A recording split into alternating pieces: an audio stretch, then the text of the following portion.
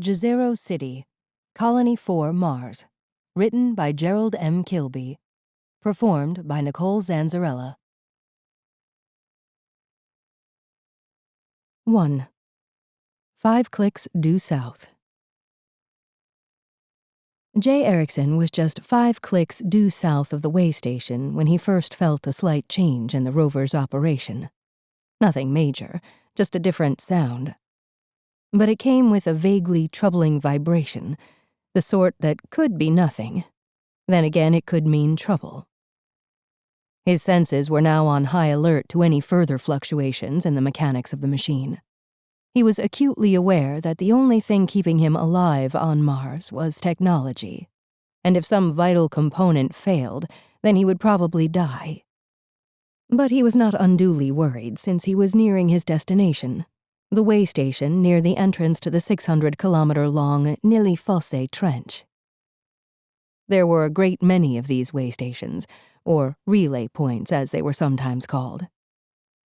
They radiated out from the main population centers in Jezero Crater and punctuated the routes to the new outposts. A welcome refuge for the weary traveler along the ever-expanding Martian highways.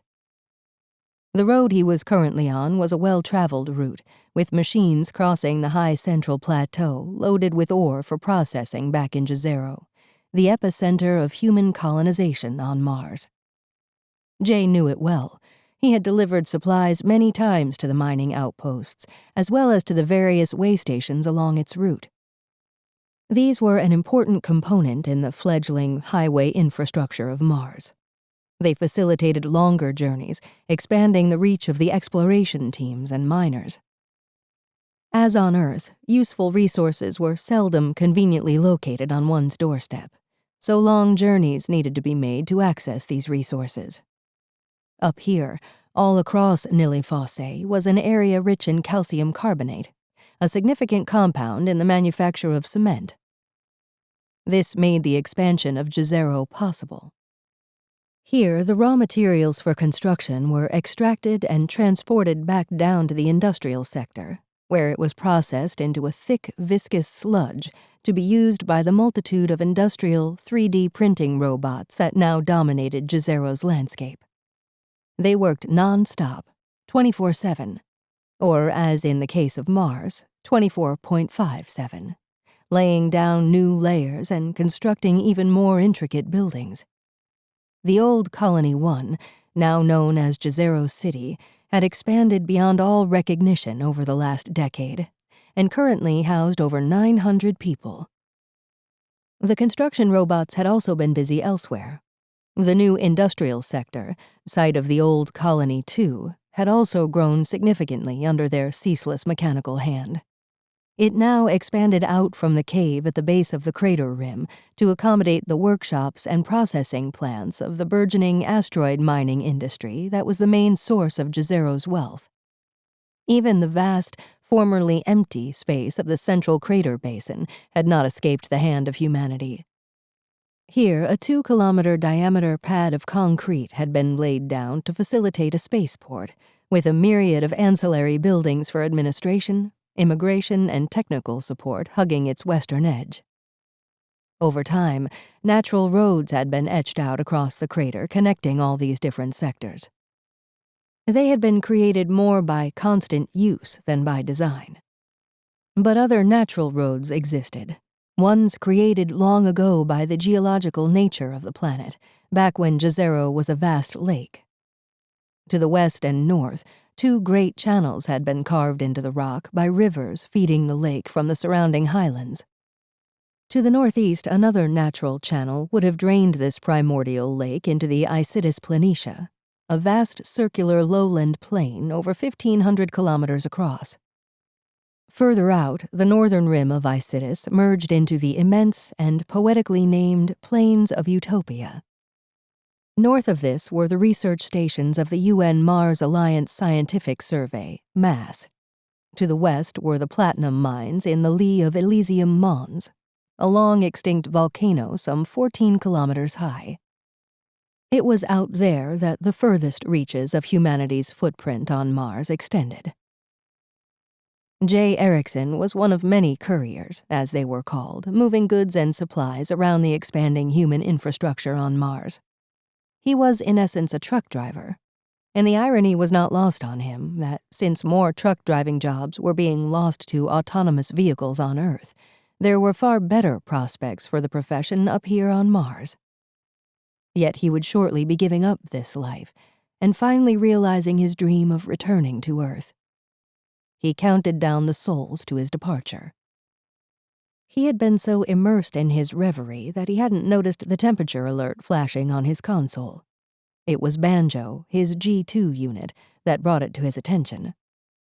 Banjo was a semi-autonomous droid designed by the fabled engineer Nils Langthorpe from an original prototype that still existed. That original unit was highly intelligent and virtually sentient. But whatever level of brilliance the original of the G2 species possessed, it certainly didn't pass it on. Banjo, like all other mass-produced G2 units, was as dumb as a bucket of plankton. Its purpose was to lift, move, stack, and sort, which it was pretty good at, and it would do it all day long without complaint. It responded to simple voice commands and basic interrogation, but beyond that, one could hardly call it sentient. Jay considered this was probably a good thing. Firstly, the processing power required to maintain a high level of intelligence in all current droids would probably be enormous.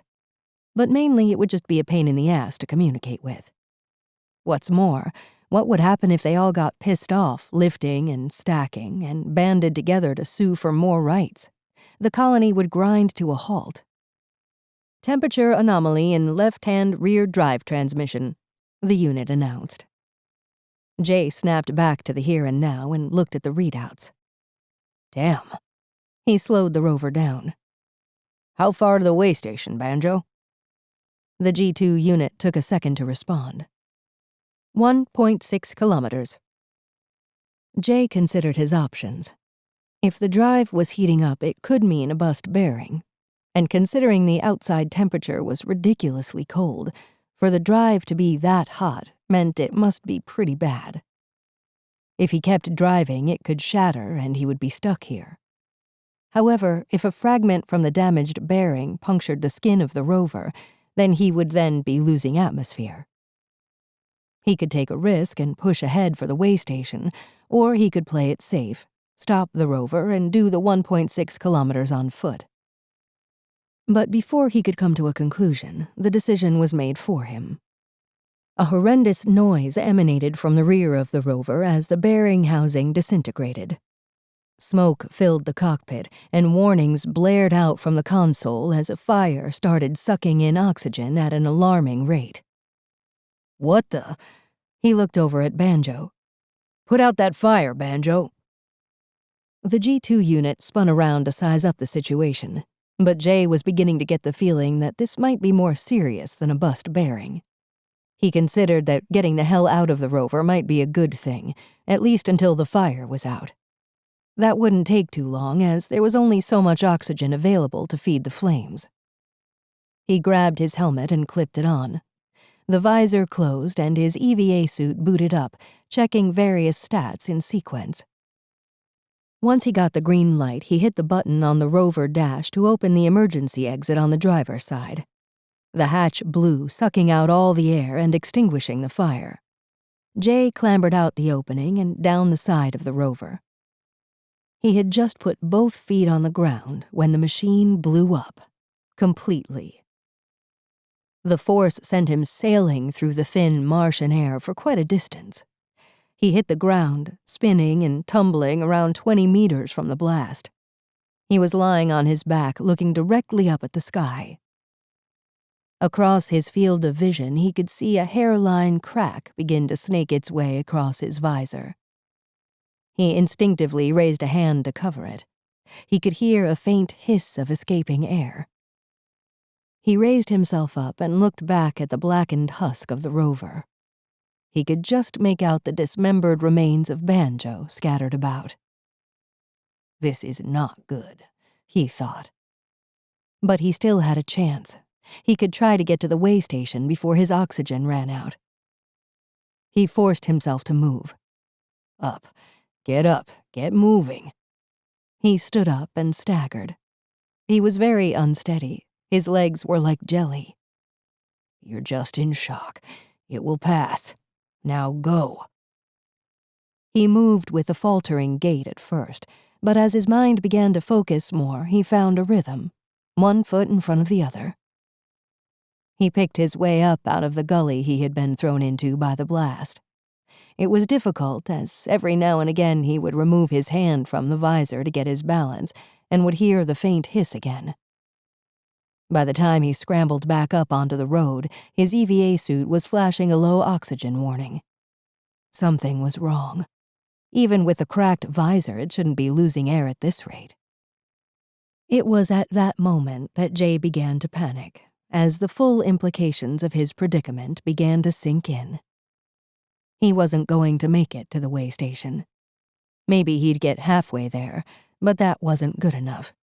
He might as well be 1,000,000 miles away. There were no half measures on Mars.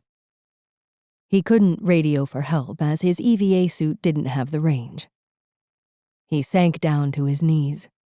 There was no two ways about this. He was going to die, and there wasn't a damn thing he could do about it. 2. Colonist number 897. Mia Sorelli, colonist number 897, hefted a full box of tomatoes onto a robotic transport pallet and tapped the screen on her slate to instruct it to move the load to storage. It reversed out from its position at her side and glided off to a predetermined location in the food processing sector. This was her first load of the Sol. She scanned her slate again to check where she should go next. A long list of tasks scrolled up her screen, color-coded for resource requirements and indexed for credit value and knowledge points earned. The list had already been filtered for her particular skill level by central processing, and since she had only been here a few months, her level was pretty low. She still had a lot to learn. It had initially taken Mia quite a while to get her head around the basics of how people worked in the colony. Rather than being assigned a specific job, each colonist could choose from a wide range of tasks which were within their skill level. So she could stay here and pack more tomatoes, or she could opt for a change of scenery and head off to one of the other sectors that needed an extra pair of hands. As each task was completed, it was tagged, cataloged, and fed back into Central. The colonist would then gain some skill points, and Central would recalibrate the list of task options presented. To a newly arrived colonist such as Mia, this seemed a chaotic system, considering a great many of these tasks could be better served by a robot, and they had no shortage of industrial servants. But after a few weeks of this work, she began to see the method in the madness. The two most important things up here, apart from having air to breathe, were food and social cohesion. Of those, food production was number 1 on the list. Without food, there would be no colony. It was sacrosanct. It was the only thing that really mattered, with the entire colony 100% focused on this singular task, growing as much food as possible, never stopping and constantly expanding production. Already 70% of the physical infrastructure here was designated for growing, processing, or storing food. After a while, Mia began to understand that if all this planting, tending, picking, and packing were to be performed solely by automation, then the social fabric of the colony would start to collapse. So, by having everybody involved, nobody felt like they were not needed. If you didn't like a particular task or didn't like the people you were working with, you could hop off somewhere else. You didn't need to ask. It was your choice. You were empowered. It was also a great way to meet new people, listen to their stories, and make new friends. Not only did this work physically sustain the population, it was the glue that bound them together socially. Everyone had to take part, no exceptions. Even the original colonists, the pioneers as some called them. It kept everybody grounded. It was like one big high-tech socialist commune, at least on the surface. But dive underneath, and it became clear to Mia that some very clever algorithms based on market economics were working feverishly in the background to prioritize tasks and motivate colonists. Tasks would go up or down the list in terms of urgency. As they did, they became more valuable to the colonist, with greater credits and skill points being attached to them. This meant that simpler or more pleasant tasks were not worth as much as the more complex or unpleasant tasks. But even if all colonists chose to opt for the more arduous tasks, their value would drop as the labor supply rose. In tandem with this, other tasks would rise in value as labor became scarce. It was a form of gamification. And after a while, Mia began to see how everybody trusted the system to alert them to what needed to be done and when, so that the colony could grow and prosper. And ultimately, nobody would starve to death. Once Mia got a handle on the weird working system, she took to it like a bird on the wing and began to soar. Already she had leveled up several times, which also meant a whole new range of training options were now opening up to her. It had been a bold decision to come here, one where she had many sleepless nights wondering if she were really making the right choice in opting to become a colonist. But now, all that doubt had faded away, and Mia had begun to feel good about life again. She even had a relationship on the brew. But most of all, she had finally put the horror of her past behind her. It was something that, in the darkest moments of her previous life, she never thought possible. She checked her slate again. Strawberries. Always nice for a change. She tapped on the task list, put her slate back in her pocket, and headed off to a different sector. She had some time to kill, so rather than going directly to her next task, she made a detour along the main avenue of Jezero City. This was a rather grandiose name for what was essentially a domed area that connected several sectors together. It was a junction, with a wide main walkway that bisected the space. On either side were small, semicircular gardens with seating and fountains. Around the inner perimeter was another walkway with a cafe, a bar of sorts, and a kind of proto-market, where the fledgling consumer economy of the colony had started to take root.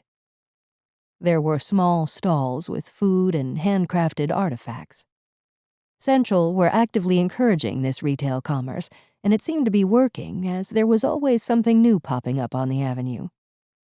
Ironically, it was the artifacts from Earth that had the highest value. Odd items like the humble pen or a pad of paper were wildly expensive, if counted in colony credits. The avenue was busy at this time. The first tasks of the morning were over, and colonists were now in transit between sectors. It looked to Mia like they all decided to do exactly as she had planned and head for the avenue. At the far end, a large stage and a big screen were being erected for the upcoming Decennial celebrations. It would be 10 years since the colony on Mars gained its independence from Earth, and there was going to be a party. Mia could already feel the excitement building in the population as the time drew closer. The avenue seems very alive this Sol. Mia turned to identify the source of the comment. Standing beside her was a tall, thin man in his 30s. He smiled at her and nodded towards the giant screen that was being hauled up into position. Won't be long now before the celebrations start. Mia smiled back at him. Yeah. She pegged him as one of the original colonists, a pioneer. He had that thin, stretched look that seemed to be a common trait amongst them. Mia wondered if living for so long in 1/3 gravity made them like that. Or was it the weird genetics that they possessed? She often thought about this. The history she had heard seemed to be a confusing mix of myth and fact. Some said they were immortal, a quirk of the genetic experiments that these early colonists had been subjected to. Mia thought that this was probably bullshit. Nonetheless, there was no denying the horrors they must all have endured to make the colony what it was now. A place where hardship was defined by lack of access to some decent lipstick. "Are you Mia Sorelli?" Mia looked around and considered this question for a moment. "Yes, and you?" "You can call me Warren." He extended a thin skeletal hand. Mia shook it, surprised that its fragile appearance belied its strong grip. "I'm here to inform you that someone important would like to have a talk with you. I'm to escort you there now." Mia stepped back, gave the enigmatic colonist a long, considered look, and raised a hand. "Sorry, pal. This is all a bit too cloak and dagger for me. You'll need to give me a better story than that. Anyway, I hate to break it to you, but I've got to go back to work shortly." He was unfazed by her reaction. "My apologies if it all seems a bit clandestine, but this is important. If you check your slate, you'll find you're clear for the rest of the Sol." Mia fished her slate out of her pocket and checked her list. Sure enough, she was free until tomorrow. Whoever this someone was, they had to have some clout. She stuffed it back in her pocket. "So, tell me who it is then." "I'd rather not say." He glanced around. "Not here. But suffice to say, she is very anxious to meet you." "She?" Mia cocked an eyebrow. "Yes." "Well, that narrows it down a bit. To 50% of the population, I would guess." "Less than that, Warren. If they can clear my slate for the Sol, then I would say it narrows it down to around a half-dozen people." He gave a subtle smile along with a slight tilt of his head. "Very astute." "Not really. I just get the impression you're trying to tell me enough to get me interested, that's all." He smiled again. "Like I said, very astute." Mia stood for a moment and considered this encounter. What signals was she getting? The pioneer had his hood up and kept glancing around at the crowd of colonists passing up and down the avenue. Was he afraid of being recognized by someone? Mia couldn't put her finger on it. He wasn't hiding, but then again, he wasn't advertising himself either. With his hood up, he could pass for any number of other colonists, and he had even given her a few good clues as to who wanted to meet her, but stopped short of coming straight out with it. However, she didn't get any sense of danger. But her internal warning antennae were still not fully up to speed in this new environment, so she could be missing something. What the hell was going on? In the end, there was only one way to find out. "Okay, what the heck? Come on, let's go find out who wants to talk to me so badly." Warren nodded. "Okay. Do you know where the grain silos are located?" "Yeah, over in Ag Sector 3. If you follow the corridor past the silos to the very end, I'll meet you there in, say, 20 minutes? Mia shrugged. "Sure." He smiled again, then turned and walked off into the crowd. Mia just stood watching him as he disappeared. Well, that was weird. 3. Old Town. Mia had done very little exploration of Jezero City since she arrived on the planet. She also thought that it was a bit of a stretch to call it a city, since only around 900 people lived here, around 2/3 of the total population of Mars. In some respects, it was like a small village on Earth, with the rump of the population clustered around a small commercial center and agricultural radiating outward. But unlike Earth, Jezero City had to enclose all this in one gigantic maze of domed structures, this being the simplest and most efficient shape for the 3D printers to manufacture. But even with this basic shape, there was still a bewildering variety of styles, from the small units built for utilities to the giant structures for food production. The Great Biodome, once the primary architectural feature of the old Colony 1, was now lost in the skyline of the new city. swallowed up by the widening perimeter of new domes. Like honeycomb in the hive, once the mechanical insects of Jezero had finished creating one sector, it was straight on to the next. Looking down from orbit, it must seem like a great mound of blisters blooming out across the skin of the crater. Of course, none of this higgledy-piggledy ad hoc construction made any sense to Mia. It seemed to her that new sectors were simply added as they were needed, rather than with any regard to a master plan. In many ways, this made it more interesting, as you never knew what lay just around the proverbial corner. And since new ships arrived every 6 months, disgorging another 100 souls into the city, there was always a sense of excitement in the air. The corridor she now found herself in connected several agridomes together. It was wide and busy, mainly with robotic traffic moving produce and materials between other sectors. At the far end were 2 large grain silos, one on either side. She continued down the length of the corridor until it came to a dead end, terminating at an airlock. She peered in through the small window in the door. It was a rover dock, a utility where transports could connect directly to the city infrastructure, thereby negating the need to EVA. Both airlock doors could then be opened and goods brought in and out in a full-pressure environment. This was critical for perishable goods, as any exposure to the harsh Martian environment could ruin all but the very hardiest of raw produce. Mia could see a rover had been docked, and she could also see all the way down its interior into the cockpit. Warren was sitting in the pilot seat, talking into his headset. He finally noticed her looking in and raised a finger to let her know he'd be with her in a moment. Mia stood back from the door and waited. What the hell am I getting myself into here? She thought. Looks like I'm going on a trip. But before she had time to get cold feet and walk away, the door swung open. Miss Sorelli, you came. True to your word. Warren stepped back and waved an arm to usher her into the machine. It was the first time Mia had been in a rover since landing on the planet. Then they had simply been ferried from the ship over to the immigration and processing facilities out at the edge of the spaceport apron.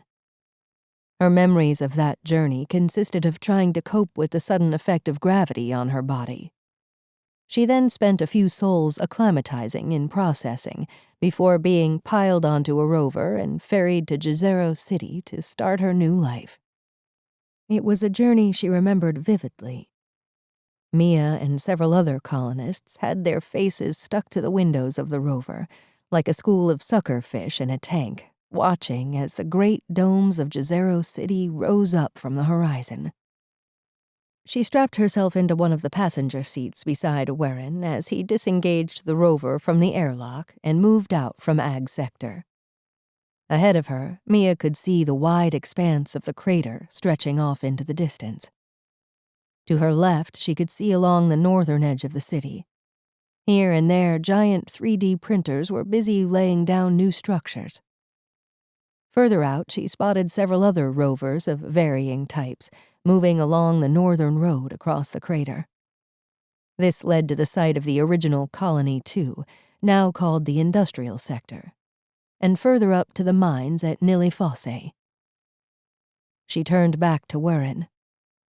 So, where are we going? The rover veered east, and Warren nodded at a direction vaguely forward. Over there, Old Town. Old Town? You call it Central, he replied. Never heard it called Old Town. Kinda cute. Mia immediately regretted saying that, as she could tell he wasn't impressed with it being described as kinda cute. In a deep and meaningful way, of course. She tried to claw her way back. He stayed silent, a sullen look painted on his face. I hate to be the one to break this to you, Warren, but we could have walked there. Not that I don't appreciate you taking me out for a drive and all that. He gave her a look as if to say, do me a favor and shut up. But, of course, lots of people would have seen us strolling along together, not to mention all those cameras everywhere, she added. Warren remained silent. But this way, it's all on the QT. Someone is going to a lot of trouble to hide any evidence of this meeting. It's just quicker this way, that's all, he answered finally. Really? Yes, really. Mia gave him a look, but decided to cut him a break and sit back and enjoy the ride. It wasn't often it happened, and only a lucky few who get into Old Town. This was what the original colony grew out of, where the very first biodome was constructed. It was still here, but greatly expanded. If the rumors were to be believed, it was now a kind of retirement home for the pioneers.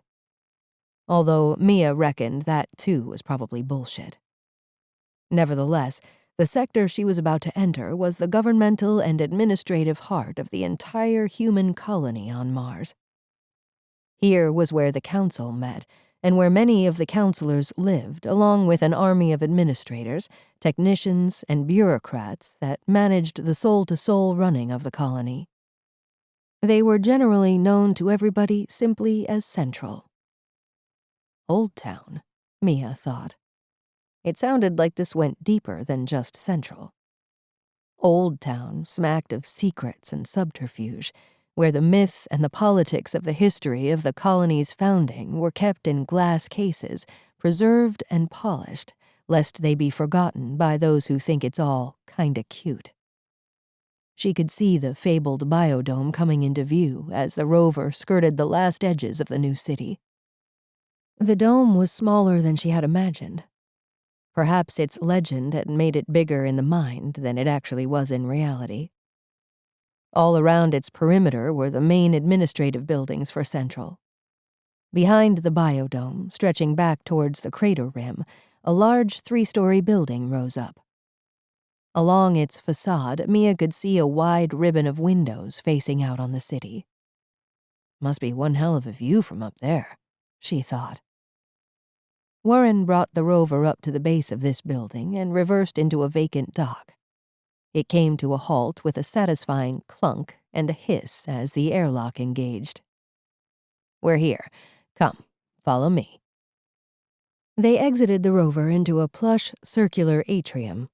The floor was covered in a thick Hessian carpet, the first time Mia had seen such luxurious flooring anywhere in Jezero. There were plants and small trees scattered around the space. In the center, a small fountain trickled water over a pebbled pond. Light flooded in from a glass canopy above. "Nice digs. How can I get me one of these?" "Maybe when you grow up." Mia looked over at Warren and gave him a wide grin. "See, I knew you had a sense of humor buried in there somewhere." He smiled back as he held his palm against a panel on the far wall. Doors slid open to reveal a lift.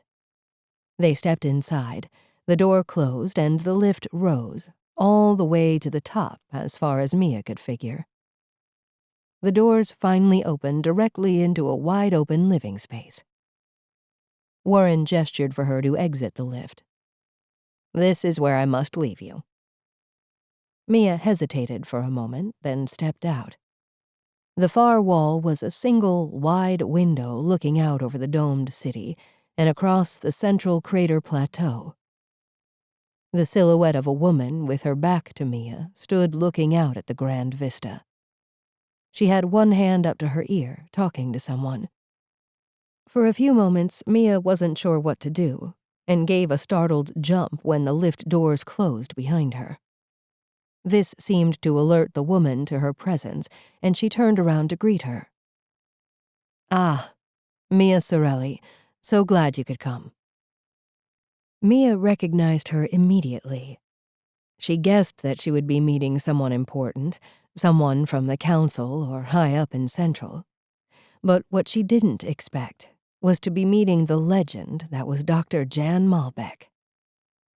Mia's mouth opened, but nothing came out. And for the first time in a great many months, Mia was speechless. "Please come in, take a seat. Can I get you anything? Something to drink, perhaps?" Mia tried to force some words out of her mouth. Anything would do. Her brain was sending the signals, but nothing was happening. Please forgive all the mystery. I'm sure it seems a bit over the top. Yes, a drink would be great. Jann moved over to within arm's reach of Mia and offered her hand. I'm Dr. Jann Malbec. Thank you for coming. Mia looked down and then shook her hand. Jann held it for a moment as she directed the hapless Mia to a low chair by the window. Please, have a seat. She released her grip. Mia sat and tried to regain some composure, and she was getting there until an odd-looking G2 unit whizzed into the room and stopped beside Dr. Malbec. Ah, Gizmo, good of you to join us. This is Mia Sorelli, the one I was telling you about. The droid swiveled its head and looked at Mia as if it was doing a full body scan on her. It then raised one arm and spoke. Greetings, Earthling. Greetings, Mia managed to reply. Gizmo, would you be so kind as to fetch us some tea? Jann asked the droid as she moved herself to a seat opposite Mia. Certainly. It whizzed out of the main room, leaving a stunned Mia watching it go. That's quite a quirky G2 unit you've got there. Dr. Malbec picked up a slate, scanned the screen, then looked up at Mia. Yes, but it's not a G2 unit. It's actually the original that all the others are based on. That's what the G in G2 stands for. Gizmo. If it's a 2, then there must have been a 1 before it? Dr. Malbec nodded. Yes, there was. She waved a dismissive hand. But that was a long time ago now. She watched the droid come back in with a tray and place it deftly on a low table between them. Thank you, Gizmo. Jann handed a cup to Mia. No problem. Catch you all later. And it whizzed off again. Mia was still watching. It's not like the others, is it? Dr. Malbec gave a slight laugh. No, that's for sure. She sat back in her seat. Anyway, as I said, thanks for agreeing to meet me. I'm sure you're wondering what it's all about. The thought had crossed my mind. Malbec consulted her slate again and swiped a finger across its surface. So, you've been here, what, nearly 7 months now? Yeah. Malbec looked up. And how's it going? I mean, how are you getting on? Mia gave a brief nod. Keeping the head down, going to bed early, being a good girl, for the most part. Malbec shifted in her chair. Mia reckoned this wasn't the answer she was expecting. It can be a difficult transition for many. Some people take time to adjust to this new life, Jann said. I imagine so. But you haven't had any problem with the transition, that is. Mia looked at Dr. Malbec for a moment, then carefully set her cup back down on the table. She sat back in the chair and put her hands on the armrests. Correct me if I'm wrong, Dr. Malbec. Jann. Please, call me Jann. Jann. I'm guessing you didn't go to all the trouble to get me here just to do a one-woman survey of the local citizenry. Jann paused for a beat before replying. No, you're right, I didn't. Well then, why don't you just spit it out and tell me whatever it is you brought me here for? Jann sat back in her chair and looked out the window for a moment. I need your help. 4. Like an everyday gal. Dr. Jann Malbec looked out the window at the domed skyline of Jezero City. You know the type of people that we have up here, Mia? Mia didn't answer, preferring instead to let Dr. Malbec do the talking. Engineers and scientists, all highly skilled. It's this way because of our selection process. Only the best of the best get to become colonists. She looked around at Mia. But you came here on the lottery system, So that makes you one of the 8% of colonists that are essentially picked at random. So I'm not a scientist, not the best of the best. Is that what you wanted to tell me? Mia finally found her voice again. Dr. Malbec sat back down and picked up her slate. No, you're not a scientist, this is true. But you do have a unique skill set that no one else up here has. And you're one of the best in your field. And what field would that be? Dr. Malbec swiped her finger across the slate again and tapped on something. You worked as a homicide investigator for 6 years before that unfortunate incident ended your career. Unfortunate incident. Mia's gut churned at the memory. It was something she had tried very hard to bury deep within herself for the last 5 years. She had left it behind when she strapped herself into the colony ship and departed Earth. Now this bitch was dragging it back up again? Who the hell did she think she was? Look, lady, I know you're something of a big cheese here, but you can't go trawling through the dirty laundry of a colonist. It's supposed to be like the French Foreign Legion on Mars. You leave all the dirt behind on Earth, and no one gets to use it. Christ, I thought there was a law against that sort of thing here. Mia was shocked at her own outburst. She didn't handle it very well, and now she had ruined any advantage she might have gained from her meeting with one of the most powerful people on the planet. Dr. Malbec quietly placed the slate back down on the table and regarded Mia. You're right. While poking into people's dirty laundry is not exactly against the law here, it is very much discouraged, unless there is a clear need to do so. And I have a need that you happen to be uniquely equipped to undertake. Mia had regained some of her composure. She took a few more sips of tea just to distract herself a bit and help her get a grip. I'm sorry, Dr. Malbec, but it's a bit of a touchy subject for me. Why don't you tell me about it? Mia pointed at the slate resting on the table between them. Do I really need to? You already know all about it. You probably know more about me than I do myself. Look, Mia, we all have our shit. Stuff we want to forget, things we wish never happened. But it's not about the crap. It's about how we deal with it that matters. Easy for you to say, you're a goddamn legend. Trust me, that has its disadvantages. They both got quiet for a moment before Jann spoke again. Why don't you just tell me about it yourself? About what happened to you? Mia sighed.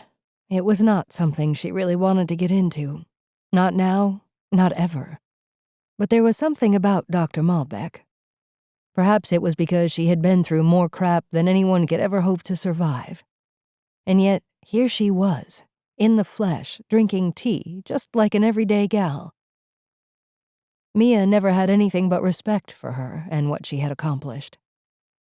But maybe it was because her own personal traumas paled in comparison to Dr. Malbec's dark past that she finally let it all out.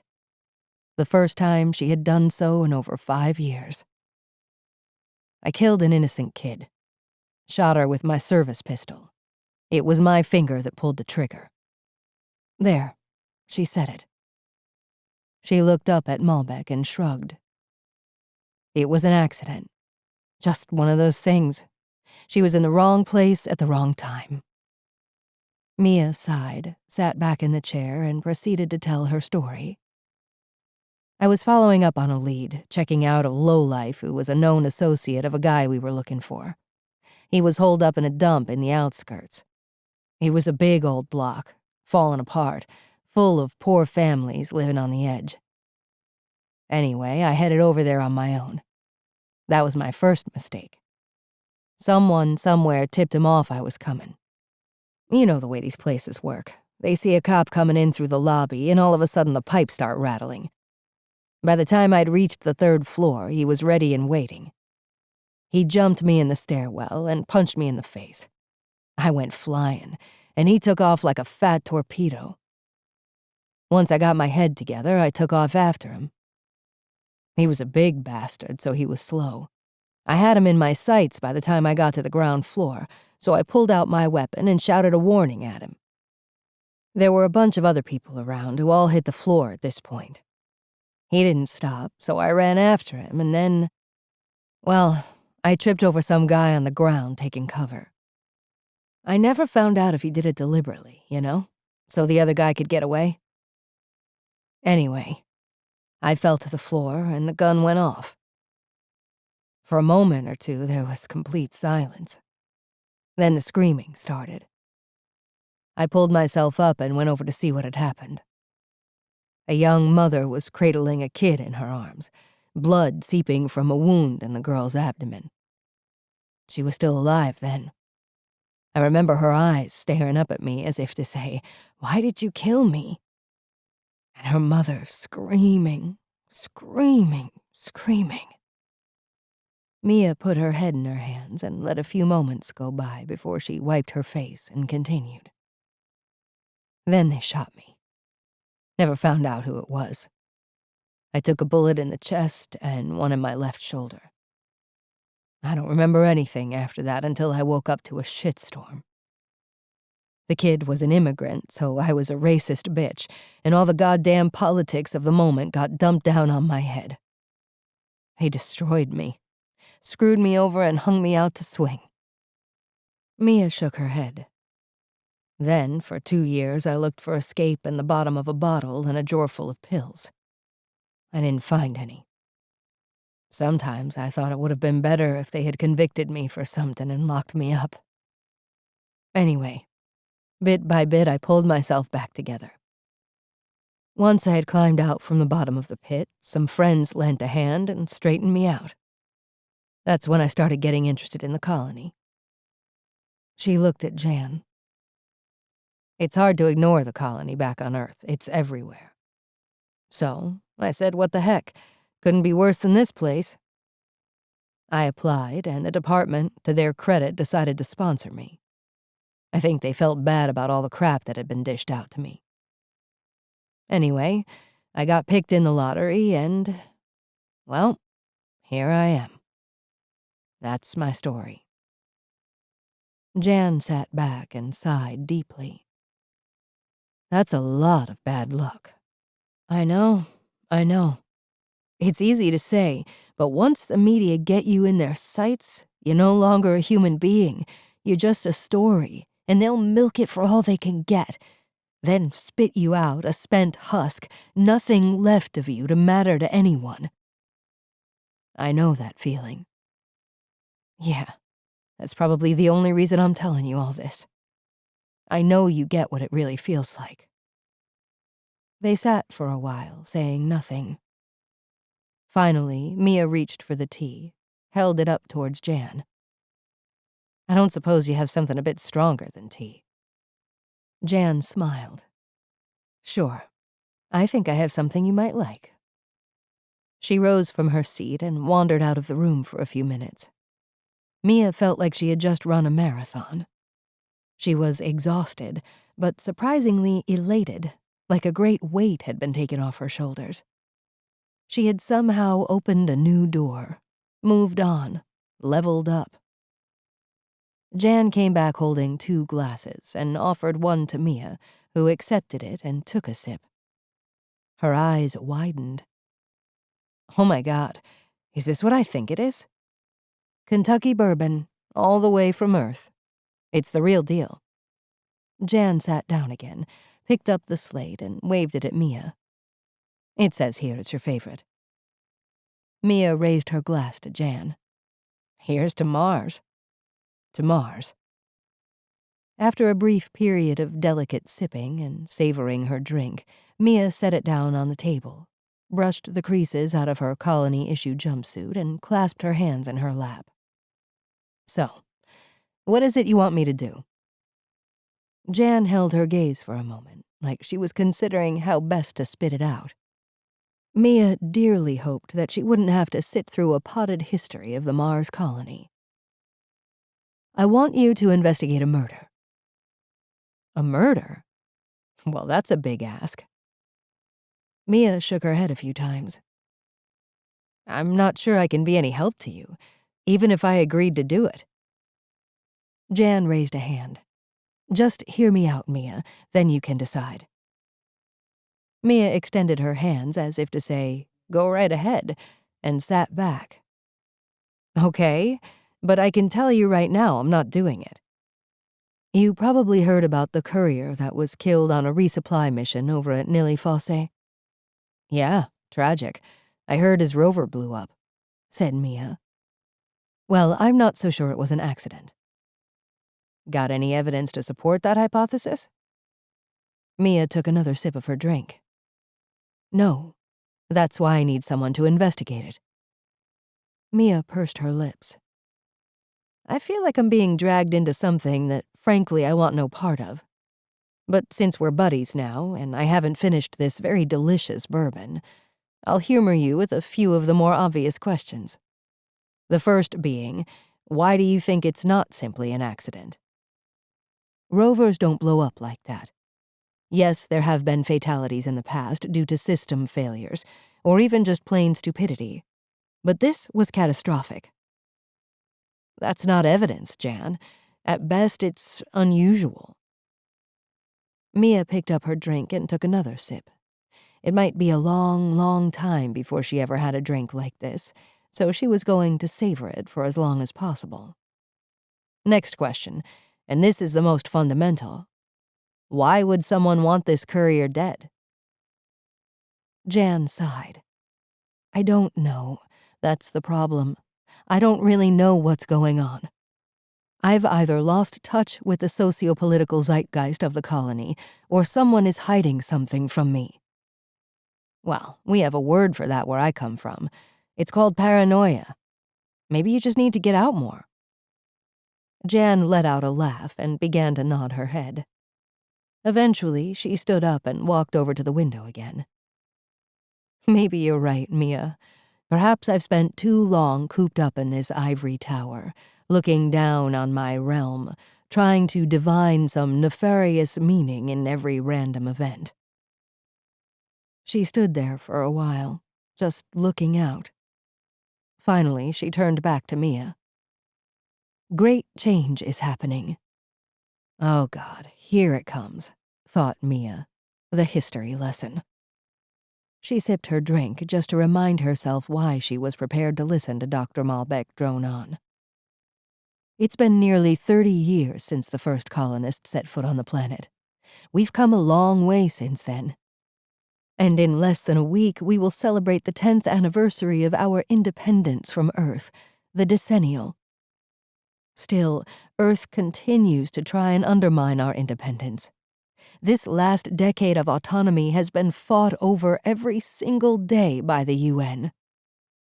Mia was tempted to say, well, that's a bummer, but she refrained. Instead, she simply said, I see. The Decennial also marks the end of the exclusive mining and transit concessions given to Aster X. Aster X? Who are they? Mia felt she was being drawn in against her will. Jann turned away from her window gazing and sat back down. Mia realized she might be here for a while longer. Perhaps she could prompt Jann for another shot, just to ease the passage. Aster X is an asteroid mining company.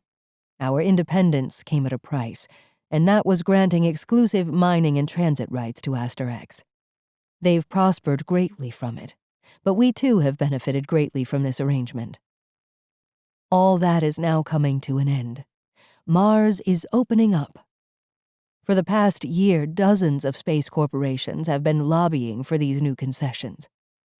We're entering the next phase of our development, and the growth will be exponential. Well, that's great, surely. Jann shook her head. Yes and no.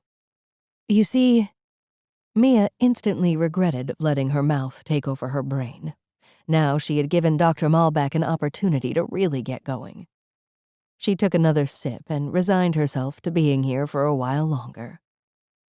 My big fear is keeping control of this explosion of growth. With so many interested parties vying for position, it's extremely difficult to see the wood for the trees, politically and socially.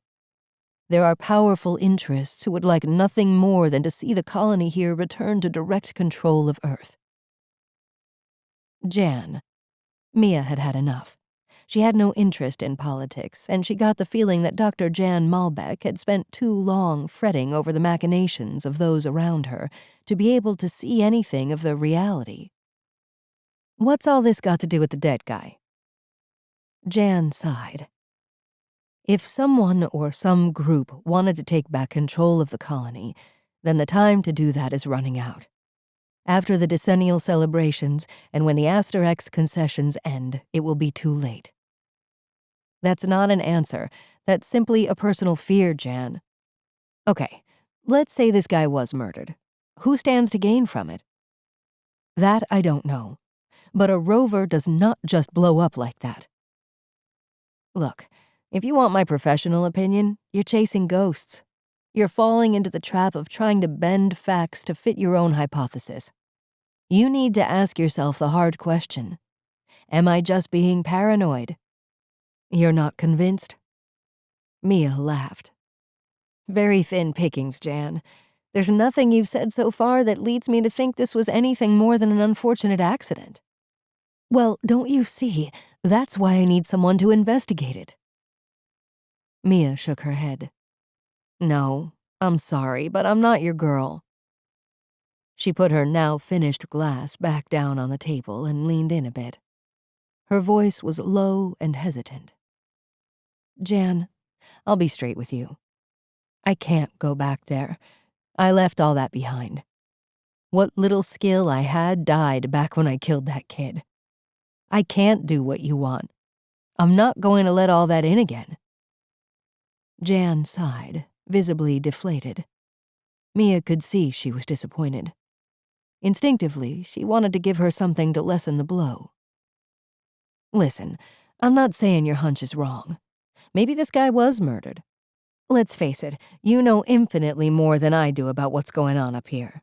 So maybe there's something in what you say. It's just, I can't help you. I'm sorry. It's okay. I understand.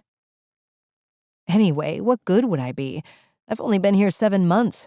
I'm still finding my way around. Haven't even been out of Jezero City. You need someone who knows the ropes. What about the guy who brought me here? He seems pretty good at snooping around. Warren's loyal and very capable, but he would be too easily recognized by a great many of the colonists here. I need someone who wouldn't attract attention, not seen to be affiliated to any group or faction. Politics again? Life is politics, Mia. Anywhere you get more than 2 people together, there's politics. It's the consequence of being a species that can communicate. Well, I've always done my level best to avoid it, and there was a heck of a lot of it back in the department.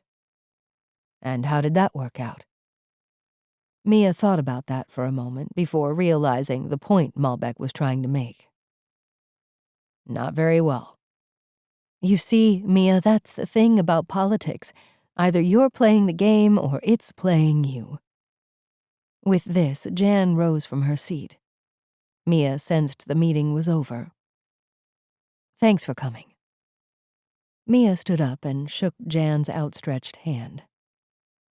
Sorry I couldn't be of any help. That's okay. You've actually helped me more than you think. Warren will take you back. Thanks. Listen, just one more thing before you go. Sure, what is it? This meeting never happened. I trust you'll keep our conversation to yourself. Mia nodded. You can count on it. With that, the lift door opened and Warren ushered her in. As the doors closed and the lift descended, Mia got the distinct feeling that this was not the last of it. That Dr. Jann Malbec was not someone you simply walked away from. What she had said about the department politics not being good to her hit a raw nerve. Malbec was cunning. She knew exactly how to jangle Mia's tender area. She had been played for a patsy back on Earth. She could see that more clearly with each passing soul. But she was not going to let that happen again. No goddamn way. 5. Terraforming. In the early years of the colony, the Great Biodome was constructed for the sole purpose of food production. With it came the first expansion of what was up until then nothing more than an outpost. Momentous as this small human presence was, it was tenuous at best. But since the early colonists had come here on a one-way ticket, they possessed a tenacious drive to secure and fortify their fragile colony. The construction of this biodome was a significant moment in the Foundation history, a moment when those who clung to life on this far-off planet could realistically call it home. So it possessed a deeper significance to the colonists than any other building that now radiated out across Jezero City. For a long time, the architecture of the biodome dominated the colony infrastructure. But now it was dwarfed by the massive agridomes that had been constructed since independence. Yet to the colonists in general, and the pioneers in particular, the biodome was their core, the root from which all else grew. So it came as no surprise to everyone that this was eventually chosen as the Central Council Chamber, the seat of power. The hydroponics and factory grow beds had been removed and replaced with a lush green garden. The wide central dais now housed a circular array of seating and monitors for use when the council was in session. In the dead center of all this was a large holotable used to display maps and data, and even the odd holocast from Earth, and other agencies that possessed such technology. It was in this section of the biodome that some of the oldest living plants on Mars existed. Some were giant palms, coconut and banana, their large fronds affording shade across the council dais. On certain sols, the biodome was open to the public, and the new citizens of Jezero City could wander and delight in this old established tropical garden. Especially the young, those who were born here, of which there were now around 27, ranging in age from a few months to the oldest boy, the first Martian. He was now 7 Earth years old. And like all great civilizations, it had its statues and monuments. Several larger-than-life figures greeted the people as they entered, figures who had played a significant role in the history of the colony. Of course, there was a statue of the first human colonist to set foot on Mars. One of Xenon Hybrid, the reclusive and, some would say, eccentric president of Mars. There were others, but perhaps the most famous of these was a somewhat controversial statue of a feral and semi-naked Dr. Jann Malbec. Her hair in matted dreadlocks, holding a spear above her shoulder, ready to strike.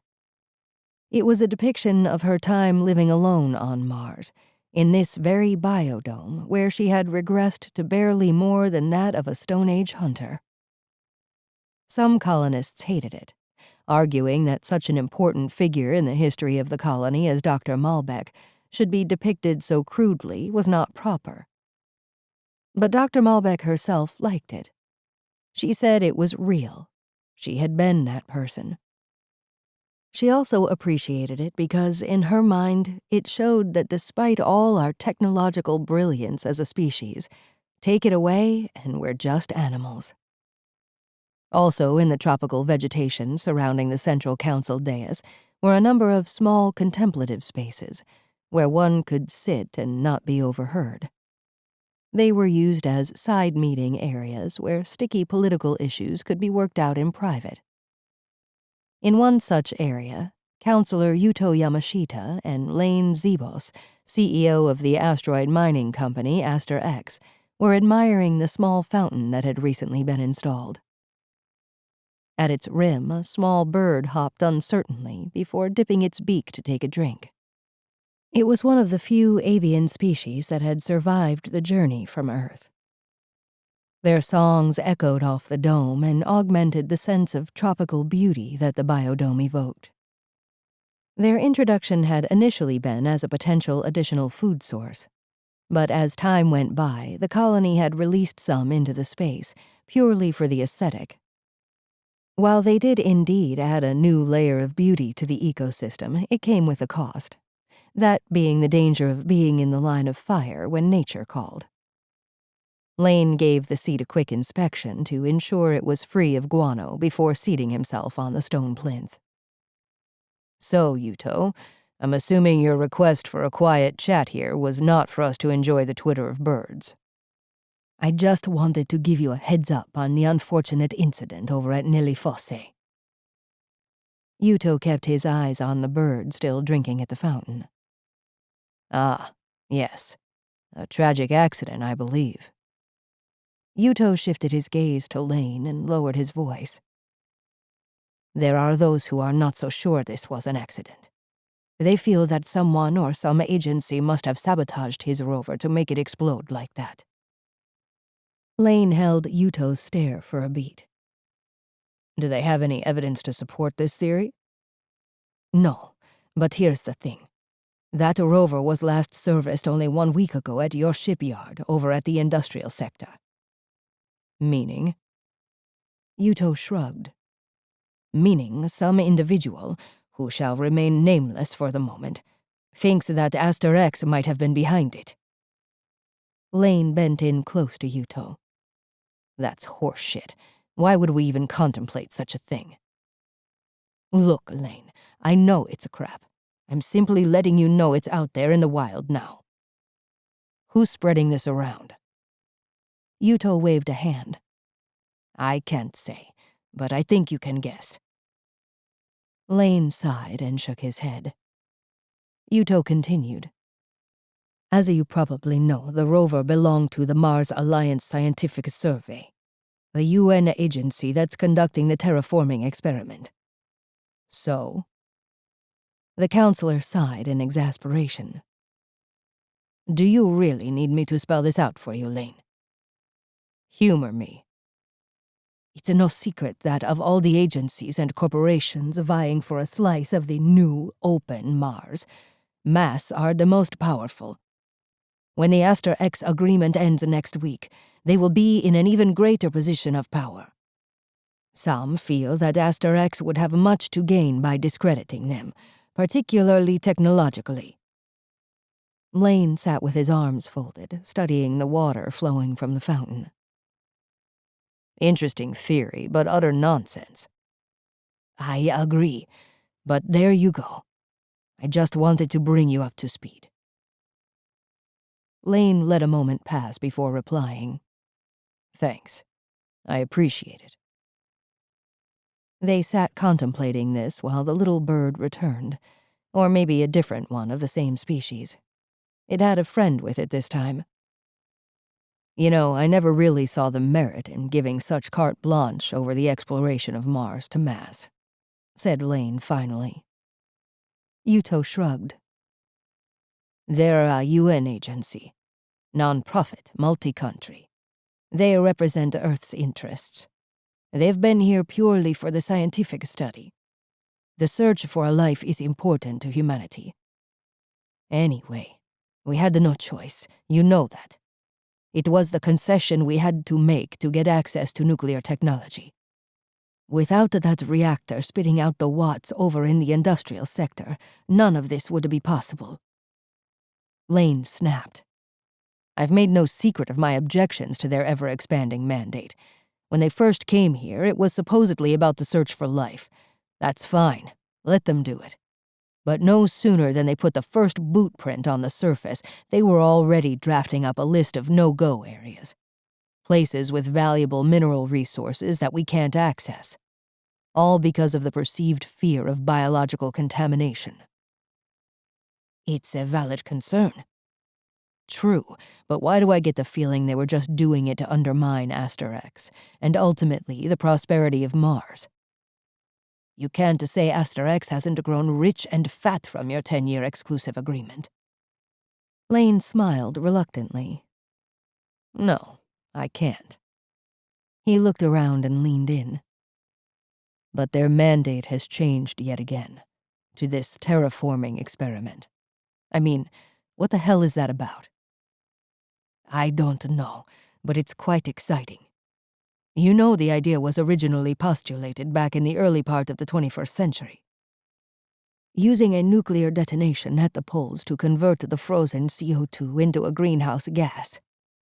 And as we all know, enough of that in the atmosphere and the planet starts to warm up.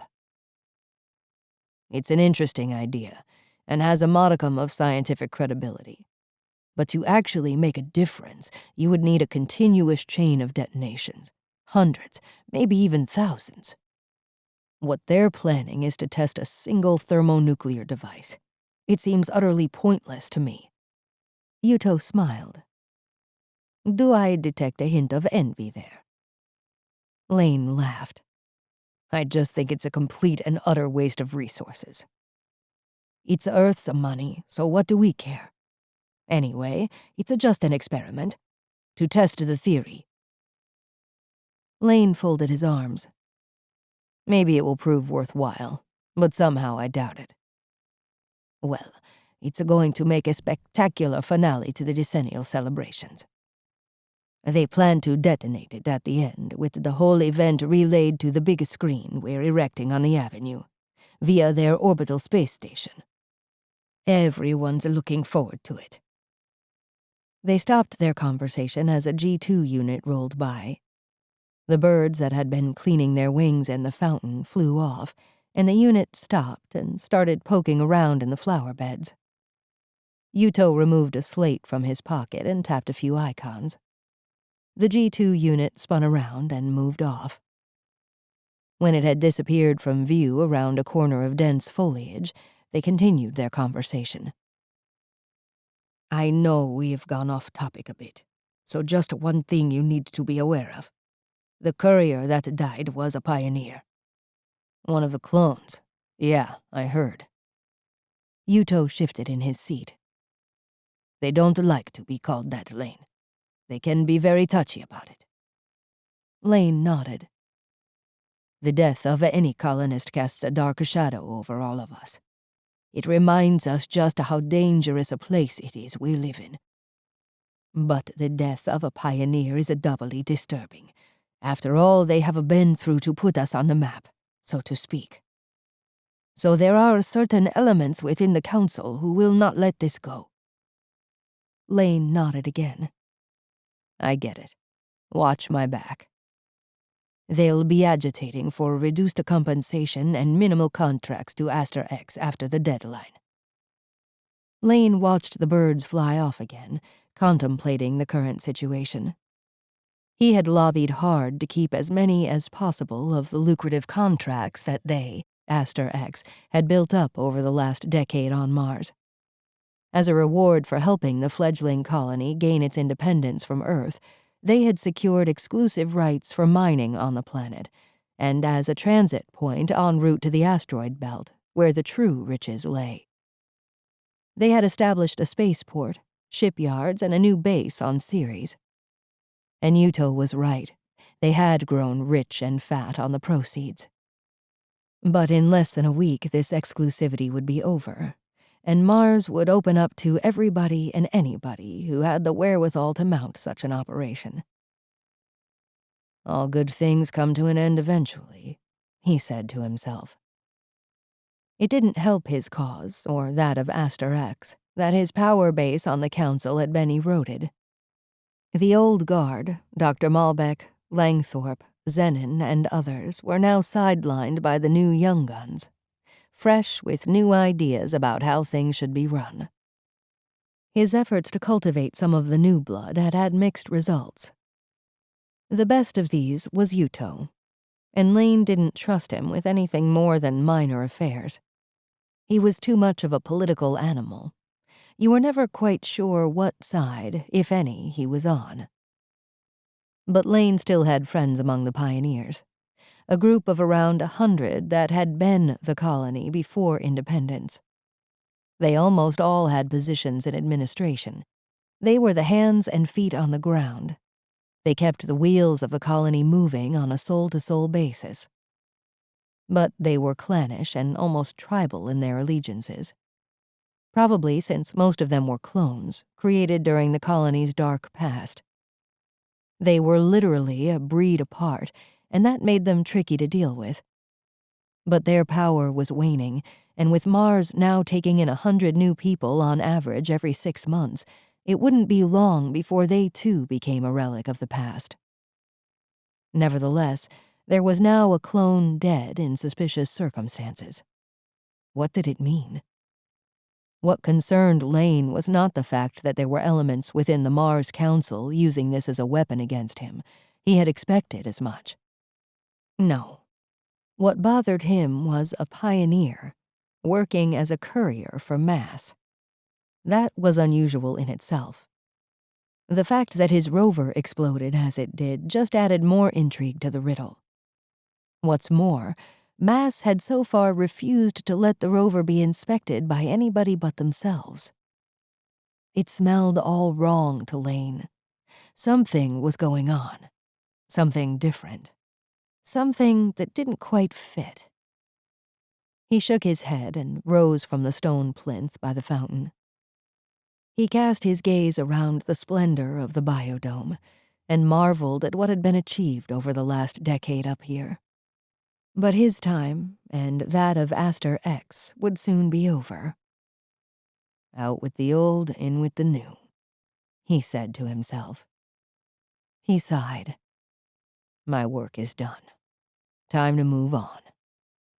He bid Yuto goodbye and walked out of the biodome. 6. At the Red Rock. The meeting with Dr. Malbec left Mia feeling out of sorts. She was going places in her thoughts that she didn't want to go. All the old crap that she had tried to bury was swimming around her head when she finally arrived back at her accommodation pod. Strictly speaking, she still had another 2 hours of work tasks before clocking off. But since Dr. Malbec had seen fit to clear her slate, Mia decided to take advantage of the extra free time and go back home where she could feel sorry for herself in comfort. She was surprised to find the door to the pod that she shared with Christian Smithson, her boyfriend of 2 months, unlocked and ajar. Mia hesitated before going in, a reflex action honed from her time on the Force. A front door that was supposed to be closed but wasn't was seldom a good sign. She instinctively reached to her hip where her service pistol would have been back in the day, but of course it wasn't there. She felt a bit of a fool at the reflex. She was being stupid. It must have been the conversation with Dr. Malbec that got her all jumpy. Nevertheless, she stood to the side, gently opened the door wide with one hand and peered in. She could hear someone moving around, so she entered slowly, her body on high alert. On the bed was a black holdall. Mia didn't remember leaving that there this morning. Standing beside it was a tall man dressed in the standard-issue colony flight suit. It was Christian, her boyfriend, but she hadn't expected him back from Elysium for another week.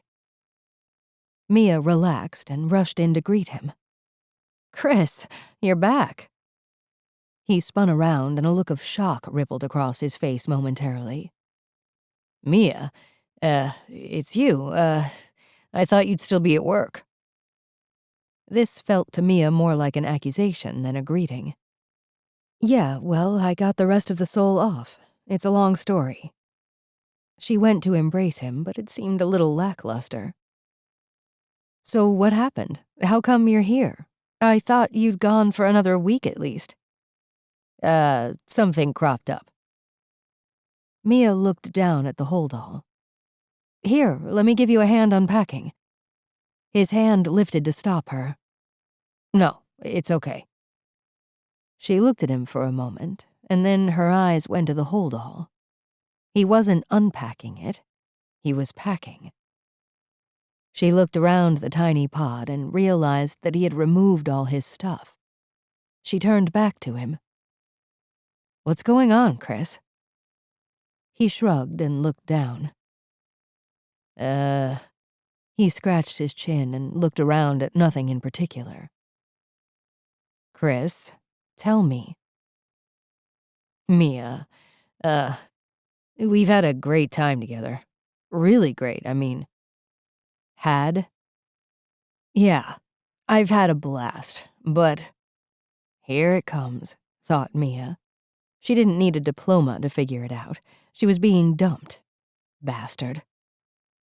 But I've been thinking, and, I'm not sure I'm ready for this just yet. Ready for what? Screw it. She'd make him work for it. Us, I mean. His shoulders drooped, and he spat out. I'm not ready to get into a long-term thing, and I don't want to be holding you back, you know? So it's not me, it's you? Is that it? His face lit up. Yes, exactly. I'm so glad you understand. You're so cool, Mia. I'll always have a special place in my heart for you.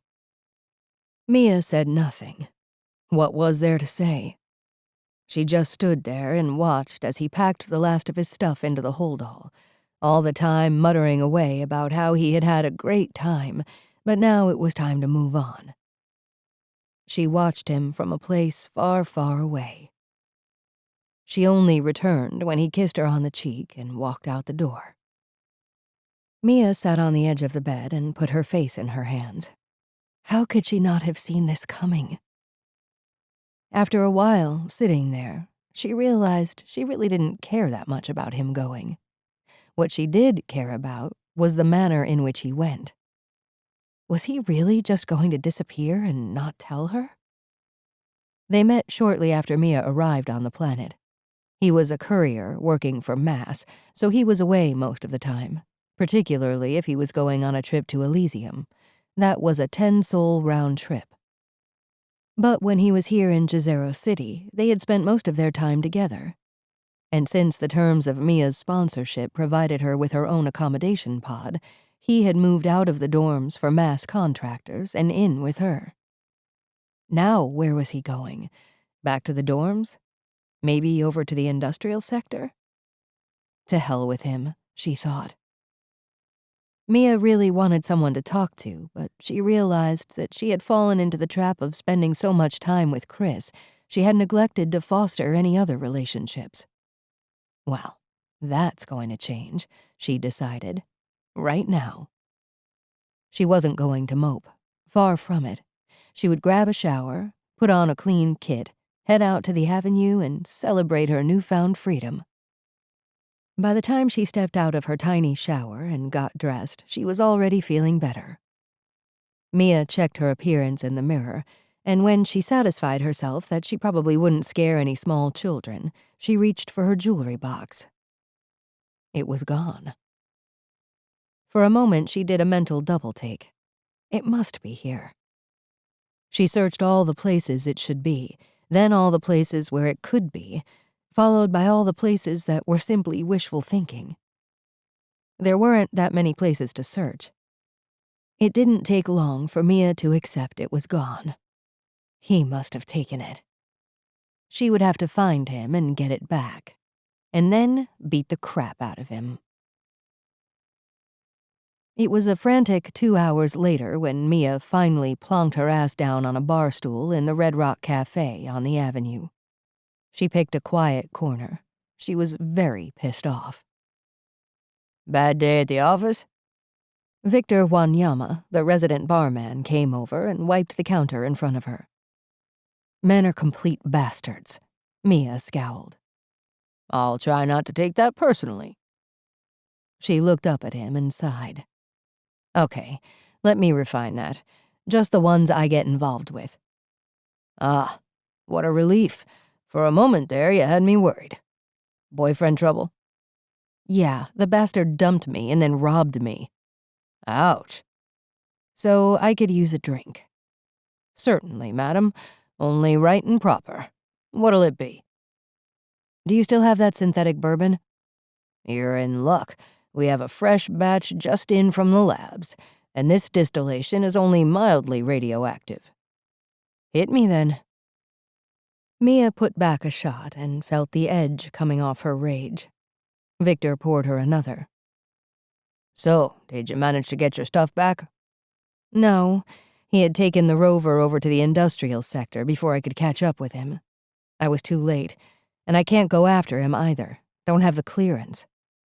"Did you report it?" Mia looked up at him. "To who? There's no 911 here. I can't call and get a SWAT team sent after him." "Central?" offered Victor. "Pen-pushing middle managers? They're useless." "Actually, they don't use pens. This is a very high-tech environment, don't you know?" He poured her another drink. "Anyway, every cloud has a silver lining." "Oh yeah? How so?" "Well, you and I are now free to mate and do our bit for population growth." Mia laughed. "I'd love to. Only problem is I've decided to take a vow of celibacy. Sorry." She made a sad face. "Damn. There go all my hopes and dreams." Mia laughed again. "Stop, Victor. You're making me laugh. This is not what I need right now. I want to be miserable in comfort." But before Victor could continue the jousting, he had to move off to serve others, and Mia was left with her thoughts. She realized that after all that had happened to her today, she was emotionally exhausted. It wasn't anger so much as frustration. The fact was that she let people just ride all over her, yet again, and there was nothing she could do about it. Victor returned. "Another shot?" Mia put her hand over the glass. "No, I'm good here. Thanks." "Sure." "Hey, Victor, how long have you been here?" 5 years next month." "So you must know. What do people do when they have a problem?" "Depends on the problem." "Well, I just got something that means a lot to me stolen, and it seems like there's nothing I can do about it. Nowhere to go." Victor looked around and leaned over. "Look, Mia." His voice was low. "I know a few people. You know, they help sort out issues." "You mean like a bunch of heavies?" "Things have grown fast here, Mia. We don't have all the official infrastructure you'd expect, so we improvise." "I just find it odd that there isn't a department in Central that deals with these things." "We did have a few lawyers a while back, but we put them outside with no EVA suits to see if they could talk themselves out of dying. Mars won." Mia laughed, downed the last of her drink, and slid off the bar stool. "Thanks for the drink, and thanks for the offer, but I'll figure something out myself." "No worries." Victor saluted her. As Mia walked back to her pod, she began to think there might just be a way for her to track down Christian and get her stuff back. But it would mean reopening old wounds. Could she go there? Did it really mean that much to her to risk facing those demons again? Best I sleep on it. See how I feel in the morning. 7. G2 Unit. Mia stood on the opposite side of the hollow table from Dr. Malbec and the eccentric G2 unit, Gizmo. She had made up her mind earlier that morning, partly because she knew if she ever wanted to see her stuff again, then this was the only way. Take Malbec up on her offer, and on the side, she could track down Christian and confront him. But there was another reason. She was not going to let herself be a doormat anymore. The last time she had, it ruined her life. But it was the conversation with Victor at the Red Rock that had begun to resonate with her. The realization that there was no one she could turn to for help. So she made her decision. Dive in and face down her demons, for better or for worse. Mia made the call, and within 30 minutes she was back in Dr. Malbec's lair, getting up to speed. Above the surface of the holotable, a 3D rendering of the NIli Fossae trench ballooned out before them. This was a region some 200 kilometers northwest of Jezero crater, where the unfortunate courier had met his end. It was the droid that was currently doing the explaining to Mia, something she had difficulty following, as she had never experienced a G2 unit with almost sentient abilities. "This is the location of the mining facility." The droid pointed about halfway up a long, deep gouge in the Martian surface. This is the mass research station further up here, it continued. Mia took a moment to digest all the information and to realign to the reality that she was talking to a droid. So where did the rover blow up? The 3D topographical rendering spun and zoomed in on an area far to the south of the mine. A red dot pulsed on the exact location. Here. And what's that? That's a way station. It was Malbec that answered. The mine is too far to travel in one soul, so we have these way stations at various points along the route. That way people can get some food and rest and refuel. Like a Martian truck stop? Said Mia. Exactly. Malbec zoomed out on the rendering, and Mia could see Jezero crater. The route to this mine follows an ancient riverbed out of the crater here. You can see it twists and turns. It's an arduous journey. That's why this way station was put here, just before heading into the NIli Fossae trench. So what was he doing up there? We understand he was doing a resupply mission to the mass research station. We understand? You mean you're not sure what he was doing? J. Erickson was an original colonist, a pioneer. You mean he was one of the clones? Malbec stiffened. We don't call them that. They're a little touchy about it. Okay, gotcha. Don't call them clones. Anyway, so what if he was a pioneer? Nothing, really. Just that he was contracting to mass as a courier. This made no sense to Mia. She was beginning to think that this might have been a bad idea. She really had no clue as to how this place operated. You're gonna have to explain that one. The Mars Alliance Scientific Survey, MASS, is a UN agency set up about 7 years ago to do research on the planet. Their primary objective is to look for life. But over the years, that has expanded to encompass a whole range of experiments and research. They're the ones doing the nuke experiment up north. Mia pointed at the ceiling. Yes, among other things. And? Mia prompted. And? Well, they operate semi-autonomously. They answer to the UN back on Earth. We don't have a lot of control over them. Ah, I'm beginning to see the picture. So let me take a guess at the scene here. There's a bunch of guys that you have no control over, running around on the planet doing whatever they like. I can imagine that a lot of the old guard here don't like that. Dr. Malbec nodded. So it's a bit strange that one of the pioneers decided to work for them, Mia continued.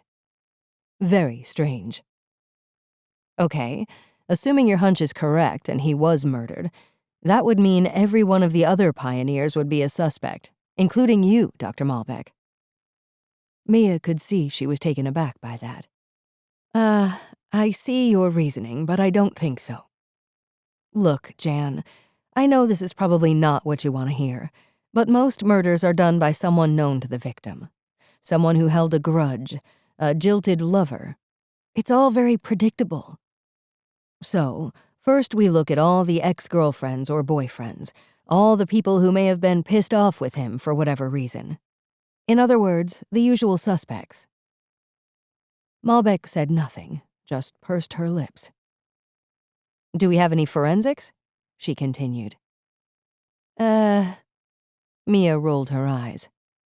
I thought you guys were at the pinnacle of human technology. You must have something. Well, that's the thing. We don't have access to the rover. It belongs to MASS. They have what's left of it over at their sector. So what about the body? They haven't released it yet. Can they do that? For a while. They have the right under the UN Mars Agreement to conduct their own investigation first. And you think they're hiding something? That's my fear. Dr. Malbec switched off the holotable and walked to the window. She stared out for a moment before turning back to Mia. I want you to find out what it is. Mia moved next to her and looked out at the domed skyline of Jezero City. So what you really want is for me to spy for you. Something's going on, Mia. Something that they don't want us to know about. Something that could jeopardize our future here. So yes, I want you to do some snooping around and find out what you can. We can set you up as a courier. That means you'll have access to anywhere you want to go. No one around here bats an eye at couriers. They keep the whole place operating. So you won't be noticed. Nobody knows you. You're just a regular colonist fresh off the ship. Mia let out a big, long sigh. This was getting serious. Doing routine police work, following up leads, was one thing. But now Malbec wanted her to go dig up something to put flesh on the bones of her paranoid imaginings. She sighed again. Still, being able to go wherever she wanted meant she could track down Chris and kick his balls. She could do a bit of snooping for Malbec, keep her happy. Okay, but there's a problem. I can't drive a rover. Malbec's face was serious, but she nodded. Thank you, Mia. And the rover is no problem. Gizmo can operate it for you. What? Me? The outburst from the little robot jolted Mia into remembering it was still there. Yes, Gizmo. Jann turned back to Mia. All couriers travel with a G2 unit. We can make Gizmo here look more like one of them. He can be my eyes and ears, and you'll also find him incredibly useful. A G2 unit? I won't do it. I will not allow myself to be humiliated like this. Gizmo twitched and shuddered. Mia's jaw dropped. Was she really hearing this? What the hell was inside that machine? I'm sorry, Gizmo, but you know this is extremely important to me and the whole colony. I wouldn't ask you if there were any other way. Why was Malbec reasoning with this robot like it was some child that needed to be humored? Mia felt like giving it a kick and telling it to get on with it. Well, if you insist, but I'm not going to enjoy it, said Gizmo. Screw this, thought Mia. Look, if it's all the same to you, Dr. Malbec, a standard G2 unit is fine by me. No. As you can probably tell, Gizmo's capabilities go way beyond a standard unit. By several order of magnitude, the droid added. He'll keep you safe. God knows he's saved my ass more than once. Do I have to give up my plasma weapons? Gizmo raised an arm, and from its shoulder a serious-looking gun muzzle telescoped out. We can talk about that later, said Jann. Mia looked at the droid. It seemed to be appraising her at the same time. What the hell am I getting myself into here? 8. NIli Fossae. As soon as Mia had agreed to undertake the investigation, Dr. Malbec and her associates wasted no time in preparing the necessary identity she would require. As this was being set in motion, Mia also didn't waste time in bringing Dr. Jann Malbec up to speed on the necessity of simple investigative procedure. Police work, she explained, is 90% procedure. Doing the forensics, interviewing people, and asking a lot of questions. There's very little glamour involved. It's mainly a long, slow slog. Some people liken it to flying an airplane. Hours of boredom sandwiched between a few minutes of sheer terror. It was with this line of reasoning that Mia suggested the best place to start was by paying a visit to the scene of the alleged crime. The item on her agenda after that would be to seek out the location of what remained of the rover and the body of J. Erickson. How she would, or even could, do this was still to be established. So later that day, under the guise of a courier delivering supplies to the way station at NIli Fossae, Mia and her G2 unit set out from Jezero City in a newly commandeered rover. It bounced and rocked its way along the central valley as the road twisted and turned, following the topography that had been laid down millennia ago by the course of the ancient river. This route had been reshaped even further by the constant movement of human activity as machines made their way from Jezero City up to the mining outpost and research stations. Mia glanced out the wide screen at the distinctly homemade road sign that had been hammered into the hard ground at the side of the road. It was a crudely shaped arrow tied to a post, on which someone had hand-painted NIli Fossae. Gizmo was currently at the wheel, although there was no wheel as such. As far as Mia could ascertain, the rover was controlled by a joystick. Not that Gizmo was even using it. The robot seemed to be plugged in somehow, a direct interface, so to speak. It had also been stripped of various appendages that had been deemed incompatible with its new role as a disguised G2 unit.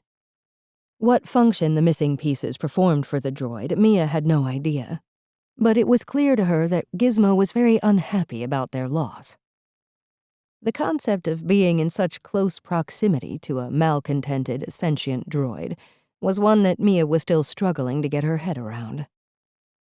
"So, how come you're so smart, Gizmo?" "Relative to what?"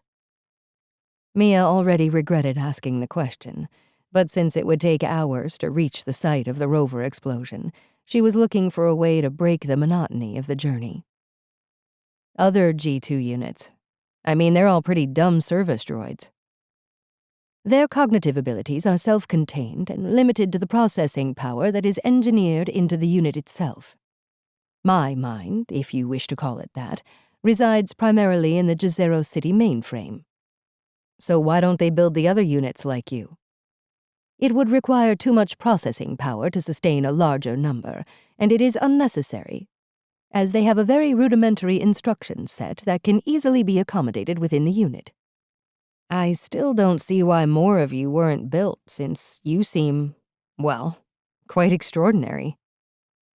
Gizmo's head swiveled to focus directly on Mia, who was sitting in the passenger seat beside it. She was taken aback at the sudden movement from the droid. "Shouldn't you be, looking at the road while you're driving?" She waved a hand in the general direction they were traveling. "I am looking at the road, as you put it. I'm also correlating several simultaneous input streams, giving me data on position, velocity, and topography, as well as anticipating course corrections and adjustments based on upcoming terrain anomalies. On top of that, I am also monitoring a multitude of other extraneous processes that have no direct influence on our current exercise. I shall not bore you with explaining any of these, as most would be beyond your comprehension." "Sorry I mentioned it," was the best she could manage to reply. After that, she decided to keep quiet, as the conversation, if you could call it that, was proving more frustrating than entertaining. After a while, Mia noticed the landscape was beginning to change. They were higher up now, moving out of the narrow channel near Jezero. The sides of the gorge flattened out, and they were entering a high, wide plateau. The road here was less defined and recognizable only because of the innumerable tire tracks in the dry, dusty regolith. Boredom was getting the better of Mia, so she decided to continue her interrogation of the droid. "So, who built you?" "I was designed and built by Nils Langthorpe." "The clone?" Gizmo swiveled its head to look at her again. What did I say now?" Mia sighed.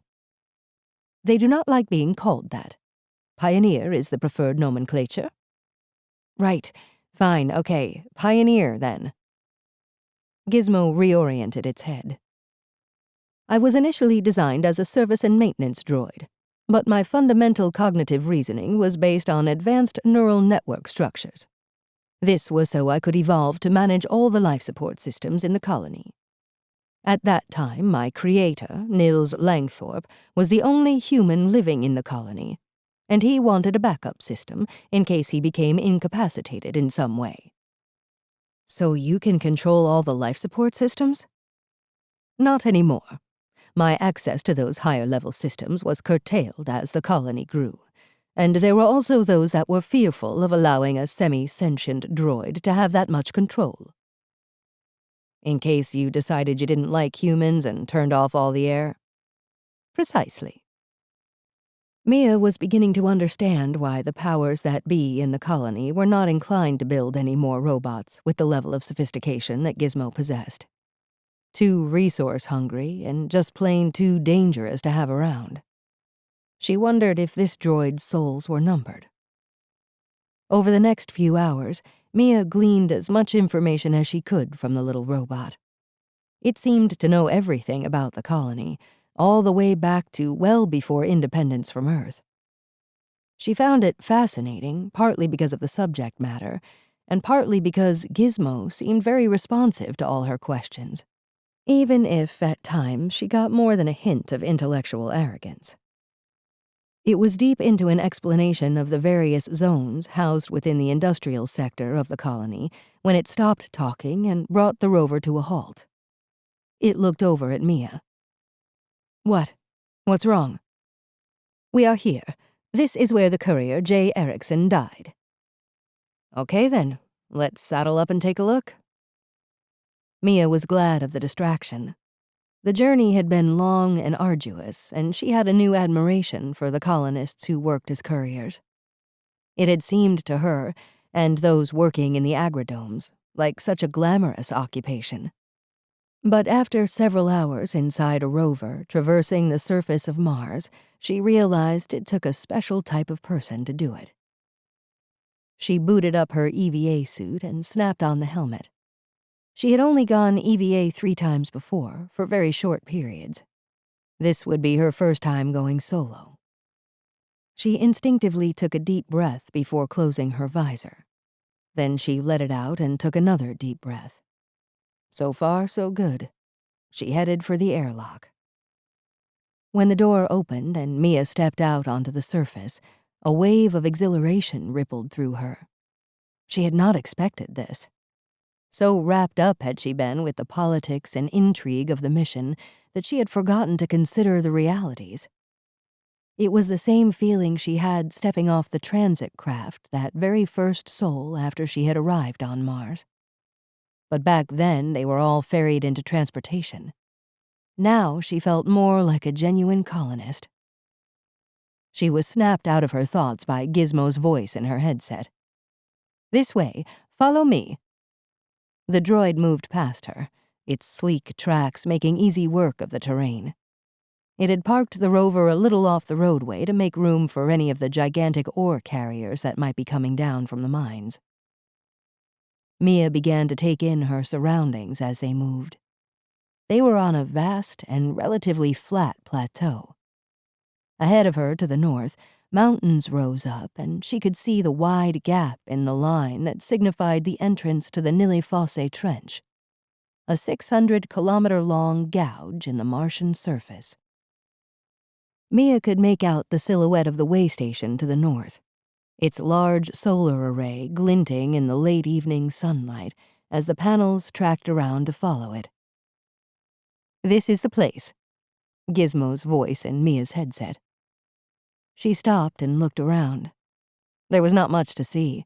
All signs of the explosion had been ground out of existence by the pummeling of ore carriers crossing back and forth along this road. She moved off to widen her search. The little robot tagged along. In reality, Mia was not expecting to find anything. But that in and of itself said something. It said that Mass had done a very good job of cleaning up all traces of the accident.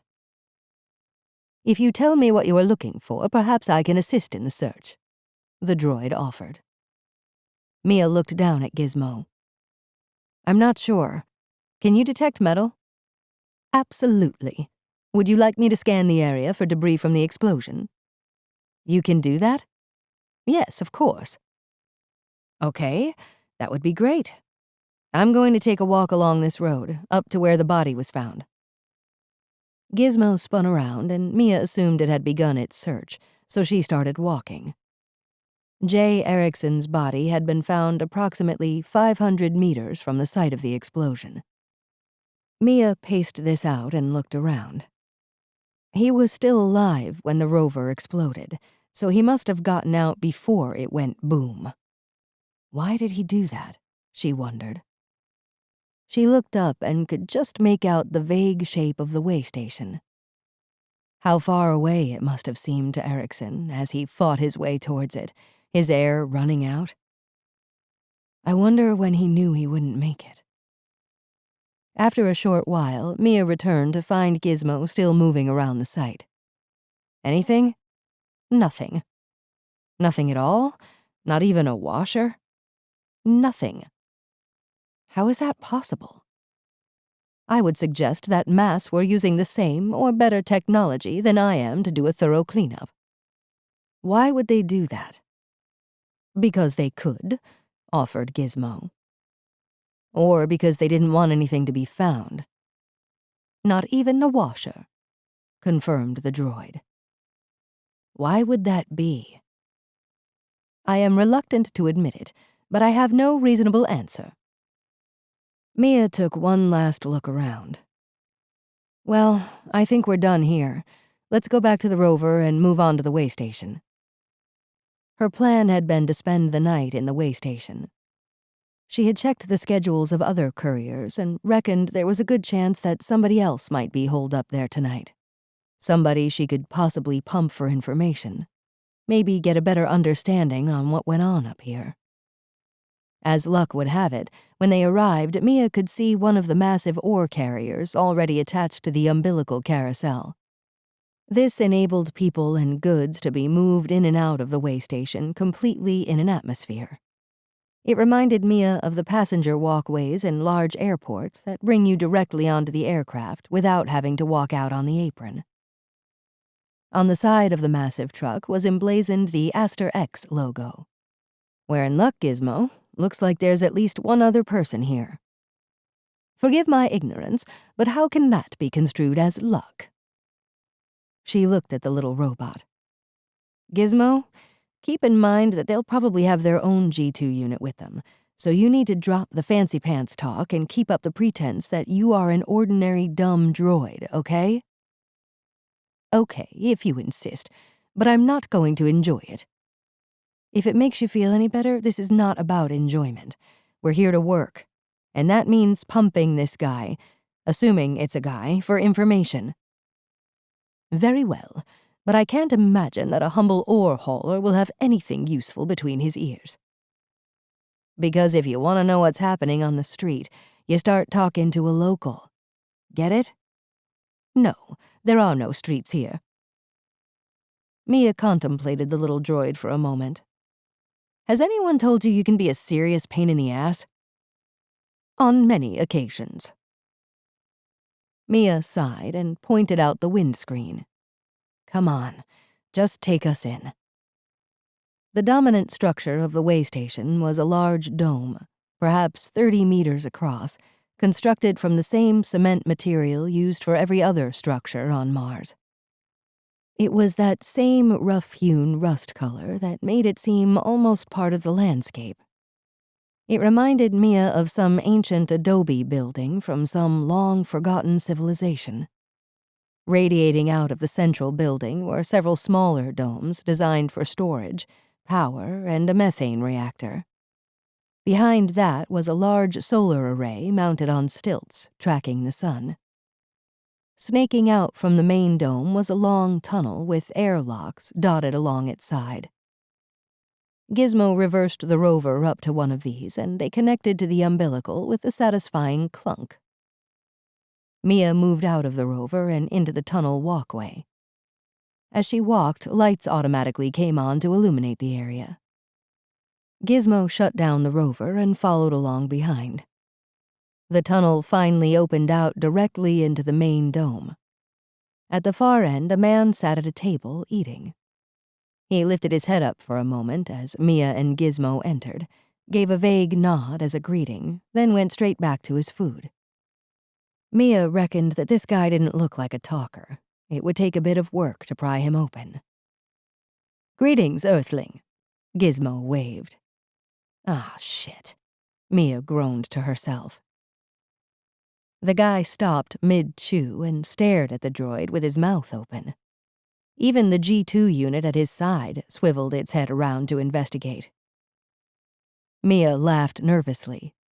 Uh, just ignore him. He's, a new model. Takes a bit of getting used to. He? Said the guy. Mia laughed again. It's a long story. I'll tell you some other time. This explanation seemed to satisfy him as he shook his head. Weird droid. And went back to eating. Mia kept moving, hoping to make it to the accommodation module without any more drama. This was a much smaller dome connected to the main dome by a short tunnel. It had 6 sleeping pods, 3 on either side of a dividing wall that bisected the space. She saw the red occupied sign on the hatch of one of the pods and assumed this was where the guy eating must have bagged. She went to the other side and commandeered a pod. It was tiny, just enough room for her and Gizmo to squeeze in. She sat on the edge of the bed and turned to it. Is there some part of act like a dumb G2 robot you don't understand? My apologies, it just slipped out. The whole point is not to draw too much attention to ourselves. Otherwise, people will get suspicious and I'll get nothing out of them, okay? I understand. I will endeavor to be as dumb as possible from now on. Mia spent some time getting moved in and cleaned up, partly because she needed to, and partly because it would be the normal behavior of a courier after a long day cooped up in a supply rover. She sent Gizmo off to unload the supplies with strict instructions not to speak to anyone or anything for that matter. Now she was ready to tackle the driver of the Asterex ore carrier. When Mia returned to the main rest area, he was still there, looking at something on his slate. He glanced over at her. She nodded a hello. He reciprocated and went back to his slate. She headed for the galley and loaded up a tray with what looked to be a chicken curry and a fruit juice, then brought it over to his table.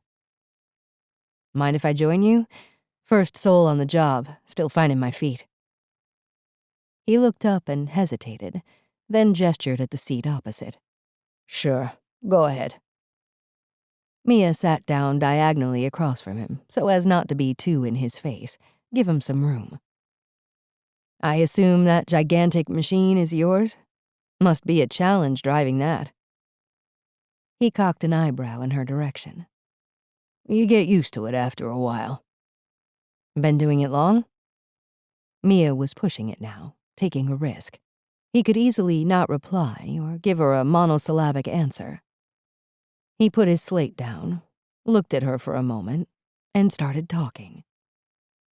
2 years on the ore carriers, 3 more driving rovers before that. Wow, so you must have been all over the planet. Most places. I've been over to Elysium, I don't know how many times. What's that like? Mia was busy shoveling chicken curry into herself. She'd not realized how hungry she was. It's a very long journey, nearly 2,000 kilometers. It's a 10-soul round trip. Then he got into his stride. But it's very flat, not like this route. Once you get out of Jezero and into Isidis, it's wide open space all the way to the foothills of Elysium Mons. Mia responded with her best wide-eyed rookie look, enthralled by the knowledge of the wise old master. I'm surprised they gave you this route first. It can be very tricky. He began to relax. Yeah, I had a bit of concern considering what happened to that guy a few days ago. Mia wondered if he would take the bait. He did. Poor bastard. He paused for a moment, then leaned in and spoke in a low voice. You know he was one of the clones? Mia decided it might be better if she hadn't known this fact. No, I didn't. Yep, weird.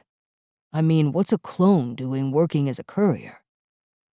They don't normally do that? No, why would they? They run the place up here, so yeah, it's a bit strange. Maybe he just wanted to take in some of the scenery. He grunted. Maybe, but why work for Mass? I mean, they hate those guys. Really? Mia's eyes widened. He sat back and considered her. You don't know much, do you?" Mia gave her best rookie shrug. "No, I've only been here a few months." "And they let you be a courier on the NIli Fossae route? Jezero, they must be scraping the barrel." No offense." "It's okay. None taken." Mia let some time pass in silence as she cleaned her plate. "So, what do you think happened with the rover?" She tried to get the conversation back on track. He lazily shrugged his shoulders. "Hard to say. They don't tell me shit around here. But what I heard was the fuel tank exploded. Just one of those things. He got out, apparently, but his suit was too badly damaged to make it back here. You have to feel sorry for him, even if he was a clone. I mean, all they want to do is go back to Earth." This was news to Mia. "Earth? Yeah, it's all they ever talk about. Well, some of them." "And this guy, did he want to go back?" "I didn't know him that well. Only met him a few times. Here, actually. Last time I saw him, he was sitting where you are now, going on and on about how he was going back to Earth, which is complete bullshit considering they're forbidden from going." "Really?" Now Mia was getting very interested. "Why not?" "Geez, lady, you really are just off the boat. You are clueless." But before Mia could perform another one of her best, "Oh, great and wise master, please enlighten me" looks, Gizmo whizzed in and stationed itself beside the table. "I have transported and made secure all provisions from the supply rover. How may I now best facilitate in unburdening you from need and want?" The guy let out a long, guttural laugh and slapped the table. "They really stuck it to you good with that one. That must be the dumbest G2 unit I've ever heard." He leaned across the table to Mia. "Listen, here's a piece of advice. Take that unit back and tell them you want one of these standard units." He waved in the direction of his own unit. "Totally reliable. Never gives any bother." He looked at Gizmo. "This one's a complete dud. Big time." "Thank you," said Mia. "I'll be sure to mention it to them when I get back." At that, he stood up. "It's getting late. Time for me to hit the sack." He reached over to Mia with an outstretched hand. "Good talking to you. Might catch you again on down the trail." "Yeah, good night." He left with his G2 unit in tow. When she was sure he was out of earshot, she glared at Gizmo. "What?"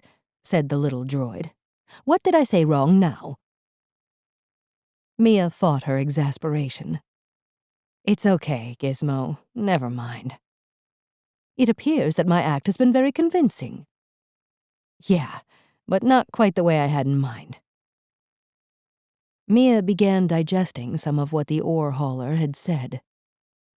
"Gizmo, tell me what you know about the, pioneers, and why they want to go back to Earth so badly." 9. Distraction. Dr. Jann Malbec stood looking at the broad expanse of the Jezero crater from her living quarters high above the city skyline. She had been watching a new colonist ship coming in to land at the spaceport. She always found it fascinating to watch these gigantic ships slowly maneuver their way from orbit to a vertical landing, shrouded in a vast plume of dust as they touched down. On board would be nearly 100 people, new colonists, contractors, tourists, and a cohort of representatives from various earthbound corporations that were here to cement their new concessions ahead of the Decennial celebrations. Over the next few weeks, this same ship would be refueled and resupplied, and would lift off again with a much smaller passenger manifest back to Earth. Her musing was broken by a pinging sound from her slate. She fished it out of a pocket in her robe and tapped an icon. "Just letting you know the council session is starting in 15 minutes. It was Warren, her aide. "Thanks, I'll head down shortly." She put the slate back in her pocket and took one last look towards the spaceport. The plume of dust had settled just enough that she could make out the upper section of the giant ship, standing proud in the morning sun, like a 21st century monument to humanity's scientific greatness. She turned away and made for the lift. In the central dais of the biodome, many of the counselors and aides had already assembled. Some were seated, while others congregated in knots of conversation, gathering like-minded political positions. They were the old guard, of which Jann was one, comprised mainly of pioneers and others from the time before Martian independence. In fact, many of them were instrumental in achieving this autonomy. Then there was a grouping that was generally described as the New Guard. These were mainly colonists that had arrived over the last decade, as well as representatives of mass. They had new ideas and new visions for the development of the colony. For a long time, the balance of power lay with the old guard, but they had been losing ground for some time, and that loss of influence had been gaining traction as they approached the Decennial celebrations. But Jann was okay with that, mostly. She had never been someone who desired power. It had been thrust upon her by virtue of her exploits, not by any political maneuvering on her part. She also understood the need for change. What she and her compatriots had done to forge the colony out of the chaos of corporate manipulation, fiscal greed, and the pre-revolutionary genetic experimentation had been to create this very situation.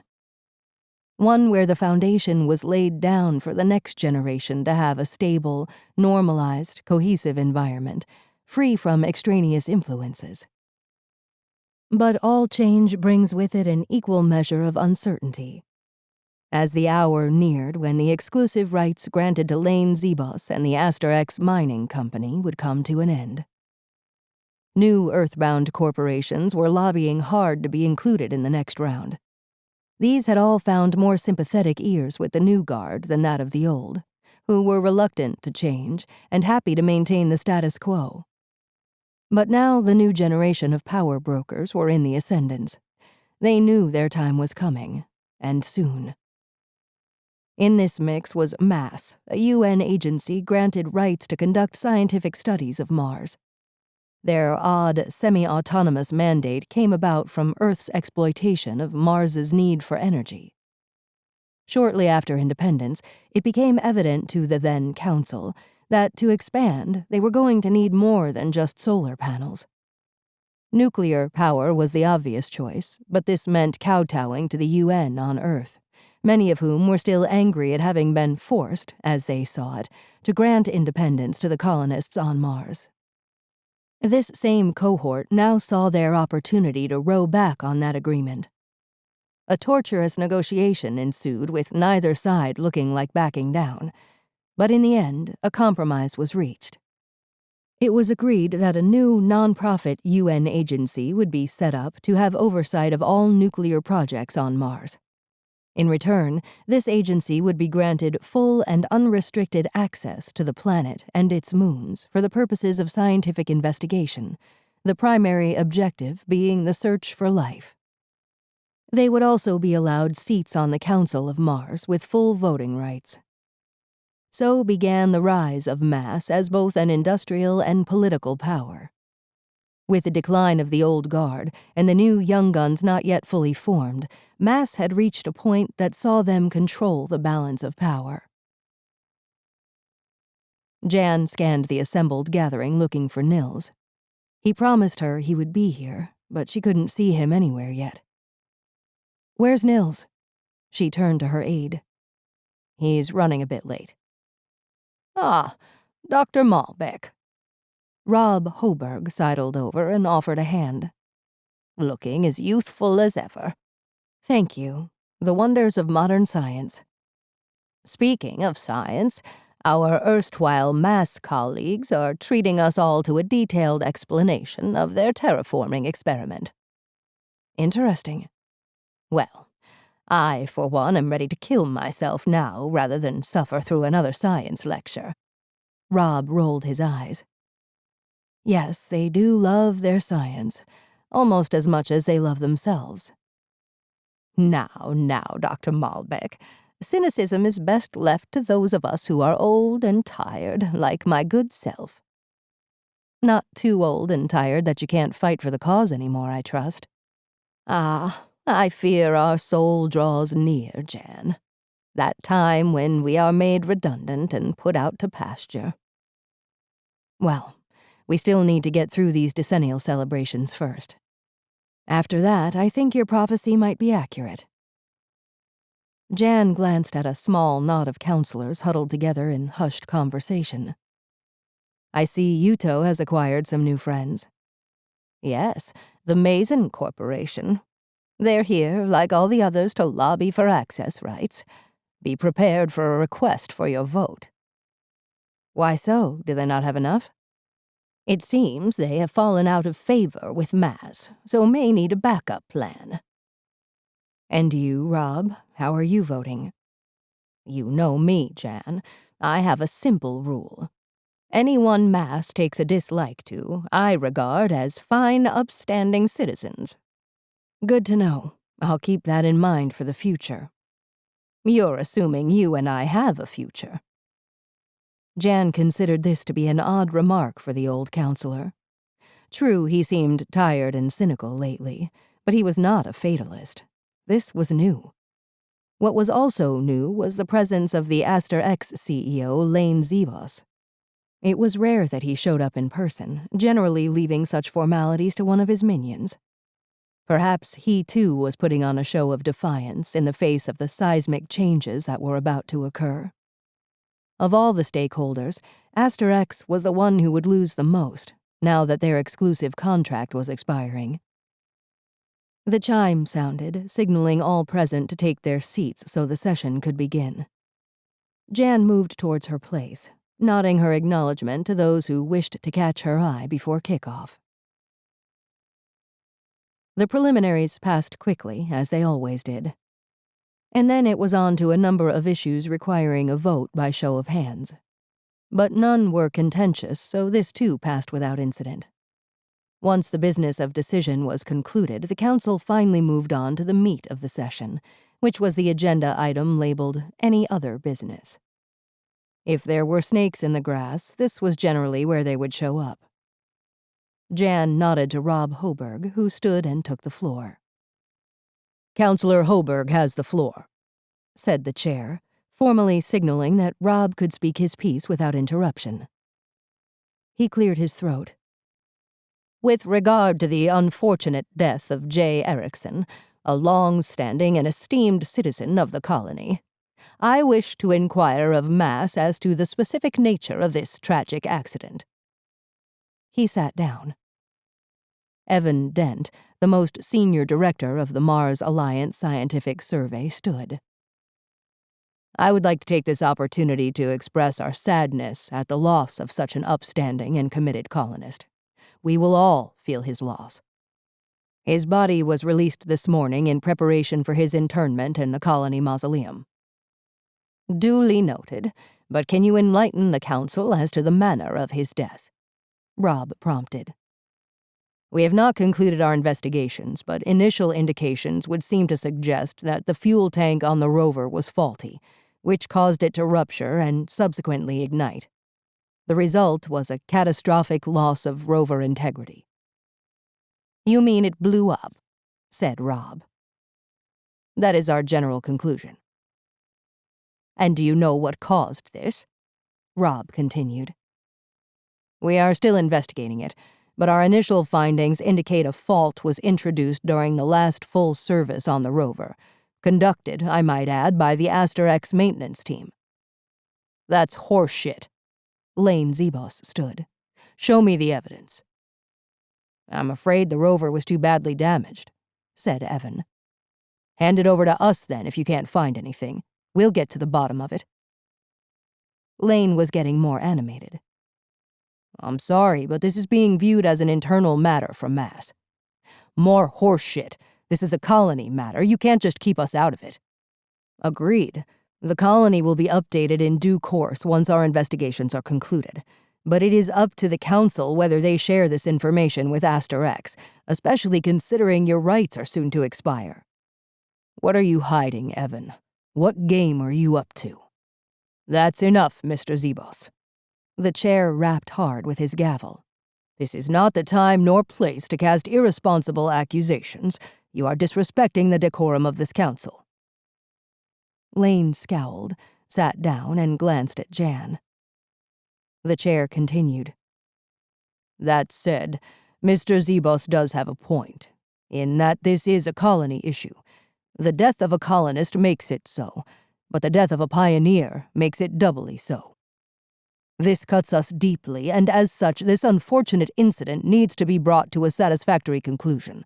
So with that in mind, when will your investigation be completed and a report drawn up? Evan Dent stood again. Unfortunately, with all the preparations for the Decennial celebration, not to mention the complex work involved in getting the terraforming experiment ready on time, I'm afraid we are a little stretched. My understanding is we should be finished shortly after the big event. Very well. We will expect this report at next month's council session. The chair rapped once with his gavel to signal that this piece of business was concluded. There were a few moments of silence as the chair looked around at the assembled council to see if anyone else had something new to discuss. If there are no other items, then we can move on to the more joyous business of the Decennial celebrations. Councillor Mika, I believe you have a report on progress? Mika stood and began her report. It consisted mainly of a list of resource allocations, timetables, and schedules, but eventually she got into the event itself. It was to be held in the Central Avenue in Jezero City, as this was the only common space big enough to accommodate everyone. All citizens were required to be present, and transportation would be provided to ship them in from all sectors of the colony. A skeleton staff would remain at those installations that could not be left unattended, such as the main life support centers and areas in the industrial sector, even at the mines of NIli Fossae and Elysium. Since all these people were contractors working directly for the colony, or for Aster X or MASS, they were not citizens of Mars and were not required to be present. The event itself would take place over a sol, starting early afternoon with light entertainment, followed by a documentary on the formation of the colony. After that, food would be served, followed by formal speeches and pre-recorded messages of goodwill from various heads of state on Earth. The finale was to be a speech by none other than Jann Malbec, president of Mars, whereupon he would ceremoniously count down to the moment when the mass terraforming event at the North Pole would be detonated. This would be observed directly from the mass space station in orbit and relayed to the assembled colonists on the giant screen that had been erected for the occasion. It was certain to be a spectacular event, signifying a new phase in the development of the colony. After that, everybody would probably get drunk. Although the terraforming event was without doubt the most anticipated element of the entire celebration, there was also considerable interest and chatter about Jann Malbec actually turning up and doing the honors. The reason for that was that most of the current colonists, save for the pioneers, had never seen the president. In fact, most surmised that he was a mythical figure that didn't really exist, someone the pioneers made up just to sound even more weird and mysterious than they already were. So, for Jann to show up and make a speech would be an event in and of itself. But he was very real. He had been created during the genetic experimentation that constituted the pre-revolution colony back in the days of its dark past. Not a clone as such, but an augmented aggregation of several human DNA sequences. He was, in essence, an entirely new species of human, Homo erectus as opposed to Homo sapiens. In many respects, he was the only true Martian. Around 30 of this new species had been created at the time. However, all but Jann had died. He was the last. In the early years, he had been greatly used and abused like his brethren as tools of the geneticists. But after the revolution, His worldview coalesced with that of the other colonists as he realized that they were all in this together. And so he came to be one of the heroes of the battle for independence. But it was his superior intellect and almost Zen-like demeanor that led the colonists to choose him as president of the newly created planet-state of Mars. This title carried no power. It was purely ceremonial. So after a while, Zenon resigned from the council and took to more cerebral activities, such as compiling a history of the colony. It was during this period that he announced one soul that he was going native. So enthralled had he become in the myth and history of Mars that, in his mind, the only way to fully attain the level of understanding he aspired to was to go deeper, to touch the soul of the planet. So he packed a modified rover with provisions and headed out to explore. That was 3 Earth years ago, and he had only been back once since. Not voluntarily, but because his rover broke down somewhere west of Gale Crater and had to be evacuated. But as soon as a new rover was made ready, he was off again. His extraordinary journey took him to many far-flung corners of the planet, which in the beginning he documented diligently. Soon, though, he decided that these simple observations were insufficient, and so began a period of essay writing, and later philosophical musings. His most recent output had taken the form of poetry, some of which he had planned to recite at the celebrations. There were those, of course, that complained about the precious colony resources that were required to maintain this perceived insanity. Zenon had to be resupplied on a regular basis out in the field, as he refused to return until, as he put it, his internal philosophical dialogues had been concluded. An entire department in Central was dedicated solely to this. But others argued that every great civilization had its thinkers, poets, and philosophers, and if Zenon wished to dedicate this period of his life to considering the true essence of the Martian sunrise, then good on him. He was elevating the colony to something more than a simple amalgam of industry and commerce. He was defining the very essence of a new Martian civilization. They considered him an invaluable cultural project and signed off on the budgets for it, without question, every term. The fact that he would be the one to count down to the terraforming event and herald this new phase in the advancement of the colony was also symbolically significant. He had even written a poem about it, which he would recite before the detonation. Councillor Mika Hori sat down after she had brought the council up to speed on how the preparations were proceeding. This left only one other item of business, and that was a short lecture by Mass on the science behind their terraforming event. The chair tapped his gavel once again and signaled for Evan Dent to proceed. Evan stood up and tapped an icon on his desk screen. The hollow table in the center of the table blossomed to life with a photorealistic 3D rendering of the planet Earth. It rotated slowly. "Earth," he began. "A world where water flows freely on 2/3 of the surface. A world rich in vegetation, made possible by the cycle of evaporation and precipitation." The Earth continued to rotate for a moment before fading out and being replaced by the planet Mars. "Another world where water is plentiful. But here, of course, it is too cold to exist as a liquid. But what if we could warm the planet, enough for the ice and permafrost to melt? Then Jezero crater would fill up again and we would all drown," said Yuto, accompanied by a ripple of laughter. "True, but you don't need to worry just yet," said Evan with a chuckle. "We're a long way from achieving that. What we are doing is an experiment to test the theory, nothing more. Anyway, as I was saying, how could we go about warming up the planet?" The rotating orb switched to Earth again. "Well, as a species, we have plenty of experience in warming up planets. By introducing CO2 into the atmosphere, more of the sun's energy is trapped, unable to escape back out into space, and the planet starts to warm. The 3D image changed back again to Mars. This time it zoomed in on the North Pole. As it happens, there is a great deal of CO2 on Mars, frozen at the poles. If we could somehow release this into the atmosphere, then we could make a start warming up the planet. But before any of this can be attempted in earnest, a few numbers need to be established.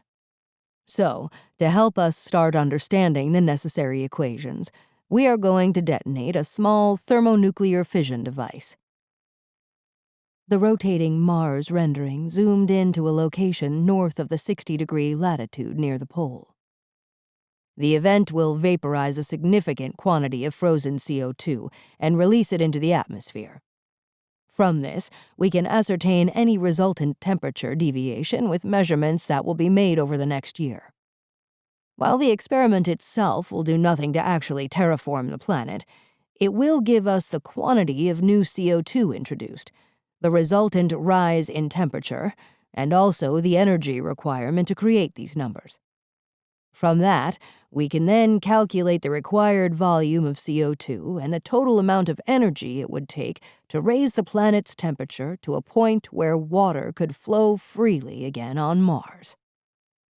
A simulation played showing the planet warming, water flowing, and the dusty red desert turning to green. "That's complete horseshit," said Zebos. "There just isn't enough CO2 on Mars to do it, and you would need the entire arsenal of Earth's nukes, by a factor of 10, to make any headway at all." Evan sighed. "That may well be the case, Mr. Zebos. But without this experiment, we are completely in the dark as to the feasibility. Once we execute this, we'll have some empirical data to work with." "Well, I think it's a wonderful idea, and it's going to make a spectacular finale to our celebrations," Yuto chimed in. "But what about radiation?" Counselor Mika looked concerned. "It's many thousands of kilometers away. Nothing to fear. Also, here on Mars we have the advantage that everything is hardened against many forms of radiation." He chuckled. "So I think we're pretty safe." Jann had heard enough. Since the formal business of the council had been concluded before Evan's lecture, any were free to leave if they chose. So she stood up, thanked the chair, her fellow counselors, and Evan Dent, in the correct diplomatic order, and turned to go. But as she did, she made deliberate eye contact with Lane Zebos. She moved away from the council dais and into the surrounding biodome gardens, heading for her favorite spot. It was far enough from the council area so as not to hear anything, but also secluded so that no one could overhear any conversation within. She sat down on a stone plinth and listened to the gently cascading water in the fountain. She didn't need to wait long before Lane Zebos came strolling in and sat down beside her. "So, Lane, what brings you to a council session? Normally you just send a minion." "Ah, one last meeting for old time's sake." "The end of an era, then?" "I wouldn't quite say the end, but certainly the beginning of the end. It will still take the vultures time to pick clean what we've created here." "Well, you've still managed to retain quite a few concessions. You're still an important part of the colony, and will be for a long time to come." Lane sighed. "Yeah, I suppose you're right. So why all the horse shit? Were you trying to bait Evan Dent?" Lane laughed. No, not really. I'm not a politician. I can't do subterfuge, and I have to say it as I see it." They let a moment pass before Lane continued. "I've heard a rumor." Jann looked at him. "Go on." "It seems that quite a number of counselors are siding with Mass and trying to pin the blame for that accident on us." "Hardly a rumor, Lane. I think that was fairly obvious from the meeting." "I don't mean we messed up technically, but that we deliberately sabotaged the rover." "And why would you do that?" Lane looked intensely at Jann. "I'm sure you can have a guess." I can, but I want to hear it from you. Lane shook his head. To turn more of the pioneers against mass? If one of their number died in a sloppy accident in a mass rover, that would not go down well. And what would that do ultimately? Lane shifted. I thought you were on our side. You don't actually believe any of this horseshit, do you? Jann folded her hands in her lap. No, Lane. Like you, I consider it complete equine excrement. Lane settled down. Thank you. For a moment there, I thought we had lost you to the dark side, too. He paused. So what do you think they're up to? Distraction, said Jann matter-of-factly. I have no idea what that means. You'll need to give me more to work with. Here's what's going to happen, Lane. When Mass provide their report, it will show it was caused by something outside anyone's control. It will be put down to just one of those unfortunate things that happen every now and again. Aster X will be exonerated, not your fault after all, and that will be that. Lane looked over at Jann. How do you know that? It's the oldest trick in the book, Lane. If you don't want something scrutinized, then you create a distraction. The more outrageous, the better. Everybody starts jumping up and down, looking in the wrong place. So when Mass puts this down to an unfortunate accident, everybody accepts it because they're too busy arguing over whether Aster X was involved or not. It's a sleight of hand. It's what magicians have been doing for millennia. Create a distraction to distract the audience while the trick is played out behind everyone's back. Lane shrugged. I still don't get it. Why would they do that? Why go to all that trouble? Like I said, so that the trick isn't seen. But what trick? Wait a minute. Are you saying they did this themselves? That it wasn't an accident? No, I'm not saying that. At least not without any evidence. I'm curious about what game, if any, they're playing. They sat in silence for a while. Lane stared at the fountain. Would be nice if we could pick through the remains of that rover they have locked away. What would you look for if you could? Oh, try and see where the main destruction occurred. Do some analysis of the components to look for stress, for failure. Maybe do some chemical analysis and look for traces of explosives or other foreign compounds. He regarded Jann again. But that's not going to happen. They have it locked down tight. No way to examine it. What if there was a way for someone to get in? Someone not technical. What would they look for? This time, Lane studied Jann's face for a moment, and a smile began to break across his face. Don't tell me you got someone on the inside. Jann shrugged. It's purely a hypothetical question. A what if. Well, one could take a lot of photographs of the damaged areas, close-ups of the various parts. Also, any components they might have removed and put aside. Even how those are arranged could give us a clue as to what they might be looking for.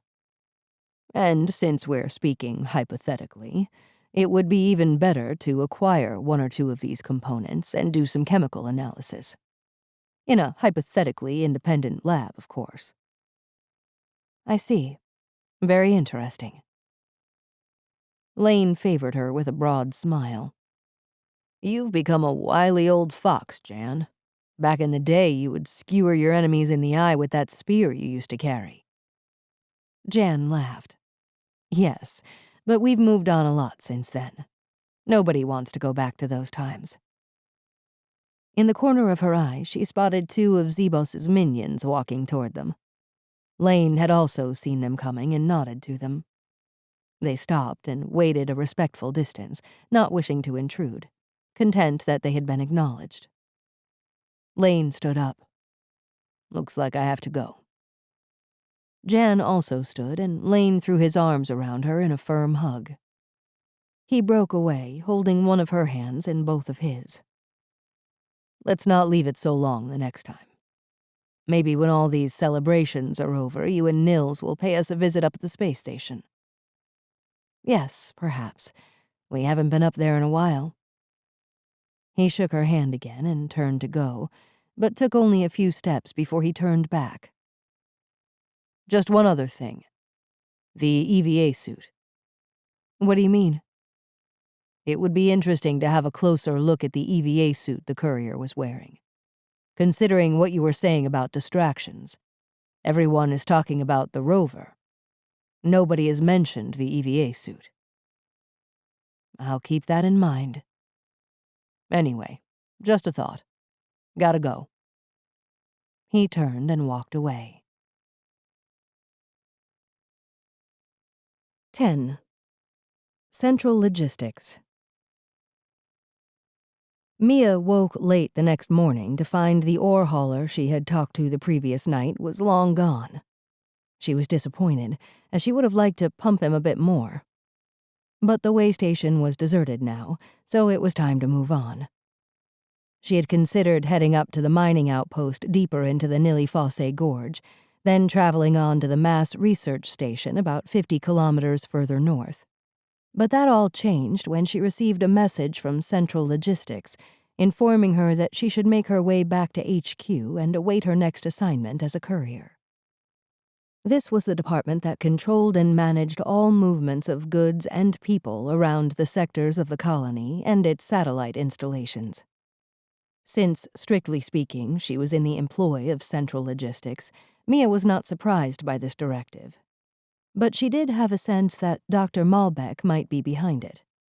So, Mia and Gizmo spent the early morning prepping the rover for its return journey, filling its tanks with oxygen and methane, swapping out scrubbers, loading it up with waste for recycling, and doing a full systems check. Once done, Mia squandered no time in starting out on the long journey back to Jezero. If nothing else, it would give her time to think and digest what she had learned so far. Her conversation with the ore hauler the previous night had thrown up some interesting information. Nothing specific, just some noisy data. The courier had been a clone, that much she had already known. But what had also piqued her interest was why this guy had such a desire to return to Earth, and why this was forbidden for clones. It was not an issue for the colonists, nor for the contractors working for Aster X or Mass. In fact, if a colonist was not happy or not performing well, or even if they were just plain troublemakers, they would be shipped back at the first opportunity. But this was obviously something denied to the clones. At first, Mia was annoyed at missing out on an opportunity to quiz the ore hauler further about it when Gizmo had interrupted them and stuck its big metal foot in it. But after spending a few hours talking to Gizmo on the long journey back, she was rather glad it did. Mia probed the droid for information on the history of the clones, as well as the UN agency involved in the Mars Scientific Survey, and had become so enthralled by how much it knew that she lost track of time. Two things about Gizmo began to fascinate her. One was its depth of knowledge. She had no idea it possessed such an encyclopedic reservoir of information on the colony, all the way back to when the first boot print was stamped onto the surface. The second thing that fascinated her was the fact that it regurgitated this information without bias of any sort. It had no opinion, no agenda, no social or religious allegiance. What it gave her was pure data. From Mia's perspective, it was the perfect witness. So from what the little robot was telling her, and from what she had known herself, she pieced together a history of the pioneers, the clones. The first humans to populate Mars came on a one-way ticket. There was no going back. They were here to stay. This suicidal colonization project was funded by a kind of reality TV franchise. Surprisingly, it worked for a while. That was until the population of Earth got bored and the money started to run out. So a new source of funding was sought, and this turned out to center around setting up a genetic research lab for doing research that was ethically forbidden on Earth. namely human experimentation. This did not go well, as a rogue genetically modified bacterium escaped into the colony environment, infecting the colonist population with an incurable psychotic malaise. Most died during this period. But then it got even weirder, as the stored DNA of these, now dead colonists, was used to create the clones, the pioneers. Mia had been aware of the rogue bacterium, as it had made its way back to Earth and started to infect the population there. She vaguely remembered that a way to kill it was found quickly, so its effects were minimal. All that happened shortly before Mars had gained its independence. But what Gizmo was telling her seemed to have taken place long before any of this. But if all this happened almost 20 years ago, like you say, Gizmo, then how come all the clones look like they're 35? Grow tanks. Grow tanks? It was a technology developed whereby the original DNA could be utilized as a biological blueprint to reconstitute an exact human replica from a stem cell biomass. This process was accelerated so that the resultant being was, to all intents and purposes, fully grown. Holy crap. Indeed. So why the hang-up over Earth? Why can't they go back? A side effect, if you will, of this process was retained memory essence. In simple terms, many could remember significant elements of their previous incarnation. In one way, this was fortunate, as they still possessed the skills of the original. An ethical problem arose after the colony came back online and was no longer conducting clandestine experiments. This was a result of the families of the original colonists, after presuming their loved ones were dead, discovered exact replicas of their loved ones existed as a result of experimenting on the colonists. Yes, I can see how that would go down. So once the clones had regained control of the colony, they made a pact to never return to Earth. They would stay true to the ideals of the first colonists. Hence the reason they prefer the title pioneers. That's quite a story. How come this isn't more widely known? I mean, this is the first time I've heard it. It is all there if you choose to look deep enough, but they do not talk about it much, and it is never mentioned in any public profiles of the colony. All this new information was fermenting in Mia's head as they made their way down the ancient riverbed and into Jezero crater. The terrain eventually flattened out, and about half a kilometer into the crater, the road forked. The right would lead them to Jezero City, but Gizmo took the left fork. This would take them to the industrial sector and the location of Central Logistics HQ. The industrial sector was situated approximately 30 kilometers north of Jezero City, on the far side of the crater. The very first colonists had discovered an extensive cave system with a small entrance at the base of the crater rim. It was mineral-rich, so, over time, they sealed up the entrance with a massive airlock, created an atmosphere inside, and began to mine it. But it had a dark past as the clandestine location of most of the genetic experiments that had taken place here. After the demise of the geneticists, the outpost went through a period of decline as essential maintenance resources from Earth became scarce. At one point, the colonists had considered abandoning it and consolidating at what was now called Jezero City. But it was independence and the collaboration with the asteroid mining corporation Aster-X that had breathed new life into it. As a reward for their assistance in helping the fledgling colony state gain independence from Earth, Aster-X had been granted exclusive rights to use Mars as a waypoint en route to the exploration and exploitation of the mineral resources of the asteroid belt. All the extracted ore was returned to Mars and processed in the refineries of the industrial sector before being shipped back to Earth. This was the main economic engine that financed the colony and enabled it to prosper greatly. The old cave system had been expanded enormously since then, with new additions to the existing facility spreading out across the surface of the crater. There were shipyards for the building and servicing of all manner of craft that plied the trade routes from Earth, Ceres and the asteroid belt. Around these shipyards were small factories that processed the raw materials that fed the expanding colony's insatiable needs.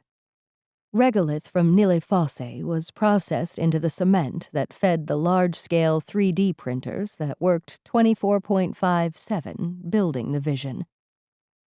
Ore from Elysium ended up as steel and aluminum, rolled into sheets, or extruded into the myriad of shapes needed by the designers of the ever more complex structures.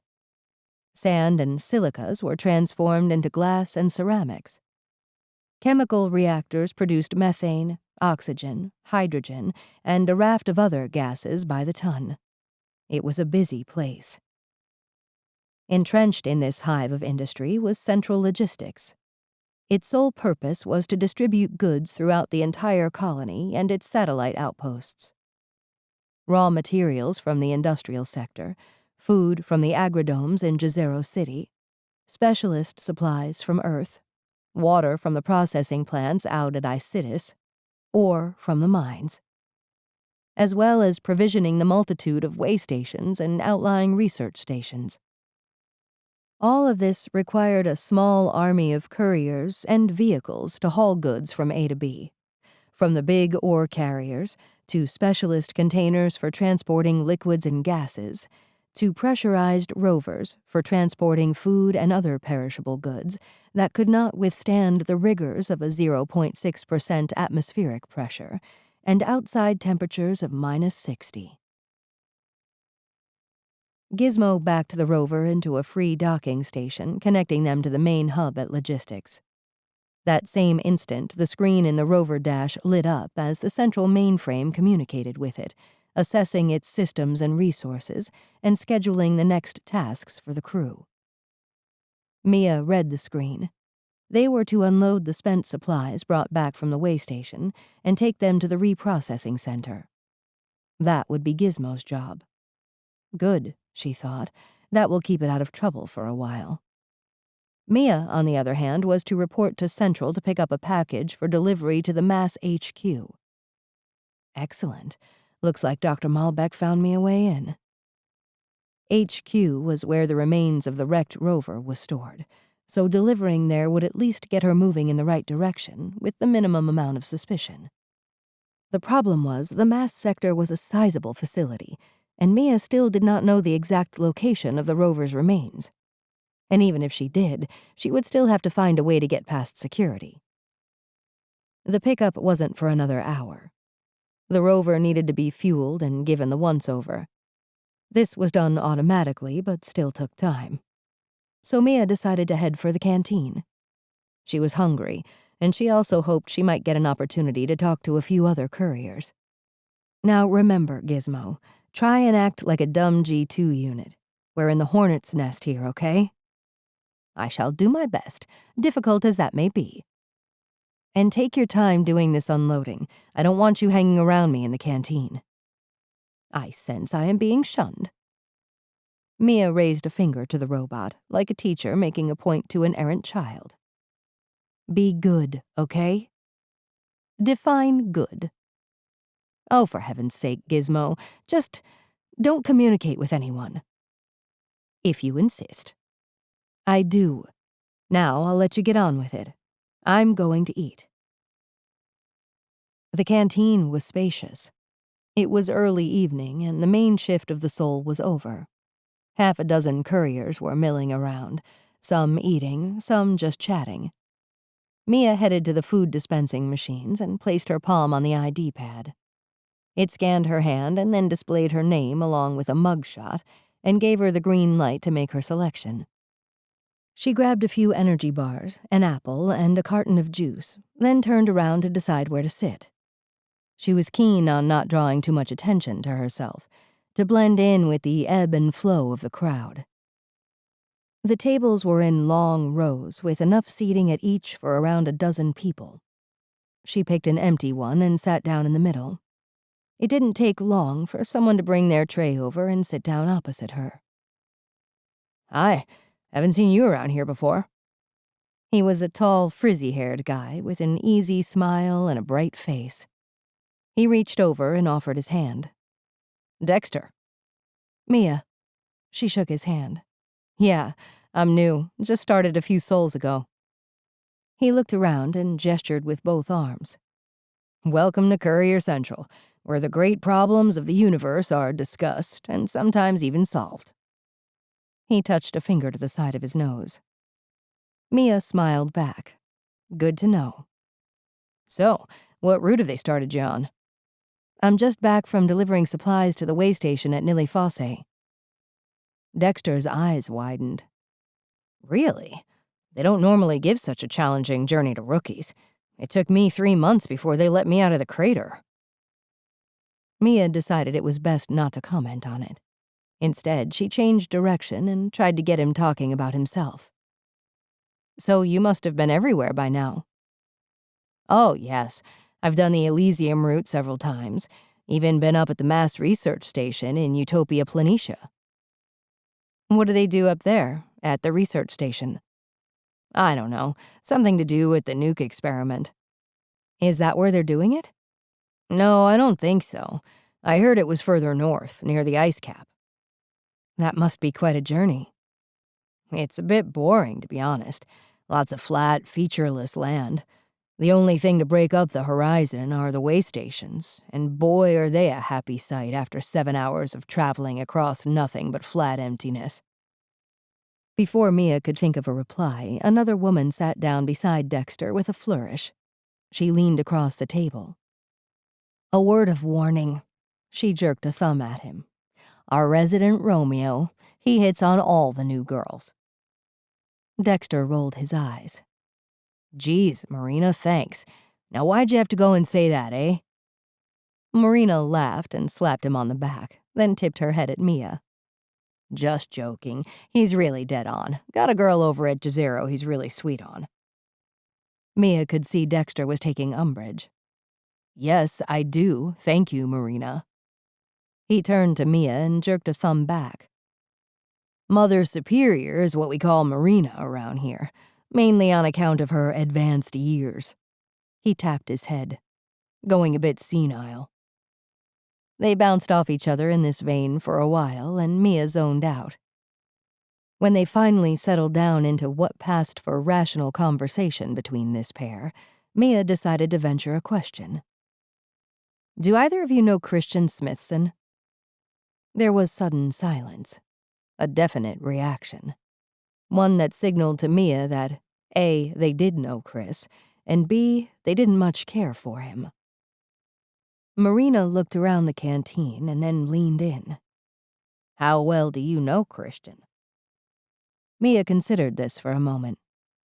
Well, judging by your reaction, not very well. He's an ex-boyfriend. He dumped me a while back, which is fine by me, but he ran off with some stuff that I'd rather like to get back. Marina sat back. You poor baby. How'd you get mixed up with that shit? Mia shrugged. Well, you're better off without him. Take my word on that. And you're not the only one he's robbed, either. So where is he? Mia asked. You just missed him. He headed out on a run for Mass this morning. Won't be back for a few sols. Damn it, Mia thought. But before she could quiz them anymore, her slate pinged. She fished it out of her pocket and read a message from Gizmo. I have completed my allotted tasks and have elected to seek refuge, in solitude I might add, within the confines of the rover, as it seems I am not to be trusted in public. By the way, in case you have not checked in, there is a package waiting for you at Central. Mia shook her head. Problem? Asked Dexter. No, just some droid issues. No biggie. She shoved the slate back in her pocket and stood up. Gotta go. Nice talking to you all. They said their goodbyes, and Mia headed for Central. 11. Dumb Droid. The package was small, about the size of a box of chocolates, well wrapped and marked top priority. According to the instructions on the rover screen, Mia had to deliver this in person to Lab B13, which was located very close to the maintenance area in the Mass Research sector. It had all the hallmarks of Dr. Jann Malbec. A simple ruse to get Mia as close as possible to the location of the damaged rover, without raising any suspicion. That was the easy bit. The hard part would be finding the exact location when she got inside, and then doing some investigating without being rumbled. But Mia had a pretty good idea how to do that from all her years of experience on the Force. It was called acting dumb. The facility was at the far end of the industrial sector, and then some. It was a large, isolated cluster of domes connected to the main reactor via a half-kilometer-long tunnel. One got the feeling that Mass wanted to be as far away as humanly possible, but still have an escape route. They followed the road that skirted the bulk of the sector, tracking along the rim on the crater wall. Further on, this road would lead out of Jezero, heading east into the Isidis Plain, and then on to Elysium.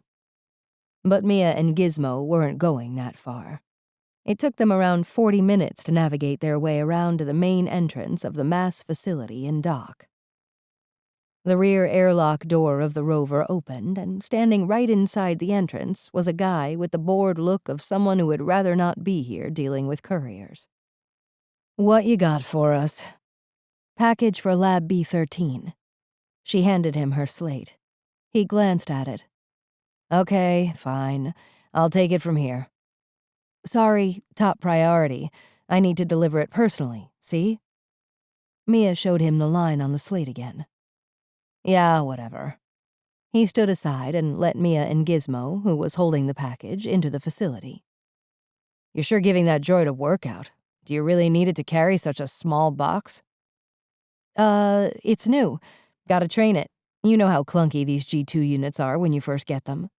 "Yeah, pretty dumb." Mia was only a few paces down the corridor when he called out, "Hey, you know where you're going?" "Yes, no problem. Thanks." She picked up the pace. When they were out of earshot, she turned to Gizmo. "There's a lot of cameras around here." "Yes, I have noticed." "Come on, let's get this delivered. Then we'll see if we can get lost in this maze." It didn't take long to hand the package over to another bored-looking lab tech. Mia realized then that this was generally how couriers were treated, whether it was here on Mars or back on Earth. They were, for the most part, invisible to people. Nobody took any notice. She had to admit it was an elegantly brilliant way to move around incognito, except for the cameras. If someone got suspicious later, all they needed to do was go back through the recording and she'd be fingered. But at least the facility seemed to be devoid of people. The corridors were deserted. "Listen, Gizmo, I want you to start acting strange." "Some would say that is how I normally act." "Yes, well, that's not what I mean. What I want you to do is stop and start, then maybe spin around a few times, like your circuitry is acting up. Then stop. I'll start poking and prodding you like I'm trying to fix you. I might even give you a kick. And the point of all this physical abuse. I want to make it seem like you're on the blink, screwed up your internal map of the facility, so we look like we're lost." "I have to admit, that is a reasonably good ruse, Mia." "Thank you, Gizmo. Now, can you start going bonkers? For the cameras?" The little droid proceeded to stop and start. Then it spun around a few times. Finally, it went completely nuts, shaking and rocking with a ferocious pitch. Then it stopped for a brief second before racing off at high speed towards the maintenance sector. Mia ran after it, shouting, "Come back, you dumb bucket of bolts!" She found it at a junction. One way led back to the entrance where they had come in. The other was where they wanted to go. She bent down and started poking and prodding and cursing it. Then she stood up and gave it a good hard kick. Gizmo sped off again, right into the maintenance sector. Mia fell over clutching her foot, not because she was acting, more because it hurt like hell. She managed to hobble down the corridor where Gizmo was now stationary. She whispered to it, "Where to now?" According to my calculations, the only section of this facility with an airlock big enough for a rover is on the other side of that door. Mia walked over to where the little robot was facing. There was a small window in it about head height. She peered in. Right in the center of a small workshop were the remains of the vehicle. It looked like the carcass of some recently excavated dinosaur with wheels. Mia peered around the space. There was no one there. Come on, let's go. She cracked the door open and they moved inside. Gizmo, I trust you're recording all this? In 3D. Mia looked down at Gizmo. You can do that? Only when I'm not acting dumb. They spent some time walking around the rover, examining it. The entire back was blown off. 3 of its 6 wheels were also gone. From what Mia could see, a good deal of it had been dismantled. 3 long tables held dozens of burnt and charred parts. Each was labeled with some alphanumeric code that she could not make out. She picked up a small component that looked like a plumbing valve, then extracted a clear plastic Ziploc bag and dropped it in. She turned to Gizmo and held it up. Exhibit A. Mia shoved it in her pocket. She took one last look around. Okay, I think we've done all we can here. Let's get out before we're spotted. They were about to leave when Mia's attention was drawn to a door on what looked like a sealed room, like a spray booth in a car maintenance shop. She looked in through the window. Gizmo, quick, over here. She pointed. The EVA suit. Let's check it out. Mia tried to open the door, but it was locked. Gizmo, do you think you could hack this? She nodded at a keypad beside the door. My pleasure. The little droid proceeded to disassemble the unit with amazing dexterity. A few seconds later, Mia heard a click, and the door was swung open. She stepped in. The suit looked dirty and battered. A large crack ran across the faceplate. Looks like the poor guy lost all his air through this crack. Unlikely, said Gizmo. Why do you say that? I mean, he did die of asphyxiation. Correct, but I calculate a breach of this type would take approximately 1 hour and 17 minutes to evacuate a fully resourced suit. Well, maybe his power unit failed. Again, unlikely. Mia asked, how can you be sure? Gizmo reached up to the side of the suit, tapped some controls, and the suit lit up. Mia jumped back, startled. Geez, Gizmo, warn me before you do that. The robot interrogated the suit's systems. Mia looked at it for a few moments. So you're saying he had little or no air to begin with? Gizmo's head twitched. That's interesting. What? What's interesting? Very unusual. What, Gizmo? He had less than 7% oxygen reserve when he exited the rover. Someone had intentionally depleted it several hours earlier. How can you know all this, Gizmo? It is tracked in the EVA suit's log. Mia's brain tried to digest the ramifications of this revelation. 2 things were clear to her. One was that Dr. Jann Malbec might not be as paranoid as Mia had originally thought. And the second was, they needed to get out of here as soon as possible. Say, what are you doing here? You're not supposed to be in this sector.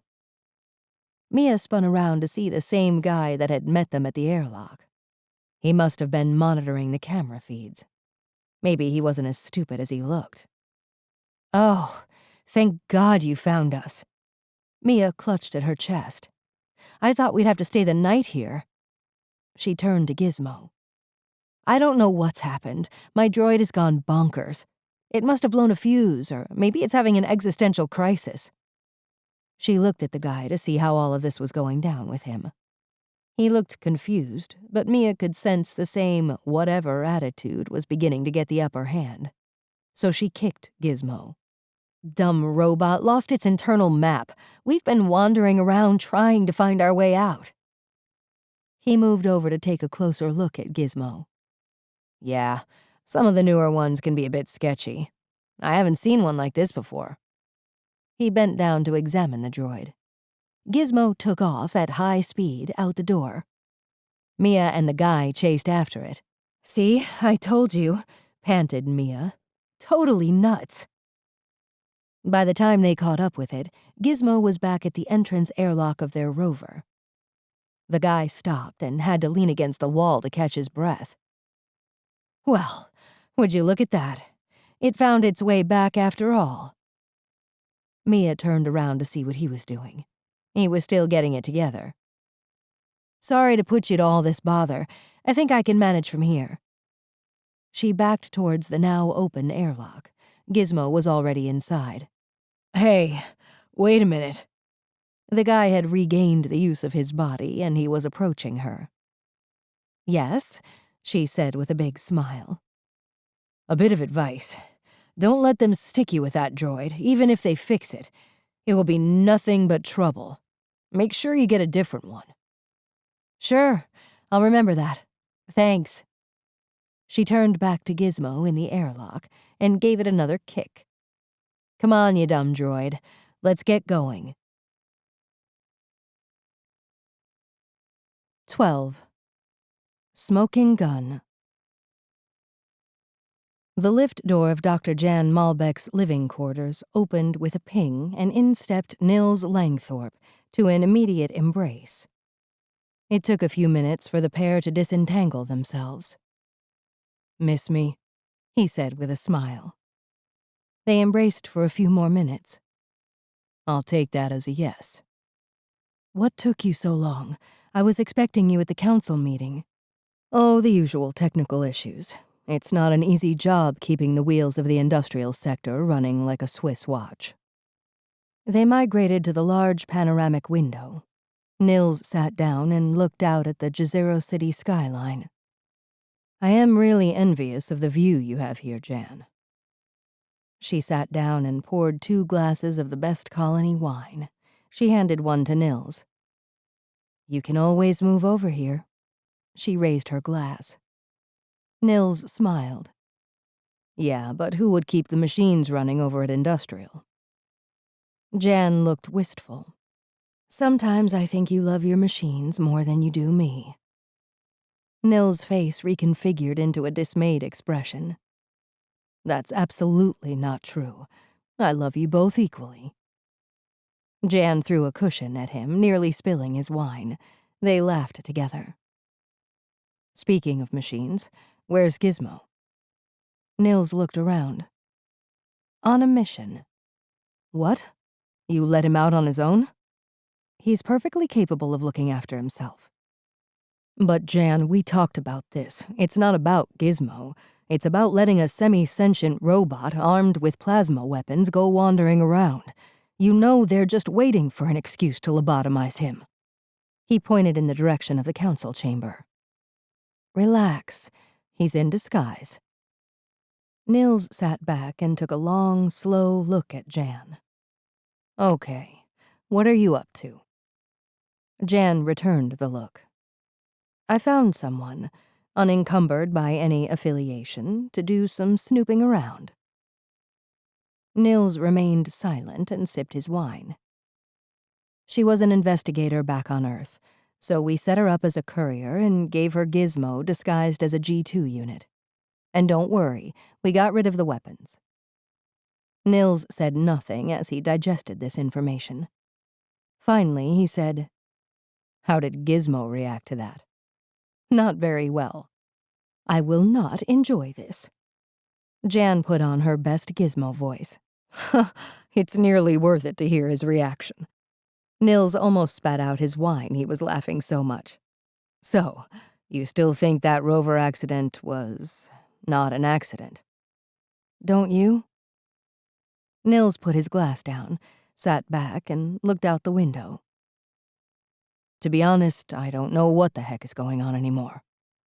There was a time when you and I and the others knew every little detail of colony life. But now we're no longer needed, or wanted. We're the past. The future of this colony is with the new blood. That doesn't mean we should sit back and ignore the potential threat to our world. No, he agreed. You're right, it doesn't. But my point is still the same. I really don't know what's going on anymore. Jann activated the tabletop screen. Well, here, maybe this will help you. She tapped an icon and a series of images slid open and arrayed themselves across the screen. Nils bent over to get a closer look. He touched an image, rotated and expanded it. He cocked an eyebrow at Jann. Where did you get these? Mia and Gizmo, our intrepid undercover team. She talked her way into the mass maintenance area. She's good, I'll give you that. Nils went back to studying the images. So, what do you think? Nils scratched his chin as he examined an image of the rover carcass. Massive explosion. Probably the fuel tank. It opened up the rover like a can of beans in a microwave. He flicked across a few more images. I'll need to take a close look at these. Maybe get some clues as to why it blew up. But don't expect anything conclusive. It will just be speculation. It's a pity they won't allow us physical access to it so we could do our own investigation. Would this help?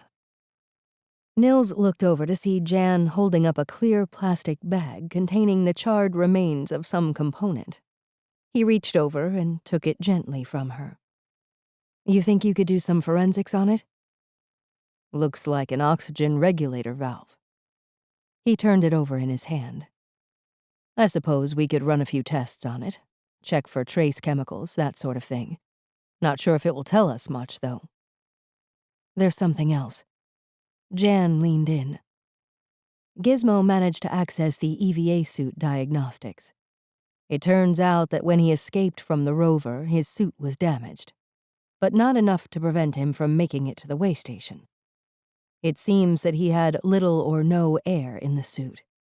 It was hacked to make it look like it had a full tank. Nils put the part down on the table. Holy crap. Well, that's a smoking gun if ever there was one. So you see, someone did try to kill him. Nils shook his head in dismay and looked at Jann. So where is Mia now? Over at Central Logistics, talking to couriers, trying to get some clues as to the last movements of J. Erickson. It's the only way to get some idea of what he was up to, since we don't have access to the mass database. Nils flicked through some more photos. You know, there is a way to find out what he was doing before the explosion. How? The mass database is restricted, so we can't get access to it. But Gizmo can. He can hack pretty much anything. But it would mean getting back into Mass HQ and finding a terminal. You think Mia could engineer that? I'll run it by her. Just tell her to be real careful with Gizmo. If the Council were to find out it's roaming around, it will just give them an excuse to have it dismantled. They hate that robot. Don't worry, it will be fine. 13. Mass. 300 kilometers above the planet's surface, the Mass space station orbits the planet every 112 minutes, passing directly over Jezero crater, and then tracking across both poles in turn. It is the central command for the survey mission, communicating once every orbital period with all assets on the ground. The backbone of the station consists of a long skeletal truss section, terminating at one end with a plutonium-239 nuclear cryogenic propulsion system. This provides both the 5,000-degree heat required to propel vaporized hydrogen out through the engines, and also electrical power for the entire station. Forward of this power plant is rigged a large-diameter disk. At first glance, this might look to be an effort to shield the rest of the station from the reactor core, and to some extent it performs this function. However, its main purpose is to house the secondary M-drive system. A bizarre device whose function is firmly rooted in the weirdness of quantum physics. Where the cryogenic propulsion system could trace its lineage back to the middle of the 20th century, the M drive is very much a 21st century creation. Yet, compared to its older chemical cousin, it produces a feeble amount of thrust.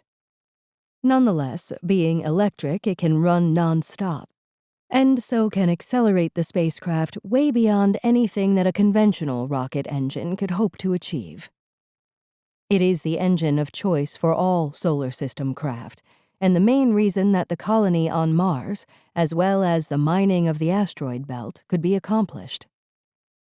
Further along the station's central truss sits a constellation of tanks, wrapped around it like a bracelet. After these, the truss becomes sparse and skeletal, with nothing other than a few dish antennae to break up its visual continuity, until it finally terminates at a large spherical structure comprised of several docking ports for transport craft. Currently, 2 of these were occupied with small craft that made periodic commuter trips up and down to the planet's surface.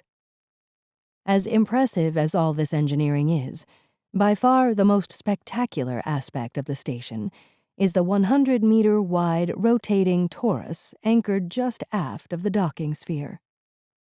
Its outer rim rotates at approximately 3 times a minute, giving its occupants a very comfortable Earth-like gravity. Along this rim are housed all manner of labs, maintenance bays, conference rooms, recreation facilities, and accommodations. It was within one of the better-appointed accommodation pods that Kane Boutros, second director of the Mars Alliance Scientific Survey, was currently viewing a video recording of a very disgruntled colony courier giving a G2 unit a good kicking. "Who else knows about this?" said Kane.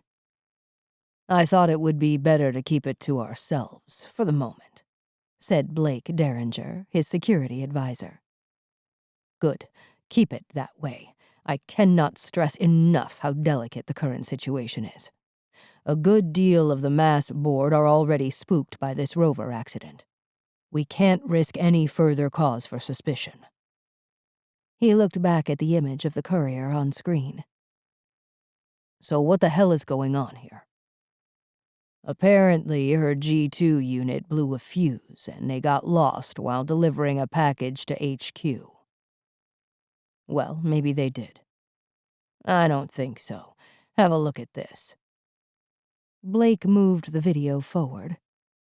Now on screen, they could see both the courier and the robot inside the enclosure for the EVA suit. The robot seemed to be accessing the suit's diagnostics. The courier was talking. "Any sound? Can we hear what she's saying?" "No sound. Just video." Kane scratched his chin and looked at his comrade.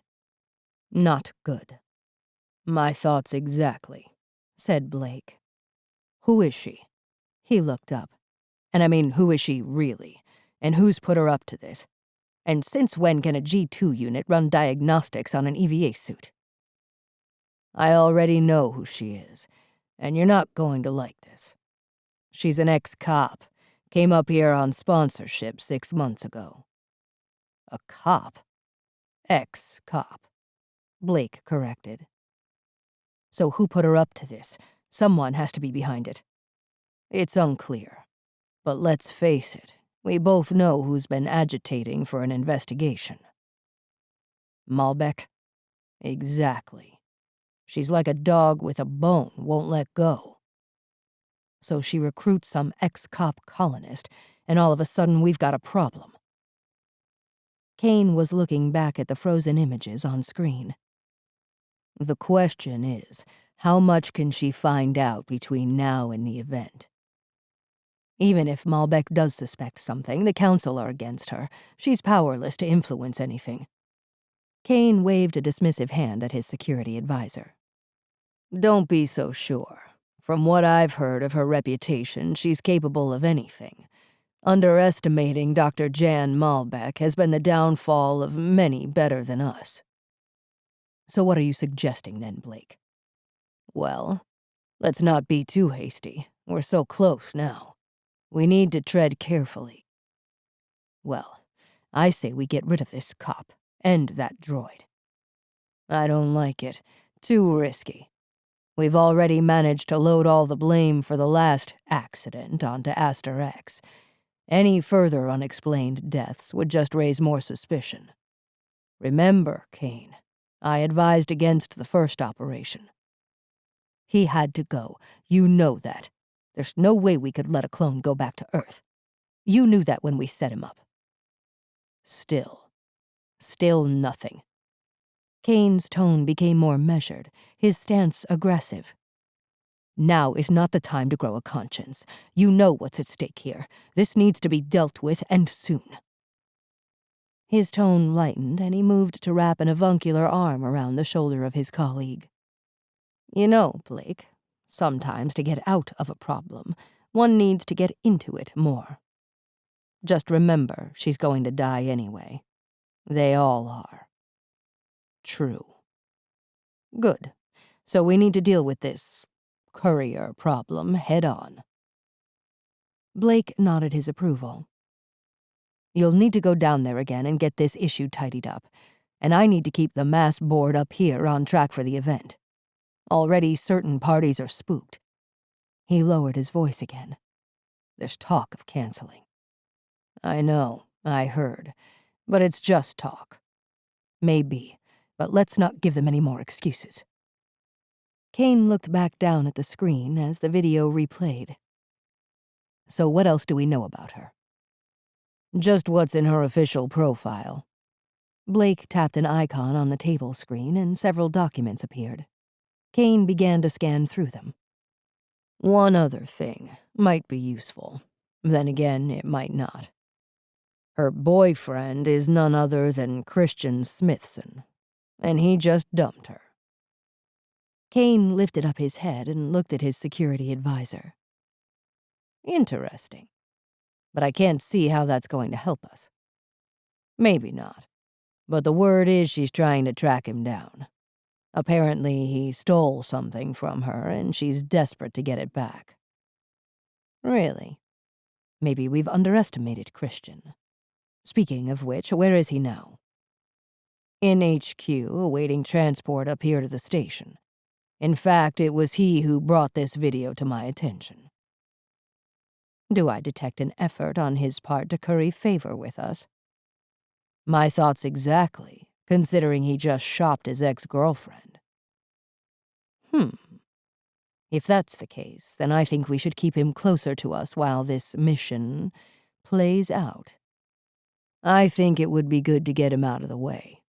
However, we could let Mia Sorelli think he's actually holed up somewhere isolated but accessible. Ah, I see where you're going now. Very good. That could work. She would try and head out there. She might even break a few rules along the way. Good opportunity for an accident. Kane smiled. A bit like our other friend. Exactly. And if we plan it right, then we might be able to add more weight to Aster X's technical incompetence. Kane thought for a moment. Okay, do it. But get it done quick. We have a lot at stake here. Blake nodded. Consider it done. 14. Harsh environment. Blake Derringer disliked being on the planet's surface. He found himself ill-suited to the one-third gravity environment. These frustrations emanated mainly from the disruption it caused to his finely honed physical training schedule. All that he had trained his body to do seemed to be pointless in this feeble gravity. What good was it, in a place where everybody could do exceptional physical feats, lift extraordinary weights, jump great heights? The mass space station, on the other hand, had an almost perfect 1G setup. The artificial gravity produced by centrifugal spin meant there was a fractional difference experienced between the upper and lower body. This had not hampered him in any way, and most people on the station never even noticed it. But he had not been brought here as security advisor to Kane Boutros, so he could spend his time training. He was here to do those things that other people couldn't, or simply wouldn't, do. Wet work, as he liked to call it. Although in the strange and exotic environment of Mars, there was very little wet involved. Such was the vast range of possible ways in which a person could die up here. The opportunities for creativity were endless, and it pleased him that he was practicing his craft in a hitherto unexplored arena. There was also the money, of course. By the time he finished his contract and returned to Earth, he would be very, very wealthy, enough to retire and live the good life several times over. But his work was not something he wished to retire from. It was an art form in his mind, something that just gets better with age. So he put up with the 1/3 gravity and began to see it as yet another opportunity to express his creativity in his craft. He had traveled down to the surface in one of the many mass transports and had rendezvoused with a contact in the industrial sector. Having studied the requirements of the assignment, he devised a plan that should deflect attention away from the true nature of the unfolding crime. His contact had already furnished him with an ID as an Asterix maintenance technician, a passcode for their mainframe, and a small thumb drive. Blake made his way to Central Logistics, using his newly acquired ID to gain access to the maintenance area. He kept his head down and spoke to no one, so as to attract as little attention as possible. After a while, he made it to the maintenance airlock, donned an Asterix Tech EVA suit, and ventured out onto the planet's surface. He was looking for the rover used by Mia Sorelli, and found it quickly, exactly where it was supposed to be, connected to the umbilical for Central Logistics. He needed to hurry now, as he only had a short window of opportunity in which to execute this part of the mission. Entering the empty rover via the side airlock in the docking port, Blake removed his helmet and sat down in the cockpit. After a few minutes, he had successfully accessed the rover's main control system and uploaded the file contained on the thumb drive. With this phase of the setup now complete, he needed to get moving so he would have a chance of accomplishing the second phase of the operation. 17 minutes later, Blake Derringer sat in the canteen in Courier Central, surveying all the comings and goings. If the information he had been given was correct, then he shouldn't have long to wait.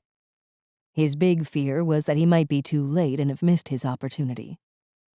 But just when he began to harbor doubts about the validity of his intel, his mind was put at rest at the sight of Mia Sorelli entering the busy canteen.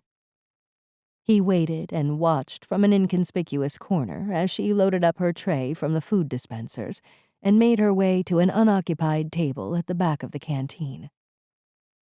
It was time now for Blake to put his game face on. He grabbed a bar and a drink from the dispenser, walked over to where Mia was sitting, and took a place on the opposite side of the table 2 seats down. He nodded to her. She nodded back. "You new here?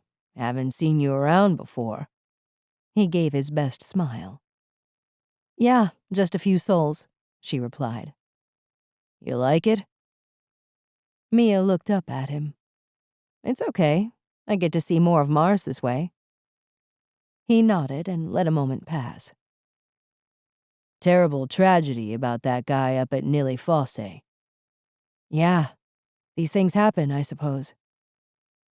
"It's a very harsh environment here. People forget that. It's very tough on machines. I'm just back from Waystation 29, and there's a guy going to be stuck there for a few souls because his rover broke down. It happens all the time. A lot more than they let on." He jerked a conspiratorial thumb in the direction of Central Logistics HQ. Mia said nothing, just offered a slight nod. "Poor guy, I feel sorry for him. Christian, I think his name was." Mia's ears instantly pricked up. "Who did you say?" "Christian Smithson, I think. Why, do you know him? Yeah. Mia looked down at her food for a moment. I thought he was heading up north. Well, he's not going anywhere until they fix his rover. Blake laughed and shook his head. So, where did you say he was holed up? Waystation 29. It's about 150 kilometers out of Jezero in the Isidis Basin, and he's gonna be there for a while. Like I was saying, it's a harsh environment. He sucked down the last of his drink and stood up. Anyway, nice talking to you. See you around. He saluted. Yeah, thanks. As Blake Derringer left the canteen, a brief smile cracked his face. The trap is set. Now let's see if she takes the bait. 15. Waystation 29. We're going to Waystation 29. Mia moved quickly down the connecting corridor leading from Central Logistics to her rover. Gizmo was moving along beside her. This is not a scheduled trip, said Gizmo. Mia stopped abruptly. If your programming, or whatever it is, won't allow you to go, that's fine. You stay here.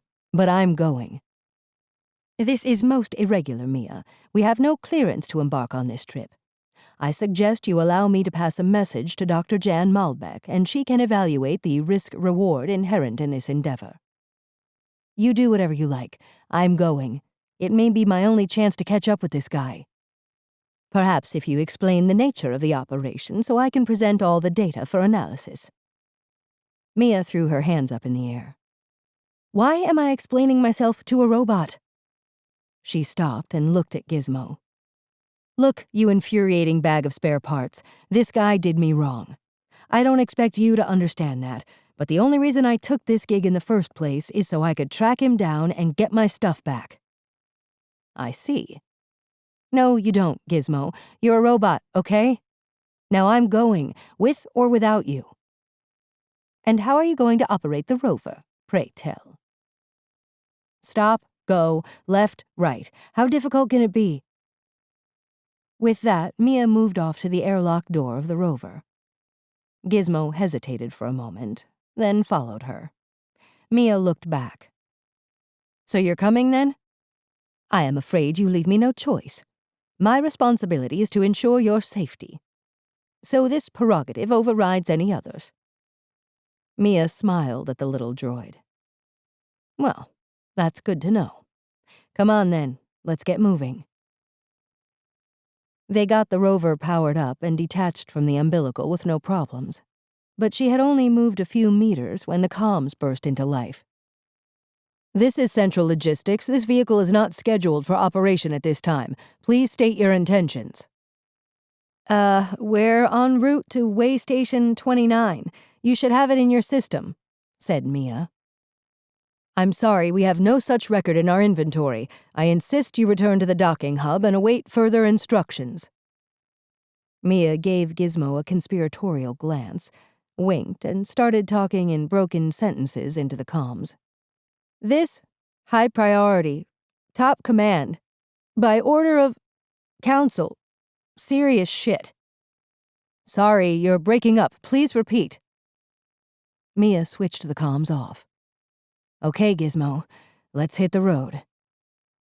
The rover moved out from the central docking hub and joined the main traffic heading out of Jezero Crater in the direction of the Isidis Basin.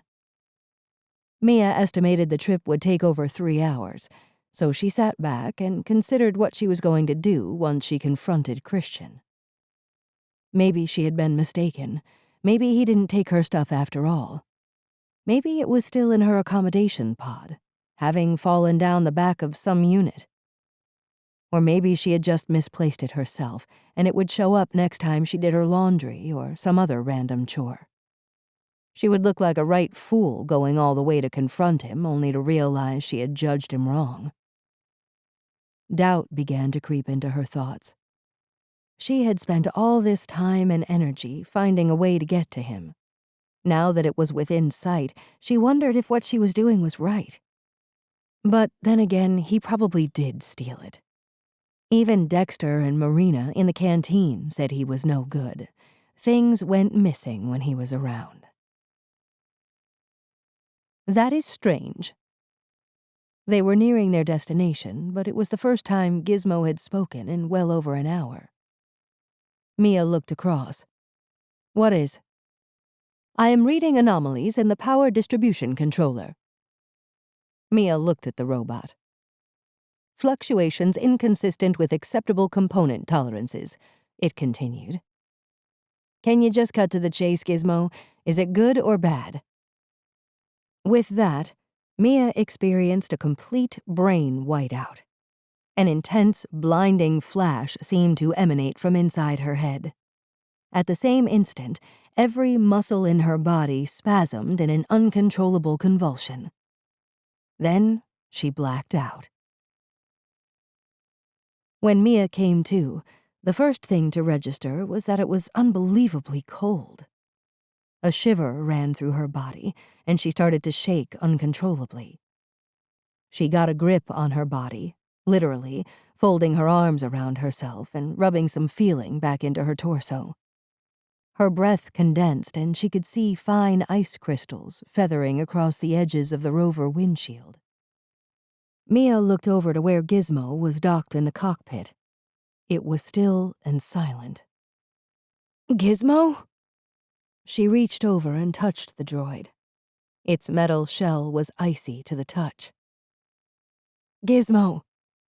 The robot didn't respond. What the hell just happened?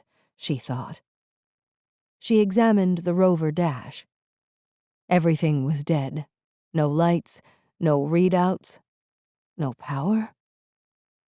Only then did she begin to realize how serious her situation was. How long have I been out? She couldn't tell.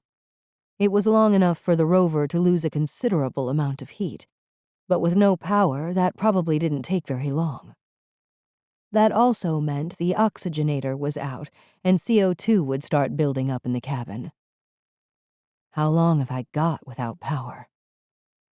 Gizmo. She shook the little robot again, but still no response. What could she do? She had no idea how to get the rover booted up again, even if that was possible. She had no way to even broadcast a mayday. Without Gizmo, her chances of survival were slim to none. Well, this is it, she thought. I'm going to die chasing down some ex-boyfriend. She laughed. I never learn, do I? Maybe I should get up and move around, warm myself up a bit. But then she would be using up more oxygen. So she had a choice of sorts. Die from hypothermia or die by asphyxiation. She laughed again. The EVA suit? Maybe it was still working. Worth a shot. She got out of the seat and made her way to the back of the rover where the suit was stored. She hit the power button. It booted up. Lights and readouts illuminated the dim cabin interior. Thank God. Mia started putting it on, but it was difficult as her hands were numb and her body ached. She finally clipped on the helmet, leaving the visor open, and checked the stats. Power was at 56%, but oxygen was only 3%. Shit! How is that possible? Then she remembered the diagnostics Gizmo had run on Jay Erickson's EVA suit. It had been tampered with, sabotaged. She had bought herself a little extra time, nothing more. She turned up the heater settings. At least she would be warm when she died. It took only a short while for some feeling to return to her numb body. The worst of the shivering had stopped, and Mia could now begin to think straight. She left her visor open, choosing to use up the remaining oxygen in the rover before switching over to her EVA suit. She moved back to the cockpit and looked out the window. All around her was a flat, desolate landscape. She had no idea where she was, or how far they were from Way Station 29, having totally relied on Gizmo for that. She looked down at the droid. Whatever happened to the rover must have affected the robot, too. Some power surge probably fried its innards. It was only then that Mia realized how much she had relied on it. She was a complete fool to even contemplate this journey without it. If only there was a way to reboot it, she thought. Perhaps it wasn't dead. Maybe it could come back online. Mia started to examine it, looking over its metallic body, searching for something that looked like an access panel. She really had no idea what she was looking for, though. In reality, she was clutching at straws. So after a short period of investigation, she gave up. There was nothing that seemed obvious to her. She simply didn't know enough about engineering to even begin to know what to look for. So Mia resorted to the only thing she could do. She gave it a kick. It rocked a little, but there was no response. "Gizmo, I could really use your help right now." Nothing. It was no use. It was dead. So Mia launched one last massive kick. She had gotten some force behind it, and the little robot was jolted out of its docking port in the cockpit. It rocked a little, then went berserk. Shaking and spinning, its arms moving in all directions. Then it stopped. Mia fell over on her ass, a result of both the kick she had given it and the shock of the response. "Gizmo?" she ventured, not sure what to expect. The little robot's head twitched. "Mia, I seem to be missing a significant time period." "Gizmo, you have no idea how happy I am to hear your voice." "Why, thank you, Mia. I, too, am very pleased to find you still functioning." What the hell happened? Mia had managed to get herself upright again. "A massive EMP." "What's that?" "Electromagnetic pulse. It has destroyed the rover's control systems and rendered it inert. I am afraid the rover is no longer viable. It has no functioning power source." "What happened to you?" "Fortunately, I am hardened against an EMP attack. However, I was unable to physically function while still docked with the rover's systems. Once you managed to undock me, I regained motor control." "Someone deliberately set some device on the rover?" "My initial analysis suggests it was programmatically engineered." "I have no idea what any of that means." "Someone hacked the rover's systems and reprogrammed it to override safety protocols and generate its own EMP." "So what you're saying is someone just tried to kill us?" "Precisely." So Dr. Malbec was right. Mia's voice was low, as if she was talking to herself. "This would be the logical conclusion." Mia sighed. "Can you get the rover going again?" "No, it is beyond redemption. There is nothing I can do to reanimate it." "Great. So where the heck are we?" "Approximately 15 kilometers from Waystation 29. It's a long walk, but it is possible for you to make it." "I don't think so. My EVA suit has also been hacked. I have less than 3% oxygen." "Well, in that case, you will be dead approximately 7 kilometers before reaching it." "Thanks for letting me know." "My pleasure. I am here to assist." Mia looked at the droid for a moment. "I'll pretend I didn't hear that." "That is your prerogative. However, there is one possibility worth considering." "At this moment, Gizmo, I'll consider anything." "I can carry you. Across this flat terrain, I can attain far greater speed than you can. That means we could reach the way station within the upper limit of your oxygen reserves." "Carry me?" "Yes, I can carry you considerably faster than you can perambulate across the surface. There is just one caveat, and that is, you are very likely to sustain injury from the method I am proposing." "Define injury, Gizmo." "Minor injuries, such as extensive bruising, and possibly a fracture or two. Also, there is an added risk of damage to your EVA suit. Mia looked at the droid for a moment. Let me think. I can either sustain some injuries or die. Tricky one, Gizmo. I would opt for not dying. It would seem the better option. I'm joking, Gizmo. She took a look out through the rover windscreen at the dry, dusty expanse. Okay, let's get going. Out on the surface, Gizmo cradled Mia in both its arms. Mia also had a good grip around the robot's head. Once it was satisfied with the arrangement, it took off at high speed. Mia had no time to think about it as the vibrations buffeted her. Even cocooned inside a tough EVA suit, she could feel it. Gizmo wasn't joking. Mia felt every rock and rut as the robot plowed on. She felt the pain mount as its speed increased. Eventually, it was all she could do to hold on. The journey seemed eternal to Mia. She gritted her teeth and tried to ignore the intense vibrations jarring every part of her body. Then her suit started flashing a low oxygen alert. But there was nothing she could do about it. She would either make it or not. Her fate was now literally in Gizmo's hands. She felt like urging it to go faster and to hell with the pain. But she knew it was pushing itself to the limits of its ability, just to give her this one chance of staying alive. She felt herself getting weaker. She was losing her grip on the robot and on consciousness. Finally, just when her suit was screeching its alerts the loudest, she blacked out and slipped into darkness. 16. Council Session. Only on very rare occasions was an extraordinary council session called.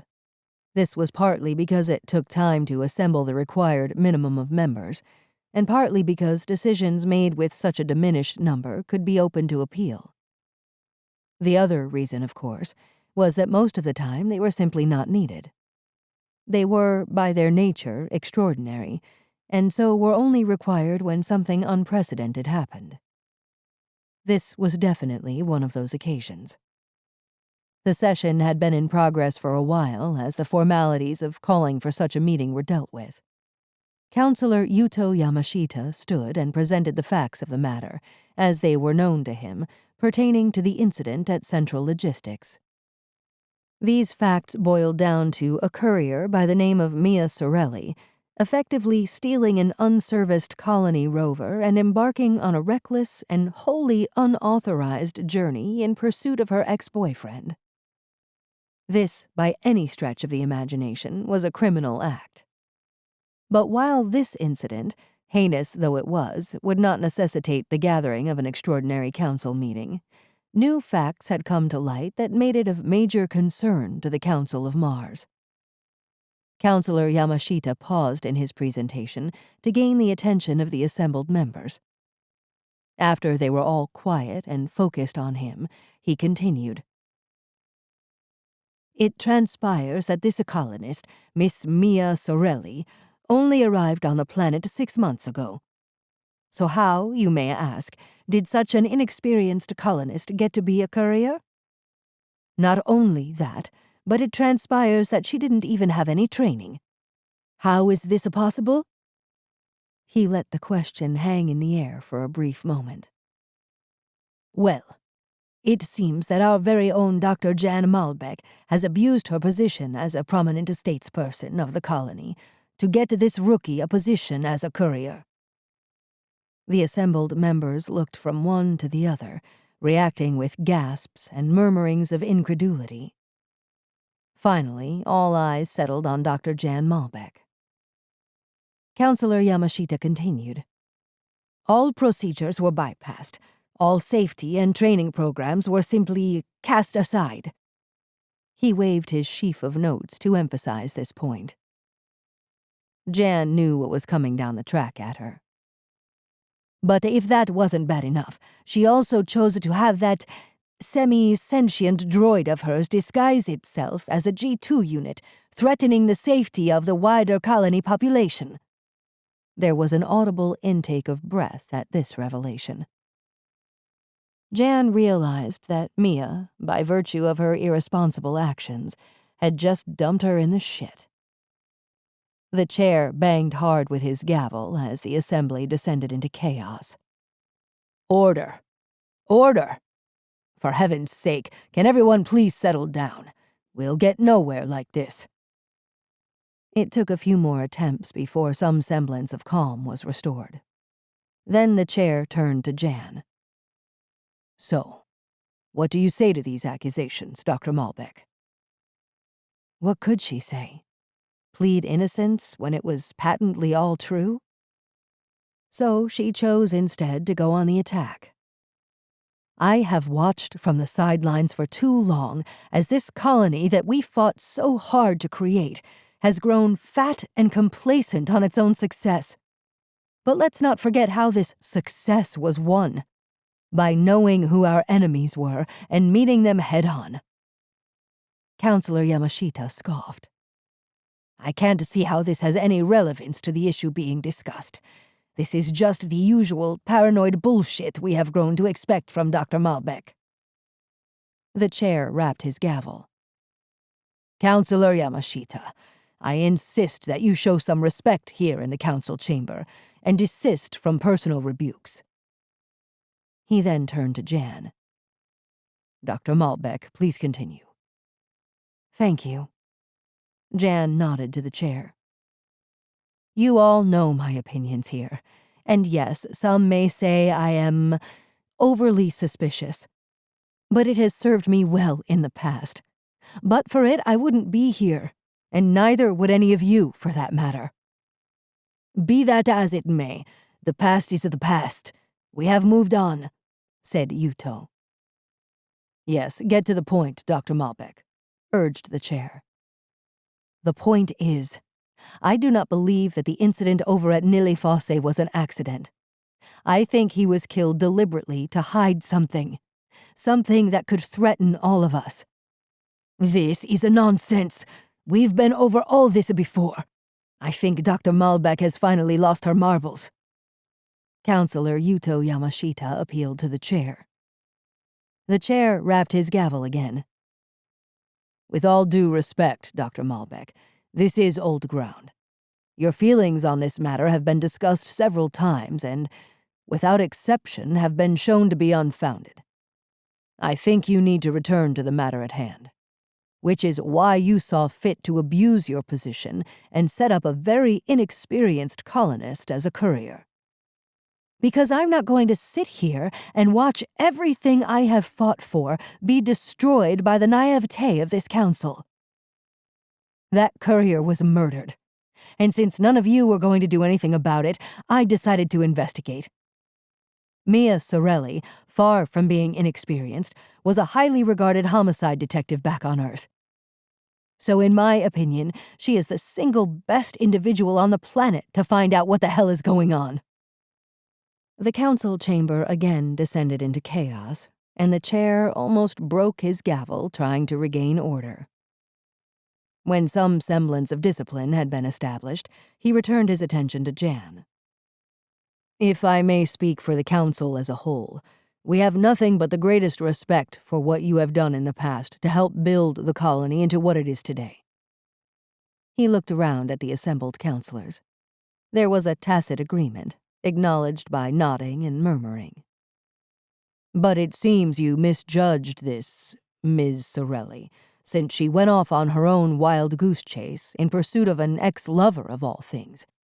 This is not the modus operandi of a professional, wouldn't you agree?" "She was tricked into that. In my mind, it adds further evidence that someone is playing us for fools." "The only fool around here is you, Dr. Malbec." This interjection by Yamashita allowed a flood of similar opinions to take over the proceedings for a few moments, before the chair could wrest back control. "Whatever your views on the incident, you simply cannot take the law into your own hands anymore. This is not the Wild West. Your personal paranoia over vague and shadowy plots has led to this unfortunate event. Furthermore, you have put the entire colony in danger. Not simply by allowing this colonist to do whatever the hell she likes, but by allowing that robot of yours to go roaming around on its own. I don't know why we allow that robot to exist in the first place. It's just too dangerous. I say the time has come to dismantle it once and for all." Counselor Yamashita was on his feet again. Jann jumped up from her seat and leaned across the table. "That robot has played a significant role in the formation of this colony. It has saved my ass more than once, so I owe it. In fact, you all do. It is my friend, and anyone who puts a finger on it to dismantle it will need to get through me first. It's a potentially dangerous machine, and the only reason it has been allowed to exist is because you and Nils Langthorpe have such an attachment to it.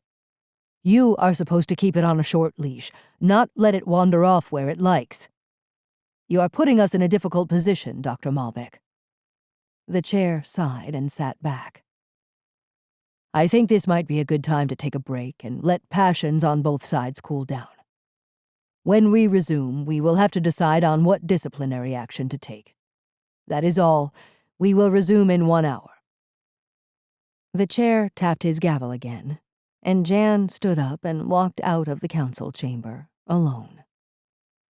It was at that moment she realized how far from the levels of power she had fallen. With Nils too far away to make the session, she didn't have a single friend on the council. They were all against her. What sympathies she mustered in some were evaporating fast. They were seeing her as a lame duck and running the other way. She was alone. She had to face the truth. The council were never going to listen to her. She had failed. Jann removed herself to one of the contemplative areas within the garden surrounding the council dais, far enough away that it didn't interfere with her thoughts. This particular spot was her favorite, flanked on all sides by tall trees and trailing vines. In the center was a low fountain, and around it were several stone seats, hewn from solid blocks of Martian granite transported all the way from Elysium. She sat down and receded into her thoughts. It was not long before her reverie was interrupted by a tall figure entering her space. It was Evan Dent, Operations Director of the Mars Alliance Scientific Survey. "My apologies, Dr. Malbec. I do not wish to intrude. But would it be possible to have a moment of your time?" Jann eyed him with suspicion. What the hell does he want? She nodded to the stone bench opposite her. "Take a seat." He sat down and looked around. Jann figured it was not because he wanted to take in the scenery, but more to check that they were alone and unobserved. "For what it's worth, Dr. Malbec, I'm beginning to think there might be some validity in your suspicions." Jann's ears pricked up. Had she heard him right? She didn't reply, she just looked at him intently. "I appreciate that we have not seen eye to eye on certain issues, and that, well, there are those who view the work we do here as overly clandestine. But," and he looked around again before leaning in and lowering his voice, "I think that you might be right about the accident up at NIli Fossae, not being an accident as such." As such? Jann was intrigued now. Evan shifted in his seat. Jann was getting the sense that this was not easy for him to admit, considering all that had just transpired. "There is a general perception, I think, that mass is one big, homogeneous agency dedicated to the advancement of scientific knowledge of Mars." He paused. "I wish that were the case, but it's not so. Not unlike the politics here in the colony, we too have our factions. Some who would choose to go beyond our remit." He raised his hands, palms out.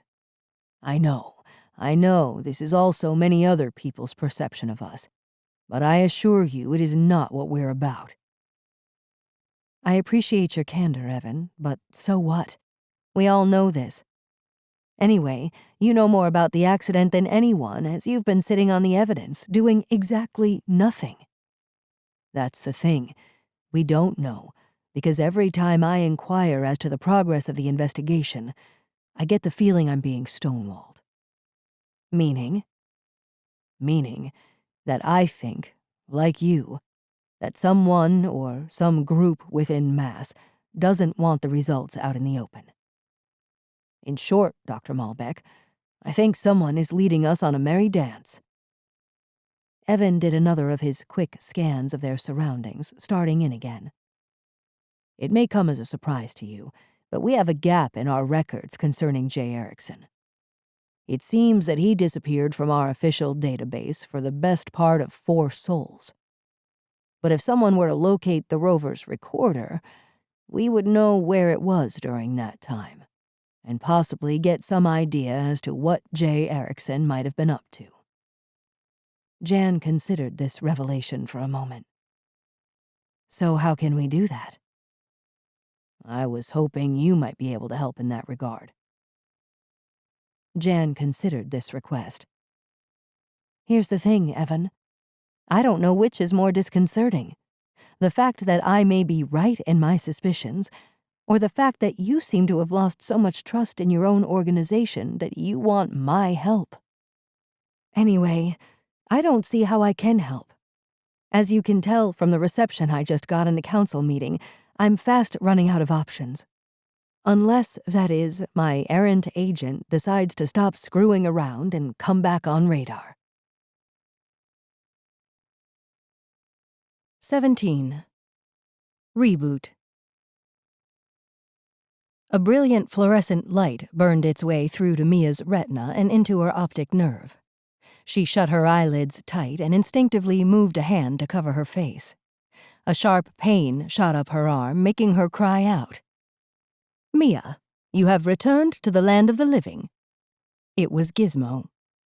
For a moment there, I thought you might be past saving, but I see you are made of superior biomass than the average Earthling. Where am I? Mia's throat felt like she had just eaten a cheese grater. At Way Station 29, we made it here just in time. Mia sat up, very slowly. More stabbing pain punctuated her movements. Her chest burned. She looked down to find her flight suit had been ripped open. CPR, said Gizmo. It pointed to a defibrillator beside the bed. I needed to reboot you. It took a few attempts before you restarted. Mia clutched her chest. Her skin was raw, and she felt like someone had driven a herd of cattle over her. Thanks, was the best she could manage. Mia could see they were in the small med bay. Anyone else here? No, just us. How long have I been out? Not long, approximately 7 minutes. Mia moved into a standing position, one hand still holding the edge of the bed.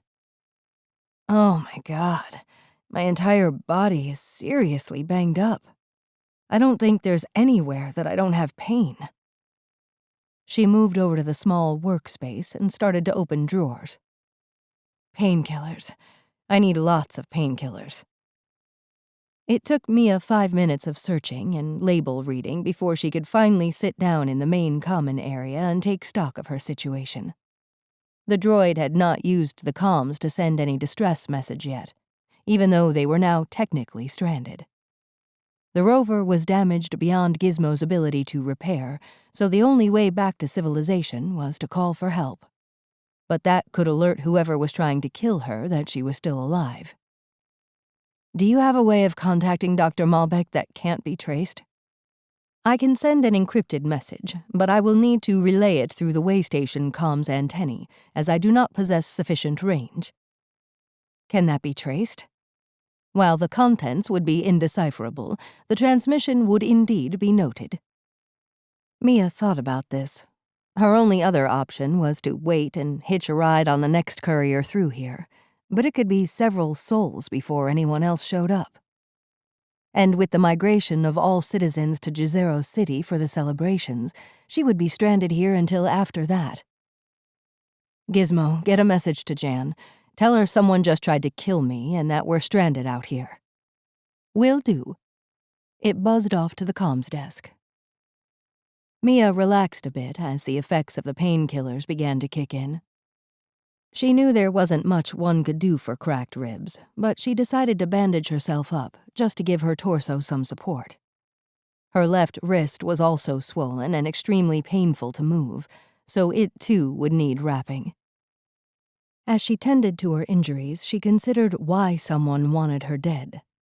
It wasn't because she knew too much. So far, she knew absolutely nothing other than hints. But whoever was after her knew that she was on the hunt, investigating, seeking out the truth. And it must be that if she kept at it, then the truth would get out eventually, whatever the hell it was. So she must be closer than she realized. But where would she find it? Where to next?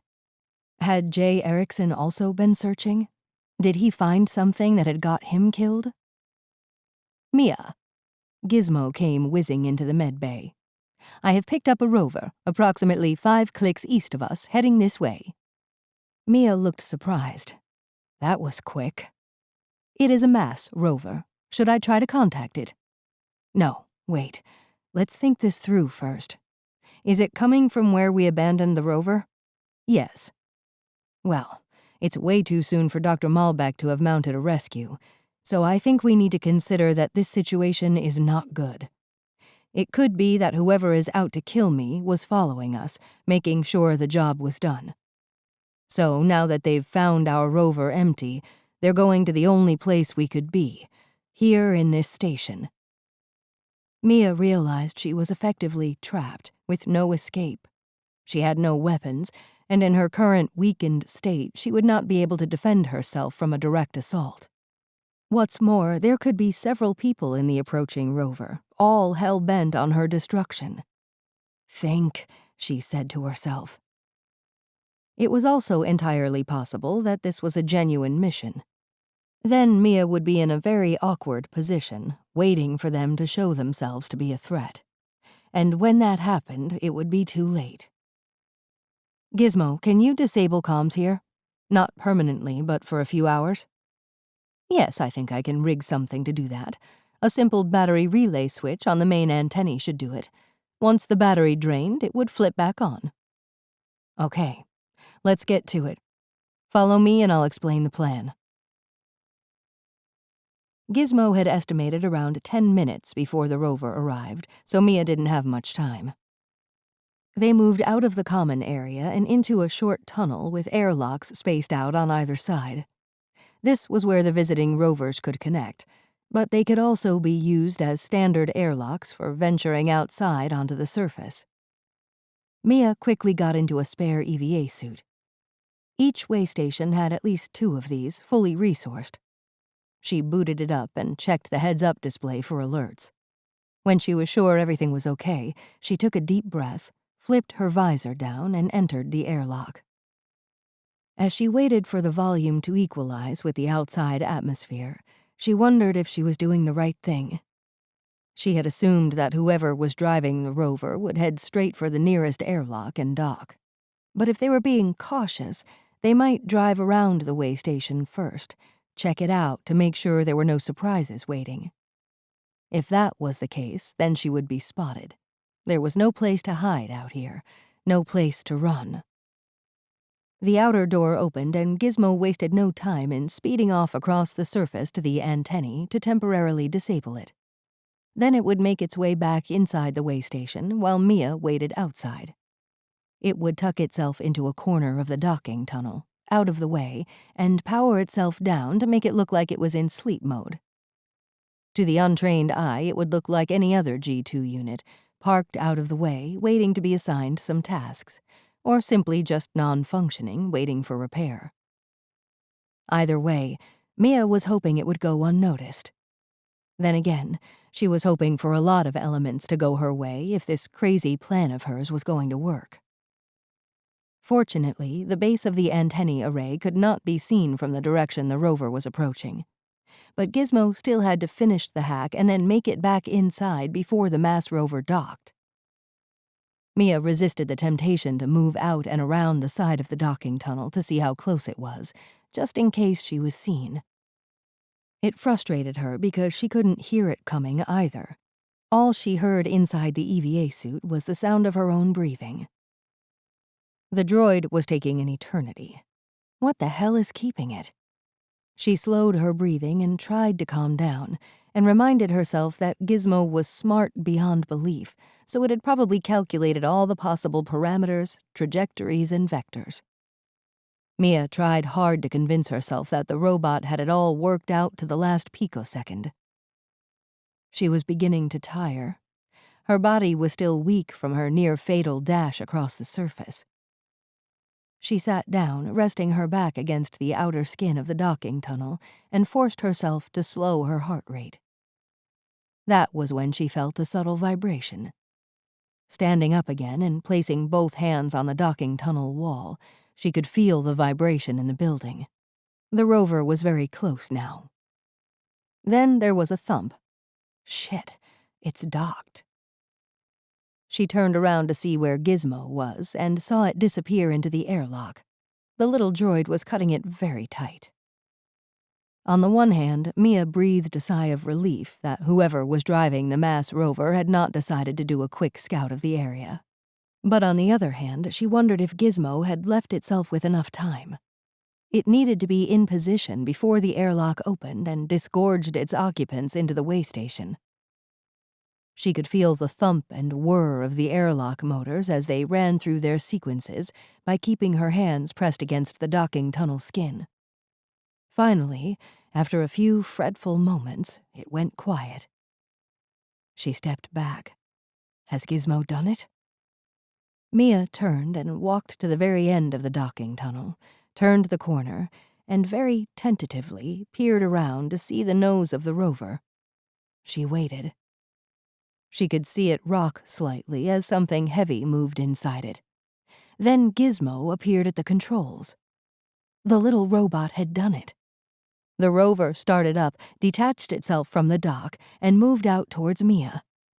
She came out of her hiding place and waved to Gizmo. It responded by giving a kind of thumbs-up gesture. Mia ran to the rear airlock as the rover came past. The outer door was already open and she clambered inside.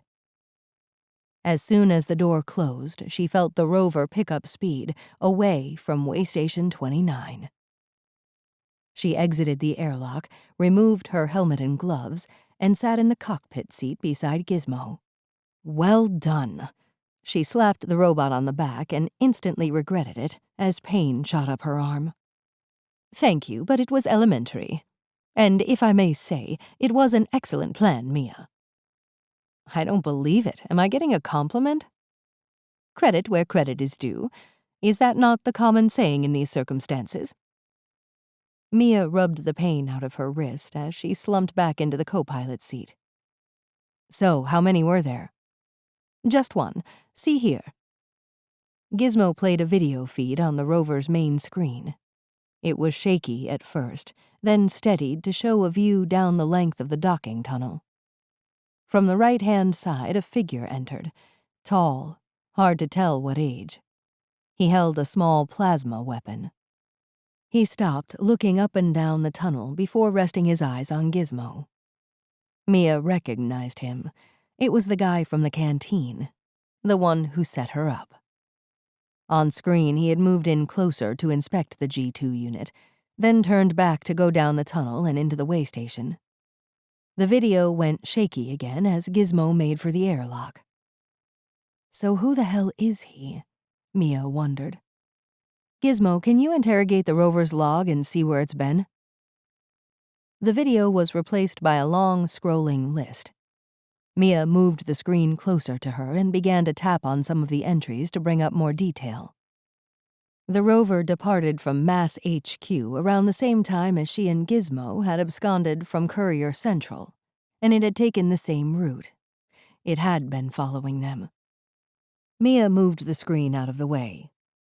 Well, that just confirms what we already know. She glanced around the rover. Even though it was a mass vehicle, it was exactly the same as all the others. They were all made here on Mars, in the factories in the industrial sector, as a joint venture between the colony and Aster X. There was nothing to distinguish this one from any of the others, except for one thing. Gizmo, if this rover left from Mass HQ, then their systems will have no problem accepting it back at the main dock. That is correct. It is tagged for their systems, so it has access to all Mass installations. Okay then, let's head for Mass HQ. Very well. What is your plan? How long before the comms come back on at the way station? I calculate 3 hours and 39 minutes. And how long before we get to Mass HQ? Approximately 3 hours. That should be enough for us to get in there and do a bit of snooping. What are we looking for? Assuming J. Erickson was killed to keep him quiet, either he knew too much or stumbled upon something he shouldn't have, then knowing where he had been in the time leading up to his death would give us some clues as to what's going on. One thing's for sure, Mass are involved in it somehow. They drove in silence for what seemed like an eternity to Mia. Eventually, she saw the landscape changing as the rim of Jezero crater began to grow on the horizon. We will shortly be within range to make direct comms contact with Dr. Malbec, said Gizmo. A few minutes later, an encrypted inbound comms connection flickered onto the monitor, and Dr. Jann Malbec's head and shoulders materialized on screen. Mia, what the hell are you doing? Chasing down your ex-boyfriend is not part of the plan. Her voice was surprisingly calm and measured. I know, I'm sorry about that, but I was set up. Those bastards knew how to get to me, how to get me somewhere they could get rid of me. They sabotaged the rover, and except for Gizmo, they would have succeeded in doing the same thing to me as they did to J. Erickson. Yeah, I told you Gizmo's a useful friend to have in a jam. So where are you now? Said Jann. Long story short, we stole a rover from the guy who's trying to kill me. He's stuck at Waystation 29. We're heading back to Jezero. Look, Mia, your crazy stunt has hit the headlines here. I've just been hauled over the coals for it. What's more, your cover is blown, and the Council are out to find you and Gizmo. You've been deemed a threat to the colony. That's bullshit. Can't they see what's going on? No, they can't, or won't. That's the problem. It's been the problem all along. That's why I wanted someone like you to investigate. Mia rubbed her forehead. I'm sorry, Jann.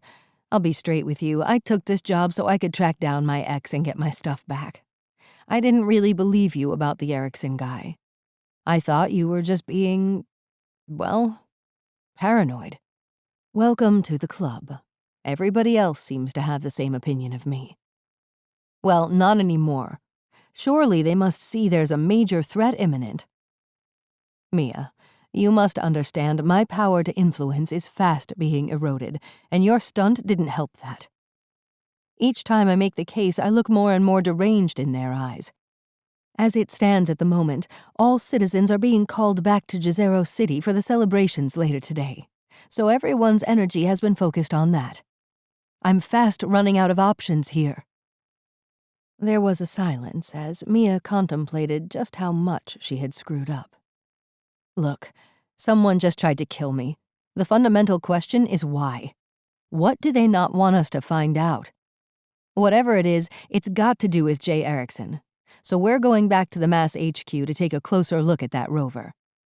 Gizmo also thinks he can hack their database and find out where Jay was in the Sols before the accident. You won't find anything in the database, said Jann.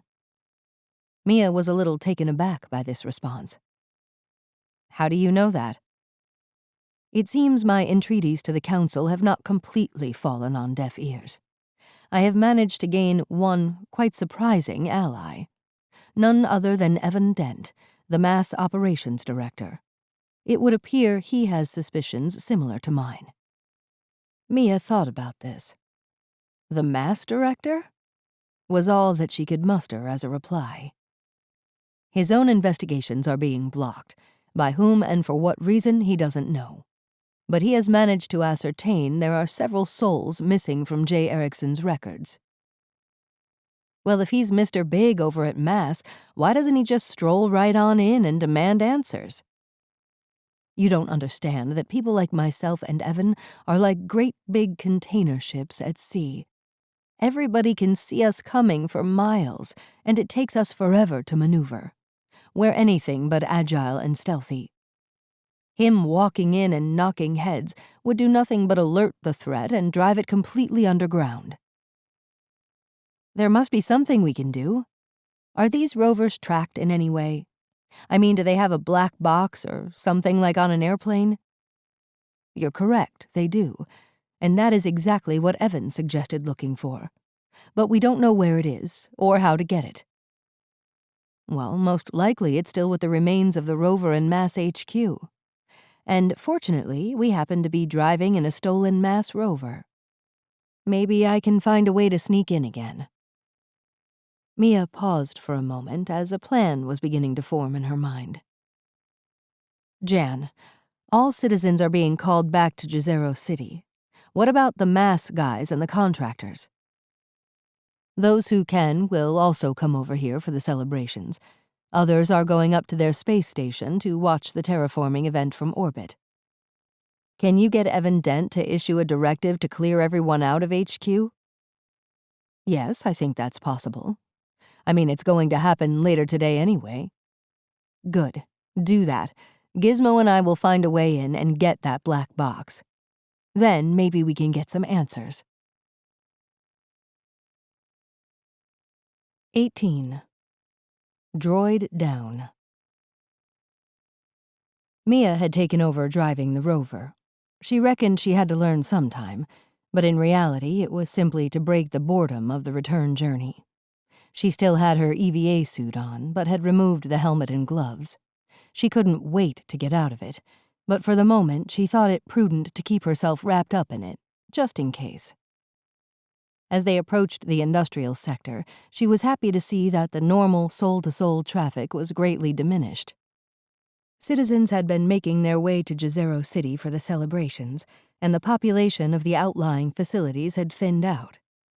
Those that were not citizens, the contractors and tourists, were not obliged to be at the main city, but most who could had elected to head over and join the festivities. Of course, some of those lucky enough to work for the Mars Alliance Scientific Survey could disembark from the planet up to their orbiting space station, where they could watch the event unfold in real time. As Mia and Gizmo moved further into the crater, she could see the liftoff of one of these transports. Hopefully, Jann had managed to get most of the staff at the Mass HQ cleared out by now. All this movement of people left the crater feeling oddly empty. This suited Mia, as she was less likely to be stopped and boarded by the colony authorities that wanted to find her and the rogue robot Gizmo. As they approached the leading edge of the industrial sector, Mia turned right off the main road and headed for the Mass facility.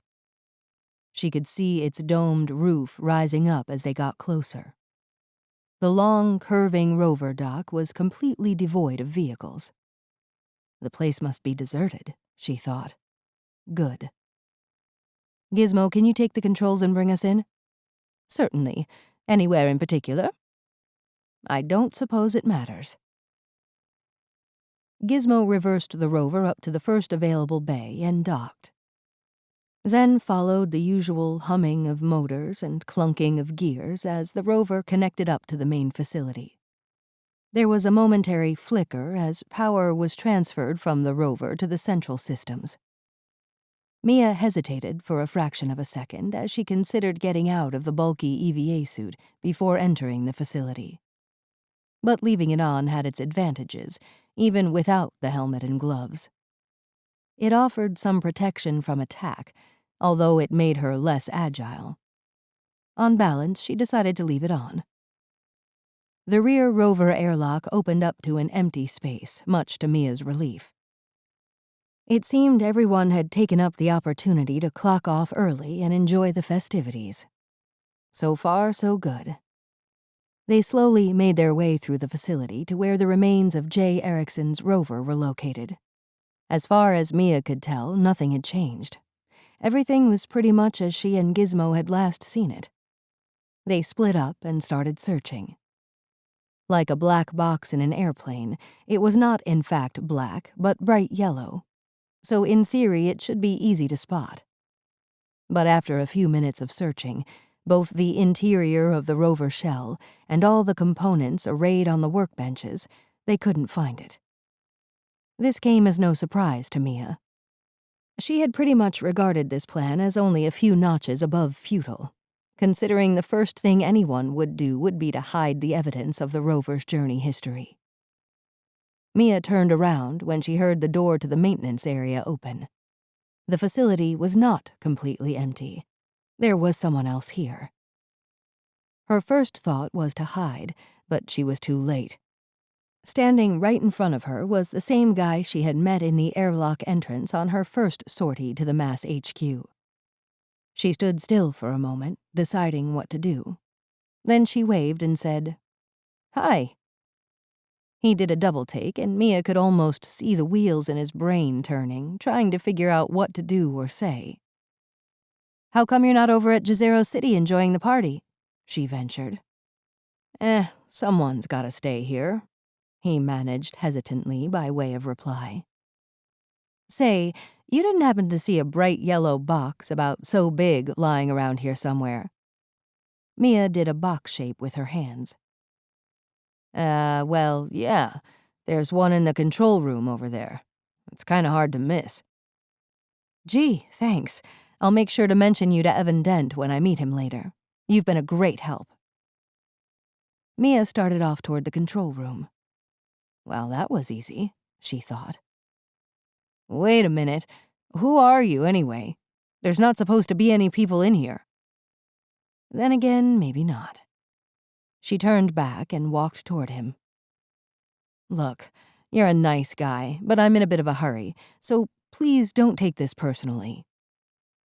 She punched him square in the face. He dropped. "Gizmo!" The little robot whizzed in beside her and scanned the prostrate form on the floor. "I see you have been busy. Find me some zip ties or something to tie this guy up with." Soon, the hapless Mass employee had been trussed up and parked against a wall. Mia and Gizmo were in the control room where the little droid was interfacing with the black box with one of the room's terminals. Mia watched on the main screen as Gizmo set to work interrogating its database. Lines of code scrolled down the monitor, interspersed with a multitude of windows opening and closing in rapid succession.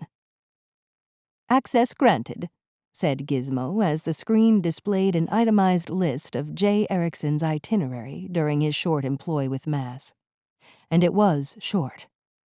Mia counted no more than 7 lines. Starting 4 sols before his fatal journey up to NIli Fossae. His first sol started from the Asterix maintenance yards, where he picked up a recently serviced rover. From there, he made his way to a Mass research station at the very edge of Jezero. Mia tapped an icon to get more information on this.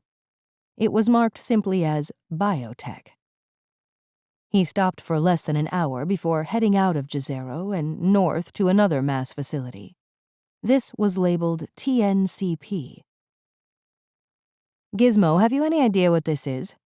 Mia pointed to the cryptic acronym. "Thermonuclear Central Processing."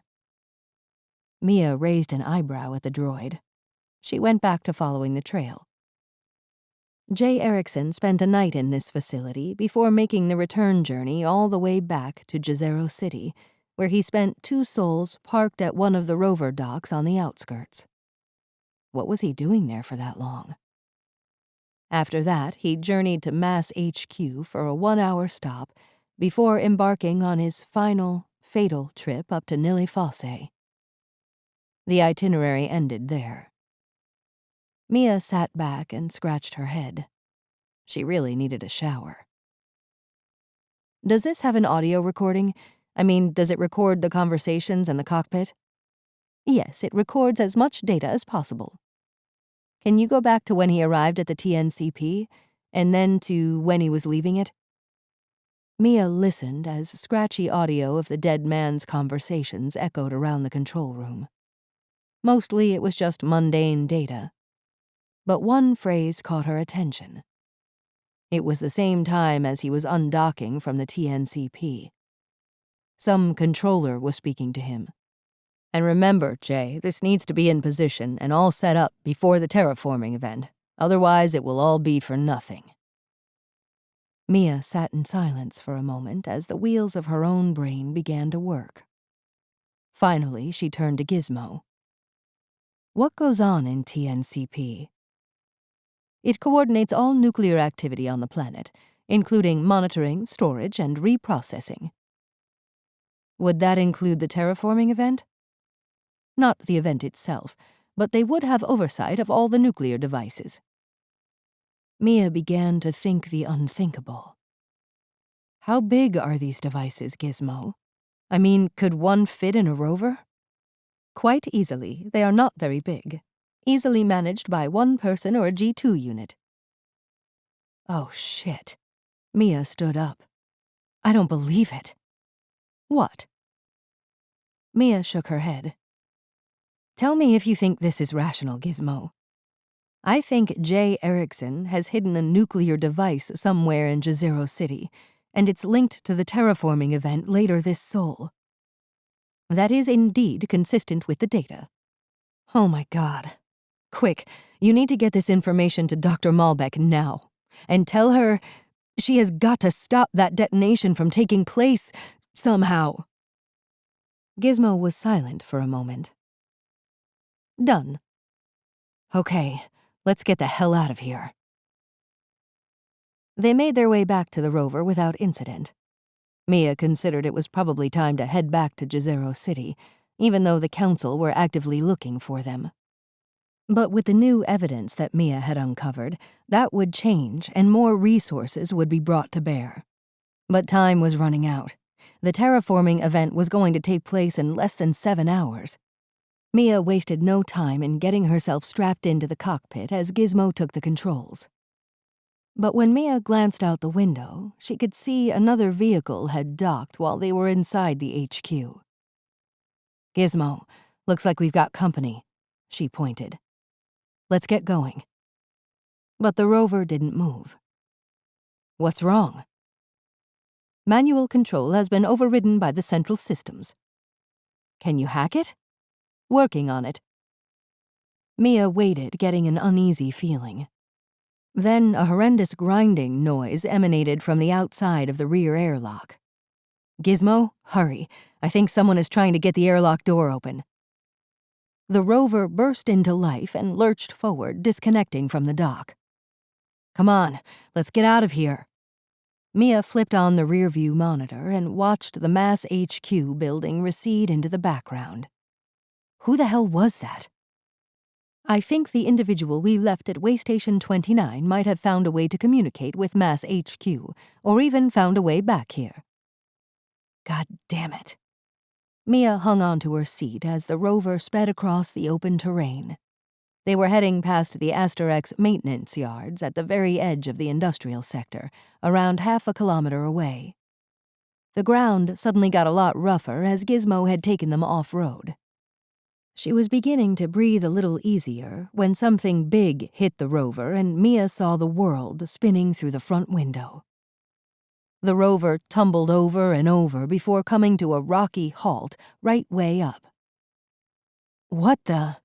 She found herself lying flat on her back in the center aisle. Alerts were flashing all across the dash. "Decompression," Gizmo blared. "Get your helmet on." She looked around. Where the hell is it? Both her helmet and gloves had been flung around the interior of the vehicle when it cartwheeled. She spotted it lying against the rear airlock and crawled back to grab it. She could feel the skin on her face stinging, and her breathing was labored. She took a deep breath and held it. Then she wondered if that was the right procedure during decompression. Would her lungs explode? Screw it. She grabbed the helmet and snapped it on, along with one glove that was still inside it. Where's the other one? Her EVA suit wouldn't boot up without it. The rover jolted forward and stopped again. Gizmo must be trying to restart it. Shit, where's that glove?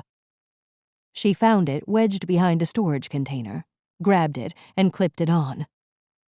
Her suit came to life and immediately registered the decompression and flipped her visor closed.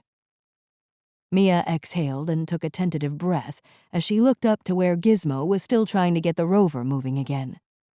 The little droid's head flipped around as the emergency hatch blew out. Mia was thrown forward as the last of the cabin's air evacuated. Through the gap, she could see a suited figure raise a handheld weapon and fire at Gizmo. The little droid was encased in a bright, flashing cage of electrical craziness. It sparked and shook as its circuits were battered by the plasma blast. "Gizmo, no!" Mia shouted inside her suit. She went back down the center of the cabin, away from the source of the blast. Going forward was not an option. Her only chance now was to get out and on open ground. She didn't want to be trapped inside. She opened the rear airlock, and Gizmo was hit by another blast from the plasma gun. A few seconds later, Mia fell out onto the dusty Martian surface and scrambled to get to her feet. On her left, she could see the rover that crashed into them. It was only a few meters away and looked to have suffered only minor damage. She made a dash for it and had just set one foot inside its airlock when she felt a thump on her left shoulder. Her suit screamed alerts and its systems went into shutdown. God damn it! She closed the outer door and hit the compression button just as her suit died. She must have taken a direct hit, but the energy from the plasma burst dissipated through the suit rather than through her. Mia charged into the cockpit and began to reverse the rover as fast as possible. She could still see the figure out on the surface running after her. He raised his weapon and fired again. A bright, flashing energy ball burst across the windshield, but it held. Mia spun the rover around and gave it maximum throttle as she sped off towards the Asterix maintenance yards. By the time Mia drove up to the main entrance doors, her left shoulder had gone numb, and all down her side she had a tingling sensation. She must have taken more damage than she realized from the plasma weapon. She was not that familiar with how they worked. All her training had been in ballistic weapons, but they were extremely dangerous in the pressurized confines of space. You were more likely to kill yourself rupturing whatever containment was keeping you alive than inflicting any damage on your target. Pulsed energy plasma, PEP, was a lot more useful. It used a high-energy blast and had the advantage of being non-lethal if necessary. Mia doubted that her assailant had set his to stun. The only reason she was still standing was because of the rugged EVA suit. Another advantage of PEP weapons was that they could fry any electronics that happened to be in the way of the blast.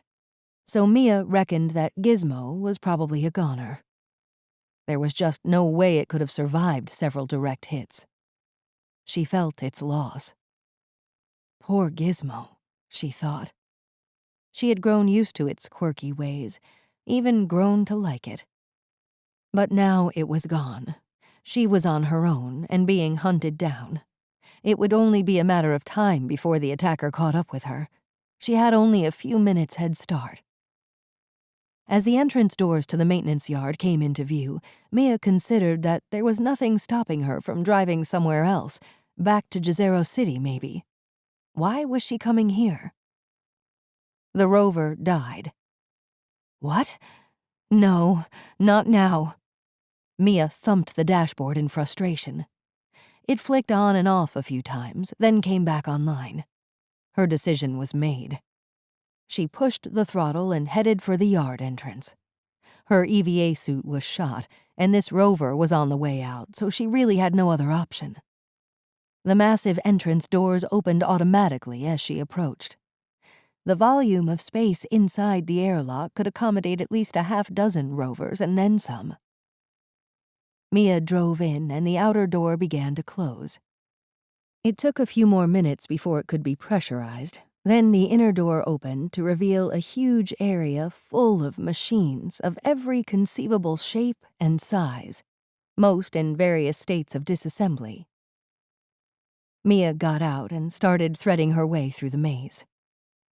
"Hello?" she shouted, her voice echoing off the high-domed ceiling. "Anyone there?" There was no answer. As she expected, all workers had decamped to Jezero City for the celebrations. Mia was on her own. She froze. She thought she had heard something. Movement, maybe. She listened intently. There it was, a hum. The sound of the airlock doors opening again. She ran. Mia was finding it hard to move fast as her left side was dull and numb, as if she had been sitting on her leg for a while and it was having trouble getting blood recirculating.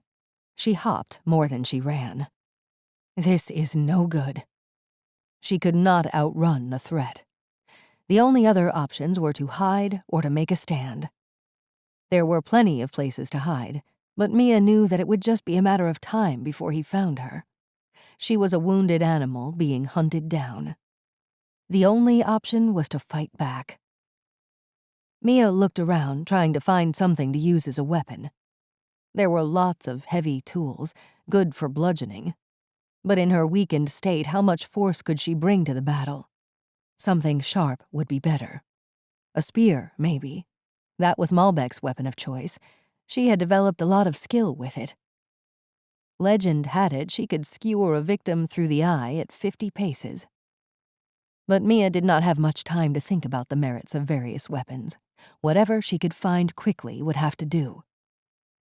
In the end, it came down to a long, thin, flat-headed screwdriver. It had a stem at least 20 centimeters long, presumably for getting to screws in very inaccessible locations. Mia was going to press it into service as a stiletto. She also grabbed a handful of bolts and shoved them into a pocket. Her next move was to find a good place to launch an attack. She was looking for height, a place where she could have the upper hand, where she could land on top of him and use her momentum to drive home her weapon. She clambered up the side of a parked rover, lay down flat on the roof, and waited. In the distance, she could hear the hum of the airlock doors operating again. Was he leaving? That didn't make any sense to her. Then she heard a shuffling sound. It was close, only a few meters away. She took some of the bolts out of her pocket and threw them on the workbench beside the rover. It had the desired effect. The shuffling stopped, and she could just make out his shadow coming closer to investigate the source of the sound. He moved with stealth, keeping his back to the rover. When Mia judged that he was directly beneath her, she leaped off the roof, aiming to plunge the screwdriver into his jugular. She missed and drove it into his shoulder instead. He yelled in pain as Mia tumbled to the floor. She was flat on her back looking up at him when he raised his weapon and fired. Mia rolled as a bright blue ball of electrical death hit the floor beside her. She avoided a direct hit, but it was enough to send a high-voltage charge rippling through her lower body. She screamed as every fiber of her being was convulsed in a raging storm of energy. The pain was excruciating, as if every muscle in her body had gone into cramp all at once. As the pain receded, Mia was left a trembling mess, totally numb from the waist down. She finally raised herself up on one elbow. Her attacker was glaring down at her while he pulled the screwdriver out of his bloodied shoulder. "You know," he said as he threw it on the ground beside her. "Up until this point, I've been enjoying our little chase around Mars. It's been a while since a target has been as sporting as you have." He raised a hand to his forehead in a mock salute. "I tip my hat to you for that." "Screw you," said Mia. "Ah, a fighter to the end. I admire that. But I'm afraid it's time to go." He raised the gun and pointed it at Mia's head. "Tell me why." He regarded her intensely, then lowered his gun. Why? He seemed to have to think about this for a second or two. Well, since you've been such good hunting, I'll tell you. It's because it's my job to kill you. Well, it's not going to make a difference. You're too late now. They already know about the plan to destroy Jezero City with a nuke. The event will be canceled, so you lose. Nukes? He threw his head back and laughed until he started to cough and clutched his chest, which was saturated with blood from the wound Mia had inflicted on him. Is that your plan? To kill me by making me laugh? He raised the gun again. You really haven't a clue, do you? It's not a nuke, it's a bioweapon. And believe me, it is far from cancelled. Now, if you don't mind, Miss Sorelli, it is time to die. Mia watched helplessly as he raised his weapon. This was it, and there was not a damn thing she could do about it. But before he could fire, another plasma ball hurtled in from nowhere and hit him smack in the side. His body shook in a violent, shimmering incandescence as every nerve of his being was ripped to shreds. He slumped to his knees, his eyes lifeless, and collapsed face down on the ground in front of Mia. As the last of the plasma charge fizzled out, a thin filament of smoke drifted slowly up from his skull. It took Mia a few seconds to drag her eyes away from the corpse to locate the source of the shot. Gizmo? The little robot stood some distance away. From its breastplate, Mia could see the muzzle of a PEP weapon. I thought you were dead. The robot whizzed over to where Mia lay on the ground. Technically, I was never alive to begin with. Mia slumped back on the floor, looking straight up at the droid. Well, I'm really happy you're still functioning. How the hell did you survive those blasts? I am hardened against such electromagnetic attacks. I did sustain some temporary trauma to my systems, but since a significant percentage of my mind resides in the Jezero City mainframe, I was able to reboot myself and am approximately 89.73% functional. Mia groaned as she tried to move. I'm all beat up, Gizmo. I don't suppose you can reboot me.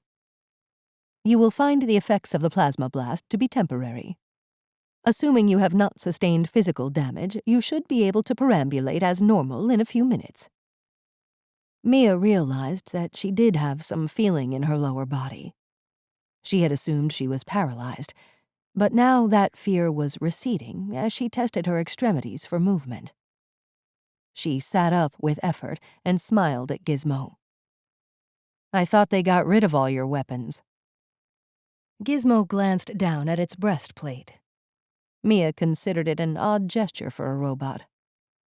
I could not bring myself to get rid of them all, so I kept this one secret. Its head moved up to focus on Mia. Was this incorrect of me? Not from where I'm sitting, Gizmo. But how come you didn't tell me about it? Well, it wouldn't be a secret then, would it? Mia laughed. No, I don't suppose it would. She could move her legs a little now and decided she might try and stand. She held her hand out to Gizmo. Help me up, will you? It took Mia a while to regain enough feeling in her battered body to walk unaided, but when she could, they made their way to a control center located at the back of the maintenance area. This was a large space filled with terminals and holotables used to manage the myriad of machines and processes that went on in the sector. It also had direct comms to Jezero City. Did you hear all that before you shot him, Gizmo? I did. It's not a nuke, it's a bioweapon. We need to alert them. They have to ensure this terraforming event is cancelled because it seems to be the trigger. I concur, Mia. This matches my own analysis of the situation.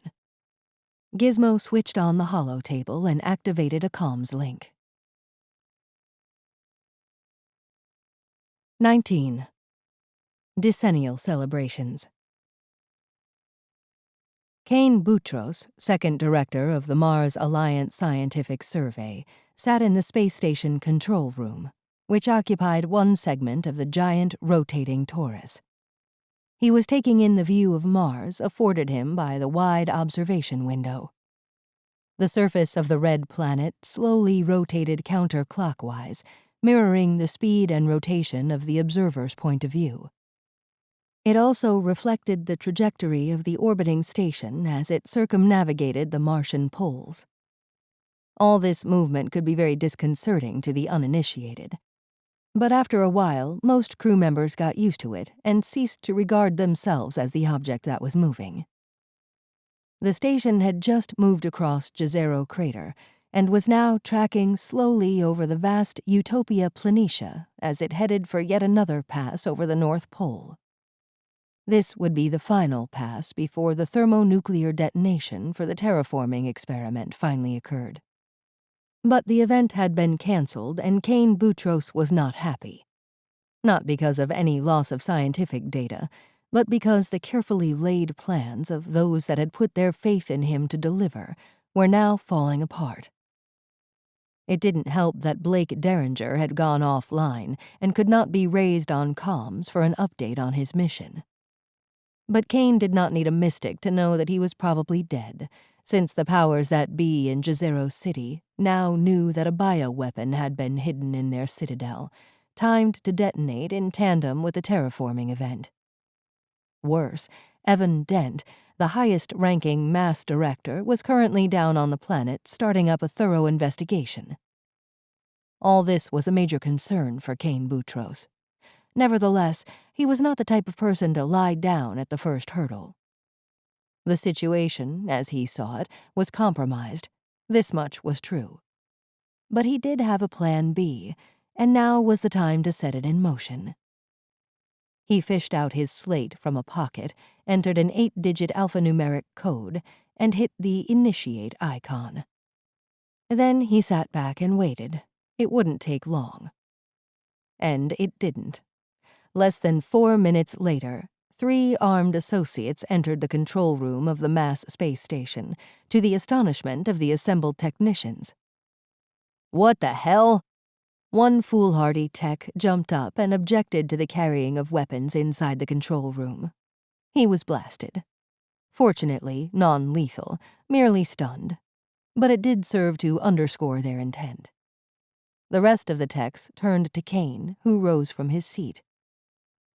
"My apologies, but we are taking over this space station. You will now be escorted to a safe place while we continue with our, operation."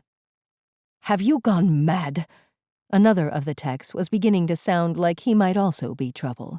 He, too, was blasted. Kane turned to his armed crew. "Try not to damage any of the control systems with those PEP weapons." A crew member nodded in reply. Several others entered and took up the positions vacated by the techs, and proceeded to reinitiate the terraforming event. After a moment or two, the countdown on the main screen reset itself. "The experiment has been reinstated, sir," a tech announced. The timer counted down. 1 hour and 46 minutes to detonation. "Excellent," replied Kane. He sat back down in the command chair and afforded himself a brief smile. It's always good to have a plan B, he thought. Dr. Jann Malbec paced up and down the operations room in Jezero City. On the main screen, a feed was being relayed from a viewpoint overlooking the avenue. The area was thronged with citizens, as well as many of the contractors working for both the colony and the asteroid mining company Aster X. "Dr. Malbec, stop worrying." Evan Dent, the mass chief operations officer, tried to soothe Jan's growing unease. "The event has been cancelled, and we will find this device, wherever they've managed to hide it. It will be found." Jann stopped pacing and looked down the avenue to the stage and the screen behind it. It displayed an orbital view of Mars, a direct feed from the mass space station. The countdown timer had been frozen. Initially, there had been a general groan of disappointment from the crowd when the news broke that the terraforming event would not take place for the grand finale due to technical difficulties. But as more of the citizens' spirits were lubricated by the enormous quantities of beer and cider being dispatched from the Red Rock, the mood had grown steadily merrier. On stage, Xenon Hybrid was recounting tales of his travels, and the rotating backdrop of the planet's surface married well with his dialogue. He had the full attention of the crowd by virtue of his oration, and because this was the first time that many of the assembled had laid eyes on their enigmatic president. But none of the throng knew the true situation, bar those with Jann in the operations room, and the crew that Nils had put together to sweep the facility to try and find the device. Evan Dent and his assistant had chosen to remain in Jezero City for the duration of the celebrations, rather than return to the space station as previously planned. But while this was a genuine gesture of solidarity, it did little to allay fears over the plot to detonate a nuclear device in the city. Jann's slate vibrated in her pocket. She fished it out. It was Mia. She tapped an icon to bring it up on the main screen so the others could see and hear. Mia looked bruised and battered. "It's not a nuke, it's a bioweapon. I don't know where, but its detonation is synchronized with the terraforming event." "We've canceled the event," Evan said, as if he was letting Mia in on a big secret.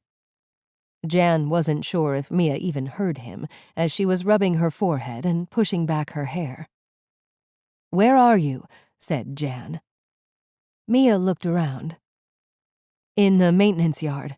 The place is deserted. No one here, just me and Gizmo. We're checking if any of the rovers here are working, and then try to make it to Jezero City." "What about that guy chasing you?" said Jann. "Dead. That's all the information I could get out of him before Gizmo barbecued him." "Okay, stay safe." Jann signed off. "That robot is a danger to the colony. I cannot believe you let it loose armed with a plasma weapon." Yuto Yamashita was beginning to really piss Jann off. "So you would prefer that Jezero City was annihilated?" Jann was pacing again. "That's not the point. The threat, if there ever was one, is now under control. But a weaponized robot is still at large. I would say that's a problem," Yuto said with outrage. "This is a totally irrelevant and pointless argument, Yuto. You're not helping. In fact, you're becoming a hindrance, so can you please either shut up or get out?" Nils snapped back. But Yuto was not backing down. He was ready to fight when Evan raised a hand to get everyone's attention. He was looking at his slate, with a very concerned look on his face. "I think you all need to see this." He tapped the slate to bring the message up on the main monitor. It was clearly a view from inside the orbiting space station. A mass crew member was taking a clandestine video from the control room. The image was blurred and shaky, but they could clearly see technicians being herded out by armed men. One was being dragged along the floor by the scruff of the neck, unconscious, maybe even dead. The camera swung around to show Kane Boutros sitting in the command chair. Then the image shook wildly and the camera went dead. Silence gripped the operations room in Jezero City for a moment, as the implications of what they had just witnessed started to sink in. But before anyone spoke, they heard a loud cheer from the crowd down along the avenue. Nobody was sure what it was for until Jann realized the countdown clock for the terraforming event had been reset and was running again. "The timer. Look," Jann pointed. "Oh, God," was the best that Evan could manage. "Could someone please tell me what the hell is going on?" Yuto was clearly slower than the rest of them to fully realize what had just happened. "Kane Boutros has taken over the station and restarted the event.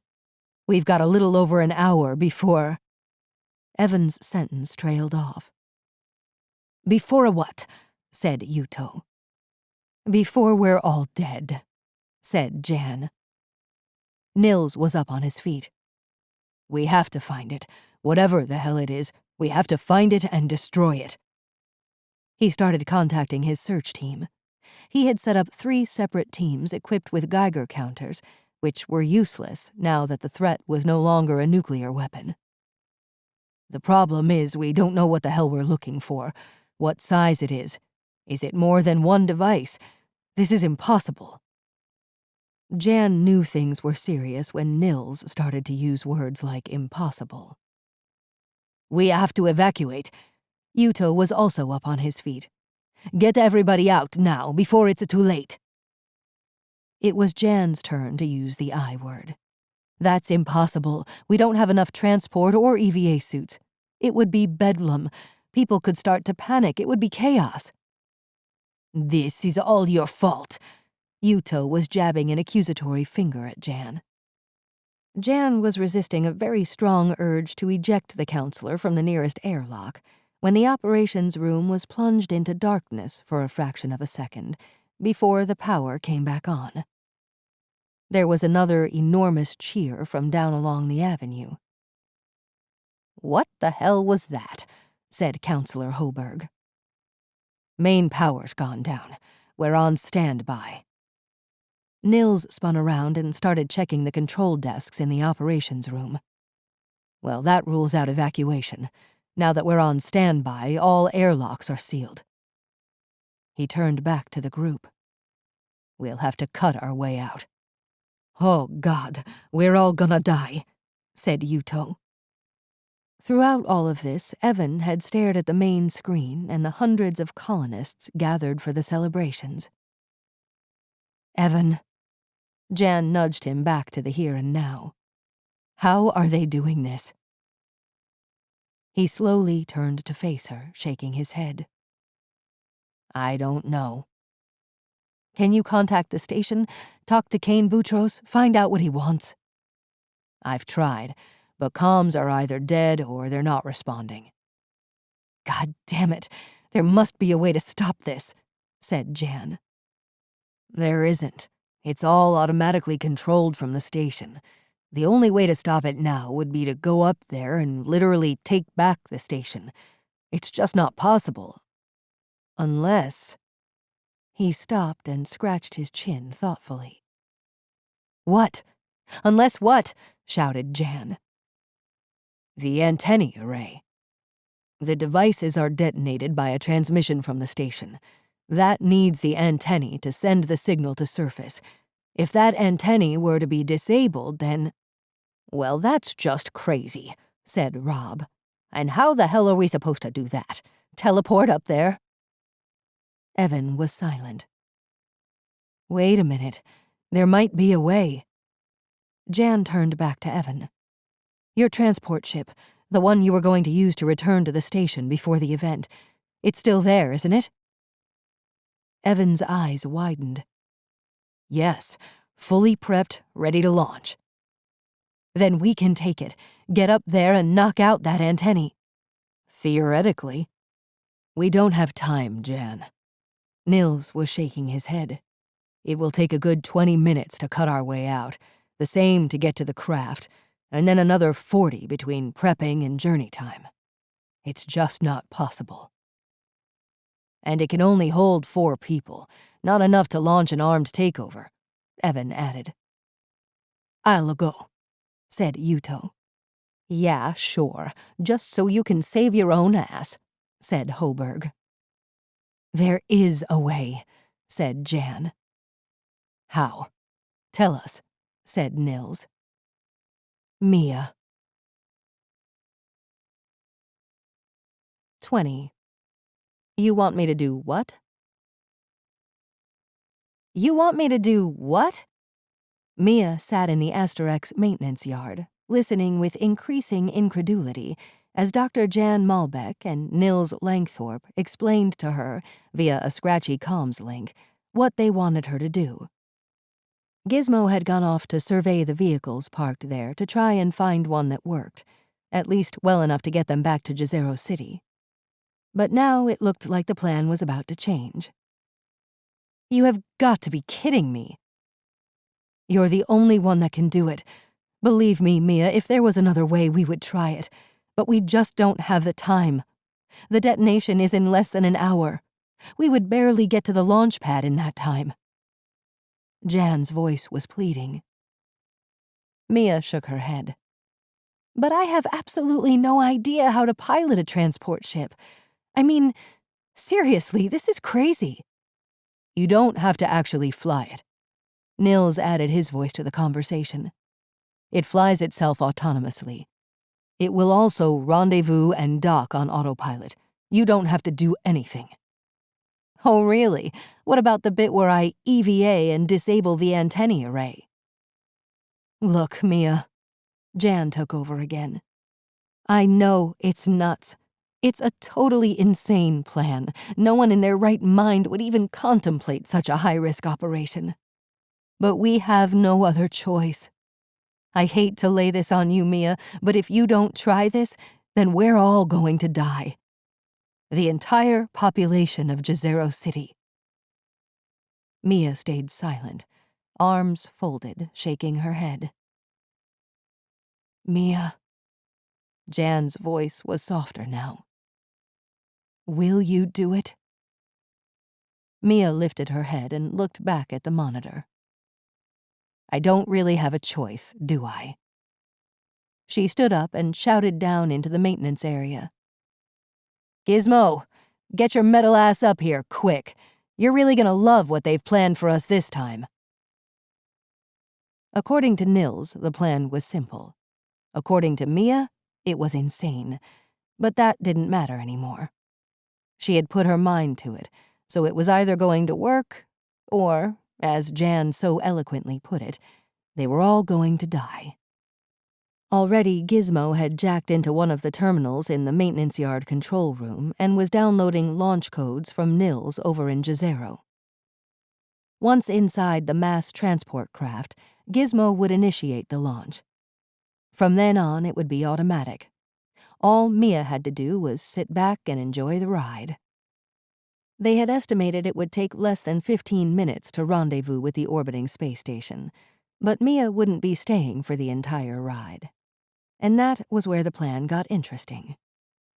She would EVA from the transport just before it docked, and with the help of a thruster jetpack, she would make her way down the central truss to the antennae array, where she would locate the main cable junction and somehow disable it. And she had to accomplish all this within the next 55 minutes. Gizmo jacked out of the terminal and spun around to Mia. Ready? As ready as I'll ever be. Come on, let's go. Fortunately, Mia's body had recovered somewhat. Gone was the numbness inflicted by the pep blast. But her ribs hurt like hell, particularly when she breathed. And since she needed to do this to stay alive, there wasn't a lot she could do about the pain other than grin and bear it. She ran past the dismantled machines to the airlock where Gizmo had located a serviceable rover. It would take them to the mass transport ship out at the spaceport, the very same place that Mia had touched down after her long trip from Earth. Only 6 months ago, she thought. Now look at me. They clambered aboard, and Gizmo wasted no time in getting it started and prepped. They had begun to move toward the airlock when Gizmo stopped. What's wrong? Comms from Jezero City, putting it on the main screen now. Nil's face materialized on the dash monitor. Are you still in the maintenance yard? Yeah, just leaving now, said Mia. Well, hold off for a moment. I have something that might be of use. There's a strong room a short distance from the entrance.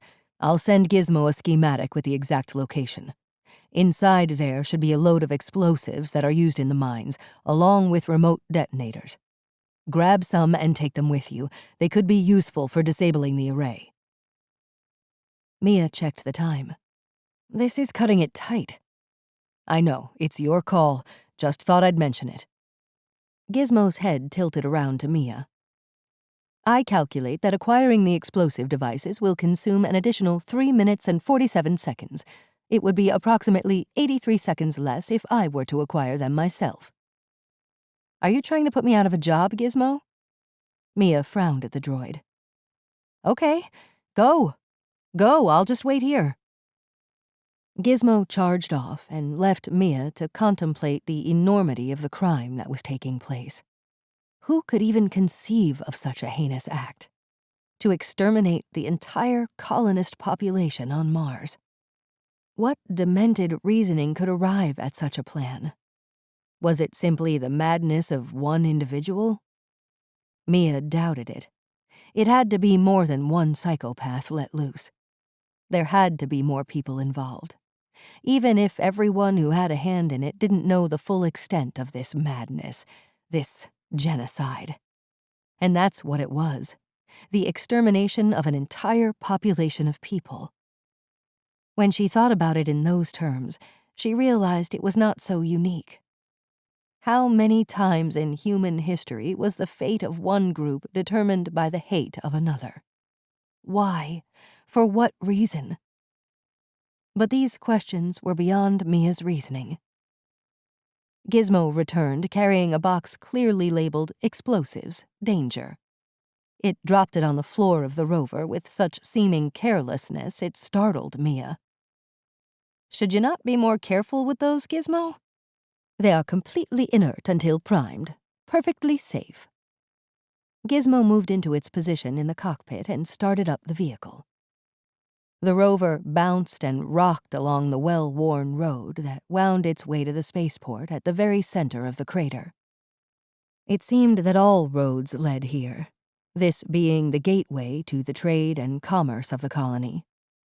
It had several landing and takeoff areas, depending on the size and type of craft.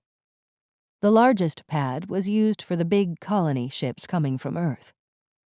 These ships could accommodate 100 people at a time. Huge, the size of a skyscraper, one of them was dominating the skyline as Mia and Gizmo made their approach. It had landed less than a week ago, carrying mainly tourists and officials that had arrived to partake in the Decennial celebrations.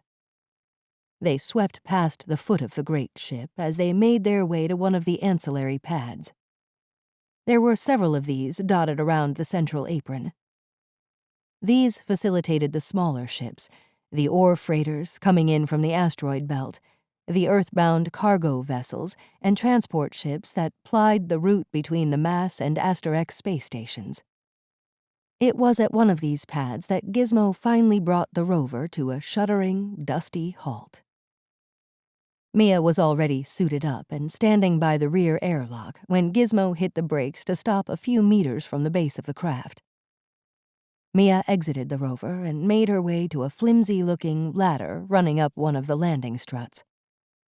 From a distance, the craft had looked small and fragile, particularly since she was comparing it to the behemoth that transported colonists from Earth. But now that she was up close and personal, it was considerably bigger than she had imagined. This gave her a little bit more confidence in the craft's ability to actually do the job of getting them to the space station. She started climbing. The cockpit was not designed to accommodate a G2 unit, so Gizmo wedged itself in awkwardly between two seats, just behind Mia, who was strapping herself down. Gizmo started talking her through the ignition sequence, which mostly involved bypassing all pre-launch safety checks. Flight controls were mercifully simple, consisting of one large main screen and a small tablet-type pad on the armrest of each of the pilot seats. Mia punched in the codes Gizmo gave her and was furiously bypassing and muting all the alerts. Then there was a pause as the craft made contact with systems control on the space station orbiting above. The two systems would communicate autonomously, bypassing any requirement for human intervention. Delta V would be calculated along with a myriad of vectors to establish the correct launch trajectory for intercept with the space station and dock. But even though this was theoretically a computer-to-computer communication, its initiation would flash up on some technician's monitor on board the space station. How would they react? Would it be allowed to lift off? And if so, would they be allowed to dock? Nils, who seemed to know the most about these things, assured her that this interaction would happen so fast that there would be no time for the techs on the station to stop the launch. He neglected to mention what would happen in the intervening 12 minutes it took the craft to reach it. By then, they might have guessed something was up and simply allow the craft to sail by, out into deep space. If that was the case, then Mia could be embarking on a very long journey indeed. That is, until her oxygen ran out.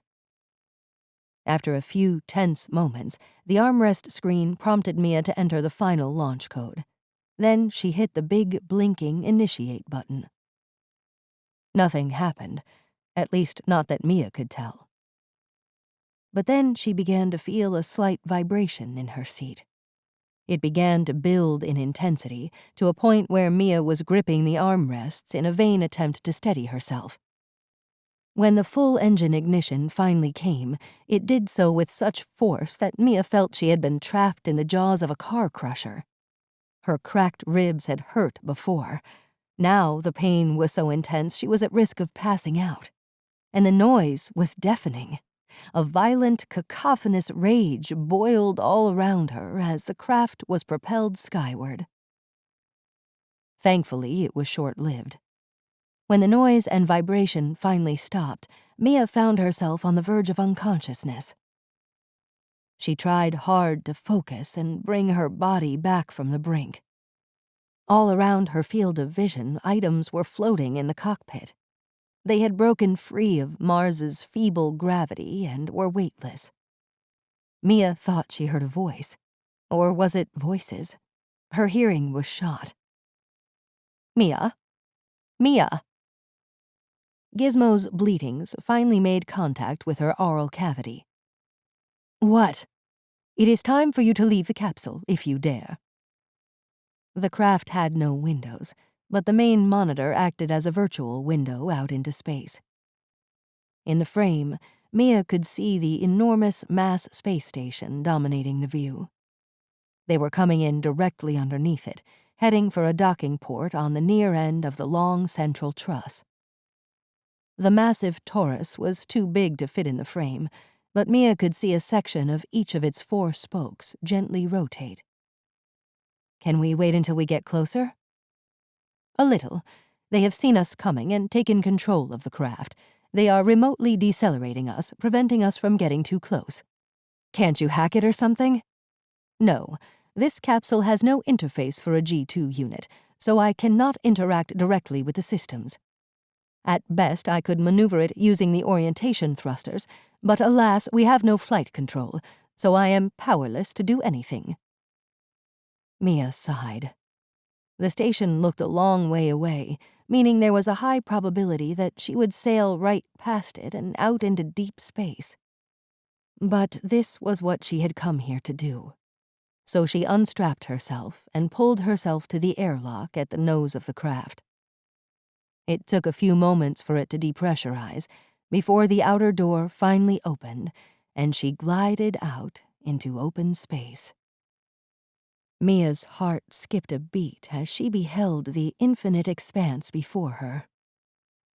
Nothing she had ever seen or done at any time in her life had prepared her for the sheer exhilaration she experienced at that moment. It was like being born again, pushed out from the limitations and confines of the physical world and into the awe-inspiring vastness of the heavens. "Mia, get ready." Gizmo's voice crackled in her headset and snapped her back to the reality of the situation. The plan was for her to take up a position on the outer shell of the craft as it slowed. Gizmo would signal her when to use her EVA suit thrusters to separate herself from the craft. She had absolutely no training in this other than a quick explanation from Gizmo on the short journey here. It was all theory, and the only thing she really picked up was that it was incredibly difficult to judge, as every action would propel her in the opposite direction. Forever, until she compensated with an opposite action. So from where she was standing right now, she was going to be learning on the job. The space station was getting a little closer. It must be nearly time. she thought. "Now," Gizmo signaled. Mia touched the controls and found herself moving away from the transport craft. She resisted the temptation to fire her thrusters again. A little went a long way out here. For a while, both Mia and the transport craft seemed to move in tandem. But as its momentum began to slow, Mia found herself inching ahead. Her initial fear of missing the station completely began to abate as she could see that she was on a good trajectory. She breathed a sigh of relief when she sailed over the docking dome in the nose of the station. So far, so good. Then she realized she was also moving upward relative to the station, away from the central truss. That was okay for the moment, as she needed to get past the slowly rotating spokes of the giant torus. If one of those were to hit her on the way through, she would be knocked off course, out into deep space. Her thruster pack did not have the power to compensate for the additional momentum. But the higher she got, the more of a gap there would be, so she maintained her focus. Beyond the spokes, the long central truss thrust out into the distance. She could see the antennae array now, its large dish pointing straight at her and down towards the planet's surface.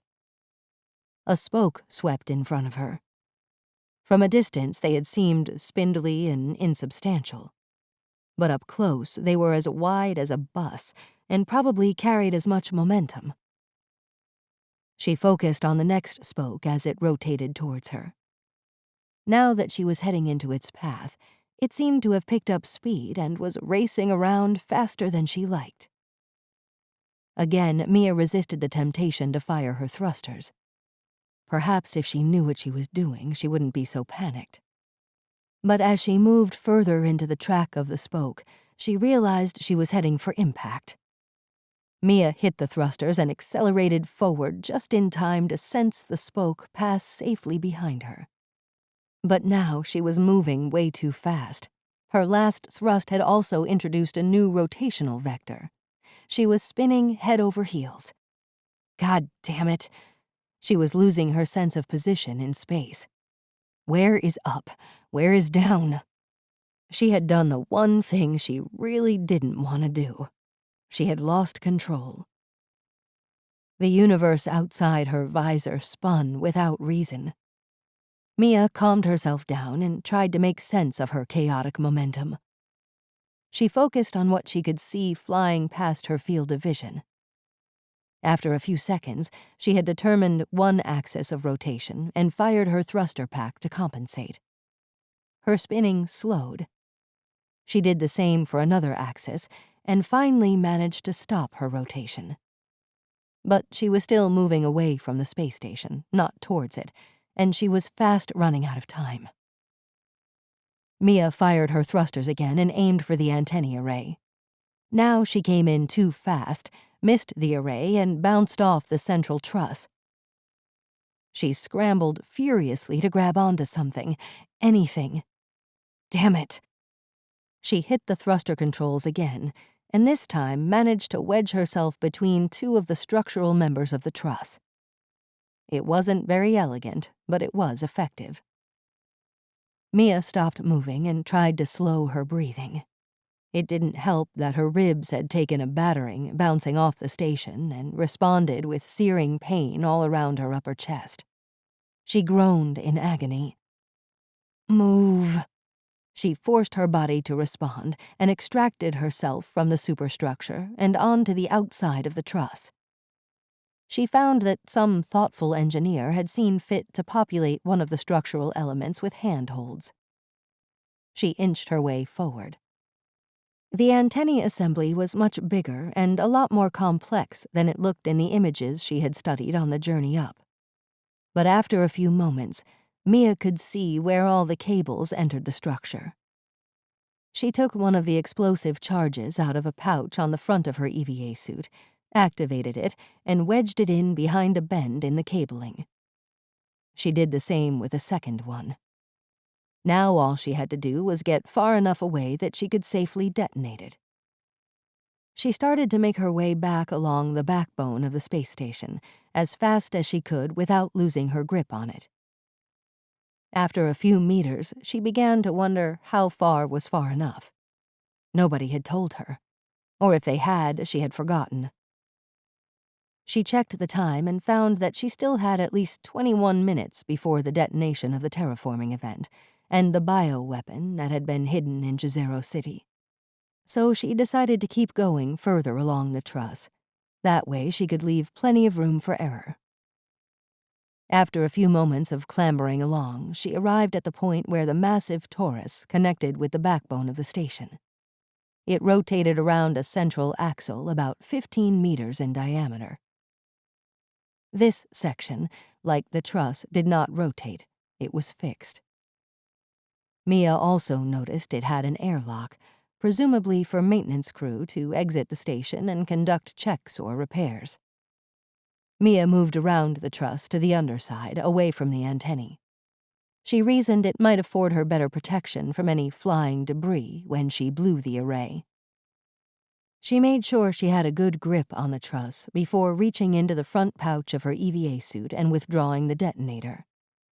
This was a small black box with a short whip antennae. She opened the red cover and flicked the switch to charge the unit. A few tense seconds passed before a red LED lit up, indicating it was ready. "Okay," she said to herself. "This is it." She turned the device over, slid open the cover on the detonate button, and realized to her horror that her gloved finger would not fit into the opening. "I don't believe it," she said out loud. "What?" came a reply in her headset. It was Gizmo on comm. "Gizmo, it is I. I can't activate the charges. My goddamn glove won't fit through the hole in the detonator. Oh dear, this is a problem we had not foreseen. Standard EVA suits used on the surface have much smaller gloves than these bulky spacesuits." "You don't say," said Mia as she pressed harder, with no luck. Then she looked around on her EVA suit for some suitably sized prong that she could use instead. There was nothing. Presumably, the designers had rightly figured that having things that stick out on an EVA suit could only get its occupant into trouble. Shit, I don't bloody believe this. "Perhaps you could try and locate some suitable protuberance on the structure itself," offered Gizmo. Mia was just about to do this when she noticed a light emanating from the other side of the structure. She pulled herself around to investigate. It was the airlock. The outer door was open and a figure floated out. It was checking, looking around. Mia ducked back down. It moved off down along the central truss. "Gizmo," she whispered, not that she really needed to, as there was no way she could have heard in the vacuum of space, even if she screamed her head off. "Yes?" "The airlock just opened. I'm going inside." With that, she cautiously moved out from her concealed position. The suited figure was further down the central truss, so Mia clambered into the airlock and hit the close button. The figure had noticed the movement and was zooming back down to try and get to her before the door closed. Too late. The door shut and the airlock began to pressurize. Mia waited until the green alert flashed, then she flipped open her visor, powered down her suit, and unclipped the glove from her right hand. She removed the detonator from the pouch again and was about to hit the button when the inner door of the airlock slid open with a sudden swoosh. Mia looked up in shock as she recognized the person floating there, aiming a PEP weapon directly at her. "Christian?" "Mia?" He fired. Brilliant blue light burned into her retinas like a swarm of stinging insects. Her entire body was racked with pain as every muscle spasmed uncontrollably. Mia endured it for a few seconds before passing out. 21. Space Station. Mia awoke from a slap across her face. She groaned, shook her head, and blinked her eyes open.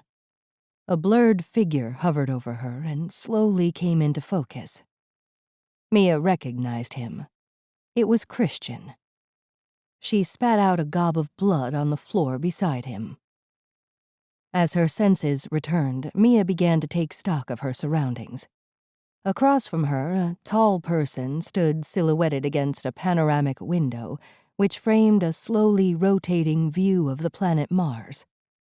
His hands were clasped behind his back as he gazed out at the splendor of the vista. He turned around. "Ah, Miss Sorelli, you are awake, I see. I am Cain Boutros." He paused to gesture at Christian. "And I believe you two have met before. You must have made quite an impression, as your ex-boyfriend wanted to shove you out the nearest airlock until I intervened." Mia didn't answer. Instead, she leaned over and spat another gob of blood on the floor. "Charming," came the reply as Cain approached her. She realized then that she must be somewhere along the outer rim of the rotating torus, and the reason she found it difficult to move was because she was experiencing an extremely debilitating 1 gravity. Her body had gotten used to the 1/3 gravity on Mars, and now struggled to deal with 3 times that. What made matters worse was that she was still encased in a very heavy EVA suit. Mia tried to move again, but the best she could manage was a very inelegant rocking from side to side. Cain came closer, pushing Christian aside, and held up the detonator that Mia had so desperately tried to activate in front of her face. "We can do this the easy way or the hard way. Where is it?" Mia wasn't sure what the hell he was talking about, but then realized that they had not found the explosives she had planted. That surprised her, as she really didn't try to hide them in any way.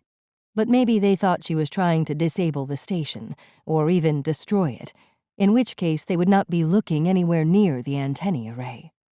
Perhaps they were searching the nuclear reactor or the main fuel tanks. "I'll tell you what, I'll do a deal with you. You tell me where the bioweapon is hidden first." Cain sighed. "Perhaps Christian is right. We should just shove you out an airlock without that suit and be done with you.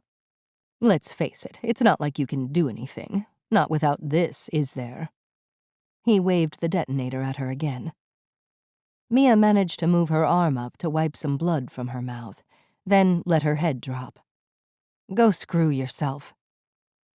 Cain stepped back and looked down at her for a moment before redirecting his gaze to the surface of Mars. He gestured at the panorama. "Soon all of this will end, and the debt will be paid." Mia had no idea what the hell he was rambling on about, but she did realize that the terraforming event had not yet happened, so she still had time. At least, theoretically. But how much, she didn't know. As her mind began to focus, she could see a small group gathered around a hollow table, projecting a large 3D rendering of the planet. As it rotated, a myriad of data was displayed alongside, the most prominent of which was a countdown timer. It read 4 minutes and 53 seconds. "Why?" Mia raised her voice as best she could to get Cain's attention. He turned around and studied her. "Why kill all those people? What do you hope to gain from this genocide?" she continued. "It seems you know very little of the history of this planet, Miss Sorelli." He paused for a moment before continuing. "What you probably do know is a decade ago, a highly virulent and destructive genetically engineered bacteria made its way back to Earth from Mars. It caused the deaths of millions and spread panic around the world. This is common knowledge, but what most people don't realize is that the only person who knew how to kill it was your friend, Dr. Jann Malbec. However, she refused to reveal this knowledge to Earth unless Mars was granted independence. In doing so, she caused more unnecessary deaths and suffering for a great many people. So you see, Miss Sorelli, Your sponsor has much blood on her hands." "So that's it? That's what all this is about?" Mia waved a heavy arm around the control room. "An eye for an eye?" "That and the return of control of Mars to Earth." "Ah, so there it is. Power and control, the favorite pastimes of the despot. Kane spun around. There are a great many on Earth who see things differently. Mars was stolen from us by Malbec and her cohort of clones. A great prize lost, the gateway to the riches of the asteroid belt. How much of human history is peppered with the rise and fall of the great city-states, those whose power and wealth was gained by virtue of their geographical position on some lucrative trading route. Mars is no different, and Earth will soon regain control. When the terraforming event is triggered in a few minutes' time, a deadly biotoxin will be released into the environment of Jezero City, and everyone there will die. No more citizens. And with no citizens, there can be no state, so control returns to the UN. Mia remained silent as she frantically tried to think of something she could do to avert this catastrophe. Kane had returned his gaze to the window and the surface of Mars. "This has been a long time in the planning. For years we sought to infiltrate and influence both the Council on Mars and the Board of Mass. All that work and effort now comes to fruition." He turned back to Mia. "Not even your pathetic attempts or that witch Malbec can stop it now." "What about the courier, the clone that died when his rover blew up?" An idea was forming in Mia's mind. It was probably futile, but she had to try something, so she kept him talking. "What? Oh, him. Well, we needed someone with intimate knowledge of Jezero City to transport and hide the bioweapon. Who better than a clone? You know they will do anything for the promise of a ticket back to Earth." "He was never going back, was he? So you got rid of him?" "There's no way we could have him go back to Earth, so yes, Blake Derringer did a nice job on that rover. Nobody would have found out, and I would not have had to reveal myself this early on, if it wasn't for your meddling." While Kane Boutros had been rambling on, Mia had booted up her suit. Not that she was planning to EVA, but she wanted the thruster pack activated. It was a desperate idea, because even though a little thrust went a long way in the weightlessness of space, how much she could move in one gravity was questionable. Nonetheless, Mia cranked the power up to max, aimed herself at Kane, and hit the button. The initial burst lifted her to a standing position, but from then on she lost control and tumbled her way across the room, cartwheeling as she went. She whacked into Kane, sending him flying over the hollow table. The detonator fell out of his hand and rolled along the floor. Mia cut the power to her suit thruster and flopped face down on the floor. Almost immediately, she felt a heavy kick to her side, but the suit took most of the sting out of it. She rolled onto her back to see Christian. He had a pep in his hand, ready to fire. "I should have thrown you out the airlock the first time." Mia glared at him. "Go screw yourself." Only then did he realize she was holding the detonator. She hit the button. She felt a slight tremor ripple through the station. The others in the room felt it too, and they all turned to look out the window on the opposite side from the Martian vista. This looked out at the central truss. Mia sat up to get a better view. She could see the antennae array was completely destroyed. Debris was flying in 100 different directions. The large dish had detached and was tumbling through space, straight at them. There was a brief moment of complete stillness in the control room, while its occupants watched in horror as the speeding dish slammed into the window. The station rocked with the force of the impact. Everyone stood stock still, all eyes on the window, all waiting to see if it survived the collision. It didn't. A crack appeared, and everybody looked around frantically for the exits. Mia looked around for her helmet. It was over where she had first woken up. With everybody distracted by the potential loss of station integrity, she scrambled her way back to it. Her glove was still attached by its umbilical, so she clipped it on. But as she was about to grab the helmet, a boot came down hard on her arm. "Where the hell do you think you're going?" It was Christian. He brought the muzzle of the pep weapon right up to her face. "Time to die." The window shattered. The entire contents of the control room started being sucked out into the vacuum of space, including Christian. He fired the pep weapon as he tumbled backward toward the gaping hole in the window. But his aim was random, the plasma blast crackling across the ceiling. Mia could feel herself being pulled along. She still had the helmet, but she struggled to attach it as she bounced and banged her way across the floor. Already she could hear the screams of technicians being sucked outside. She finally clipped the helmet on as the window gave way completely, and she, along with everyone else that was in the control room, were vented out into space. Through her helmet visor, she could see the body of Kane float past. Mia tried to shift her position to look for Christian, but she had no controls.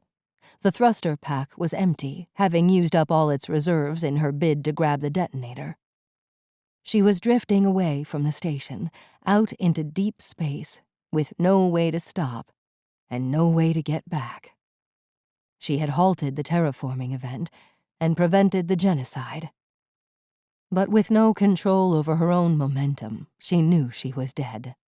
It was simply a matter of time. Mia lost all sense of motion and felt instead a strange sense of calm. The vast panoply of stars enveloped her, and she began to experience a deep existential epiphany. She felt at one with the universe, compiled from the very atoms that had been forged in the celestial cauldron that expanded out all around her into infinity. At that moment, Mia felt an inner peace so profound that she was content to die now, in this place, surrounded by the heavens. She woke some time later to a staccato burst of static emanating from her helmet comms. She had been hearing it for quite some time, but it had failed to penetrate her semi-unconscious state. Now, though, she thought she heard voices somewhere in the depths of the white noise. She had been floating out into deep space for quite a while. How long, she wasn't sure. It was hard to gauge, as she seemed to be drifting in and out of consciousness. Or maybe that was an illusion. Her head was fuzzy, and she had difficulty in making sense of her surroundings. More static burst out from her comms. "Hello?" she ventured. Her voice was shallow, as if she had forgotten how to speak. She tried again. "Hello? Anyone hear me?" Silence, then another quick burst of white noise. This time, Mia sensed it was trying to communicate with her. "Hello? I'm still alive, I think." She waited for a reply, but as the moments passed and no more static emanated from her comms, she decided she had just been hallucinating. Time passed, and again she lost track of how much. There had been no more comms activity, and she had resumed her resigned frame of mind. But something was changing. It was getting darker. How is that possible? Am I dreaming? No. She could see the stars in her peripheral vision being blocked out one by one. She sensed something ominous sneaking up behind her. She shifted her head in her helmet to try to get a better view, but it was pointless. Nonetheless, there was no mistaking it. She was being slowly enveloped in a cone of darkness. It surrounded her, leaving only a small patch of stars ahead of her. And that, too, was growing smaller and smaller with each passing second. Mia felt as if she was being swallowed by some great spacefaring whale. As the darkness finally engulfed her, she was bumped by something behind her, pushing her forward until she banged off something hard. She reached out to touch it, and in the illumination reflected from her helmet, she could see it was metal. What is this? But before Mia could answer her own question, the lights came on and she realized she was in the airlock of the mass transport craft that she and Gizmo used to take off from Mars. She felt it pressurize and saw the green light illuminate. It was with a deep sense of trepidation that she reached up to remove her helmet. Mia wasn't sure if this was really happening or if it was just an elaborate hallucination. She heard a slight hiss as she unfastened it, and then removed it completely and took a tentative breath. The inner door opened and Mia twisted her body around, pushing herself into the capsule cockpit.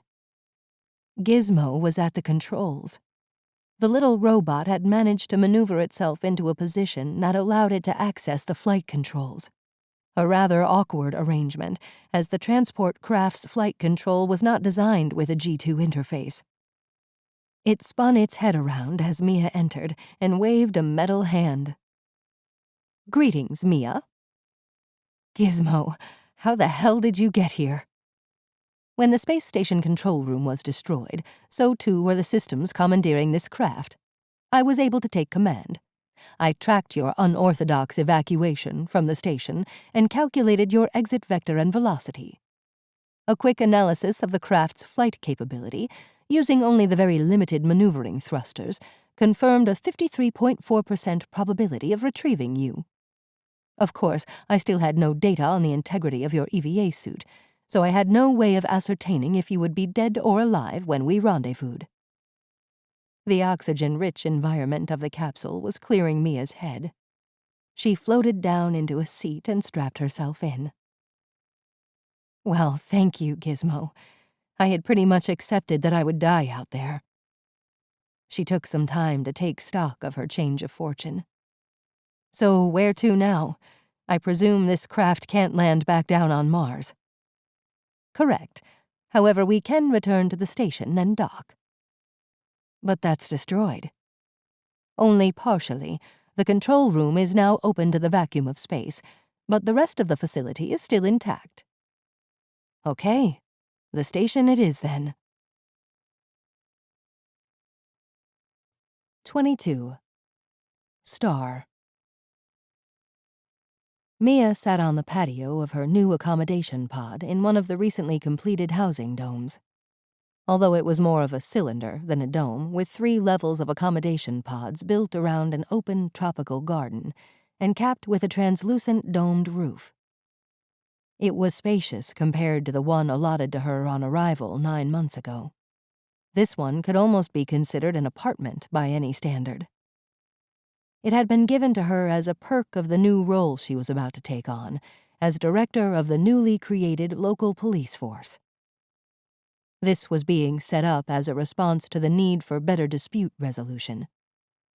It would also be an official point of contact for colonists who had been subjected to the normal run-of-the-mill crap that most communities have to deal with when they get bigger.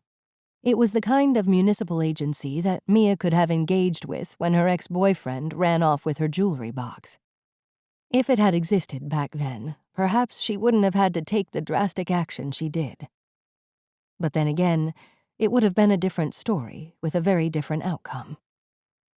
In many respects, Mia had failed in her primary mission. Sure, she saved the citizens of Mars from extermination, but she still had not retrieved her jewelry box. So the case was still open, and as such it would be number 1 on her list when she took up her new role. She sipped her tea as she sat and watched 2 small birds drink from the fountain in the center of the garden. Mia marveled at how they had adapted to flight in 1/3 gravity. With just a few flaps of their wings, they could fly high into the dome superstructure, where they kept their nests. To descend from these heights, they seemed to just glide down on outstretched wings, like cormorants riding the thermals along cliff walls. She still had some time to kill before the ceremony. They would be presenting her with an honor, recognition for her heroism in saving all their asses. Mia was not looking forward to it. In fact, she was dreading it. It reminded her too much of times past, attending similar ceremonies back on Earth, where medals were pinned on the heroes or solemn words said for the fallen. But there was no denying she had earned her place among the pantheon of figures that had forged the colony into what it was today. Those who had protected it from both the inhospitable environment and the inhumanity of their fellow species. There was even talk of a statue in her likeness being erected alongside the titans of Martian history, Malbec, Zenon, and the others. But even though Mia was glad to have come through the ordeal with her life intact, deep down she felt as if she had not got full closure. There was a gap there. The mission was still not complete.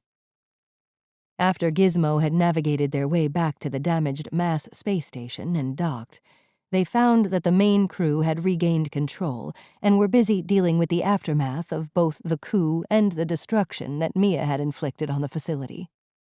Nonetheless, their craft was quickly refueled, and Mia decided it would be best to hightail it out of there and back to Mars ASAP.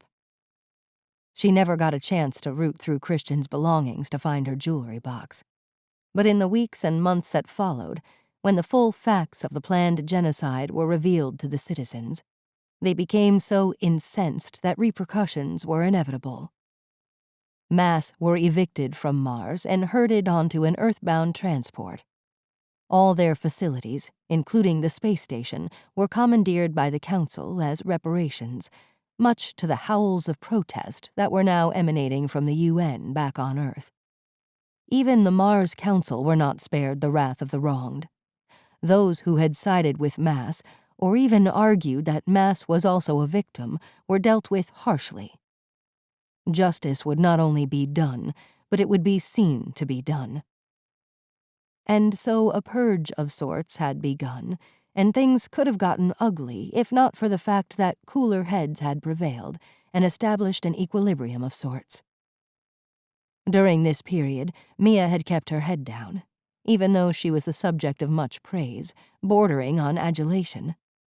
She smiled and nodded and kept her mouth shut. She was acutely aware of what it was like to be on the other side of the coin, when the world had turned against you.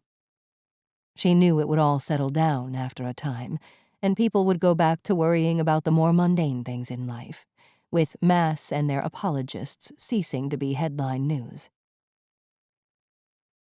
Something must have startled the two birds at the fountain as they flew off in unison, up to the safety of the superstructure.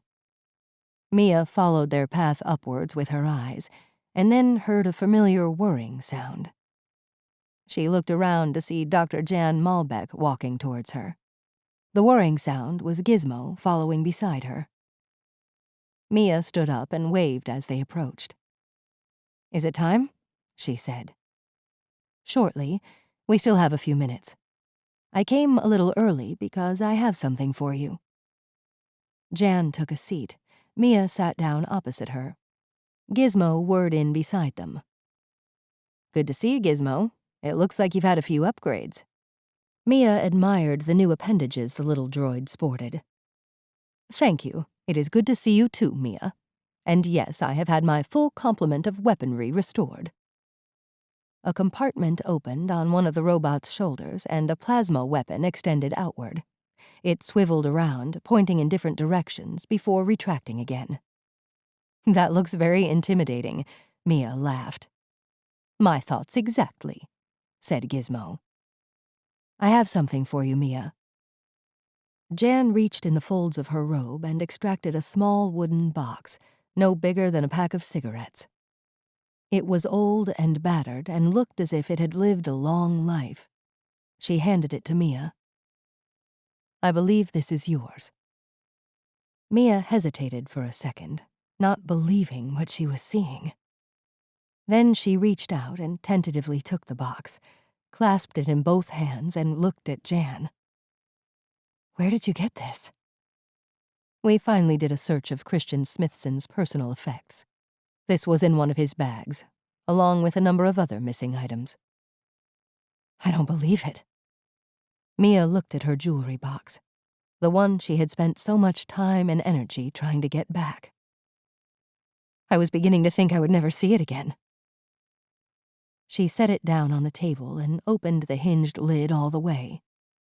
Inside were some small items, earrings, a few bracelets, rings.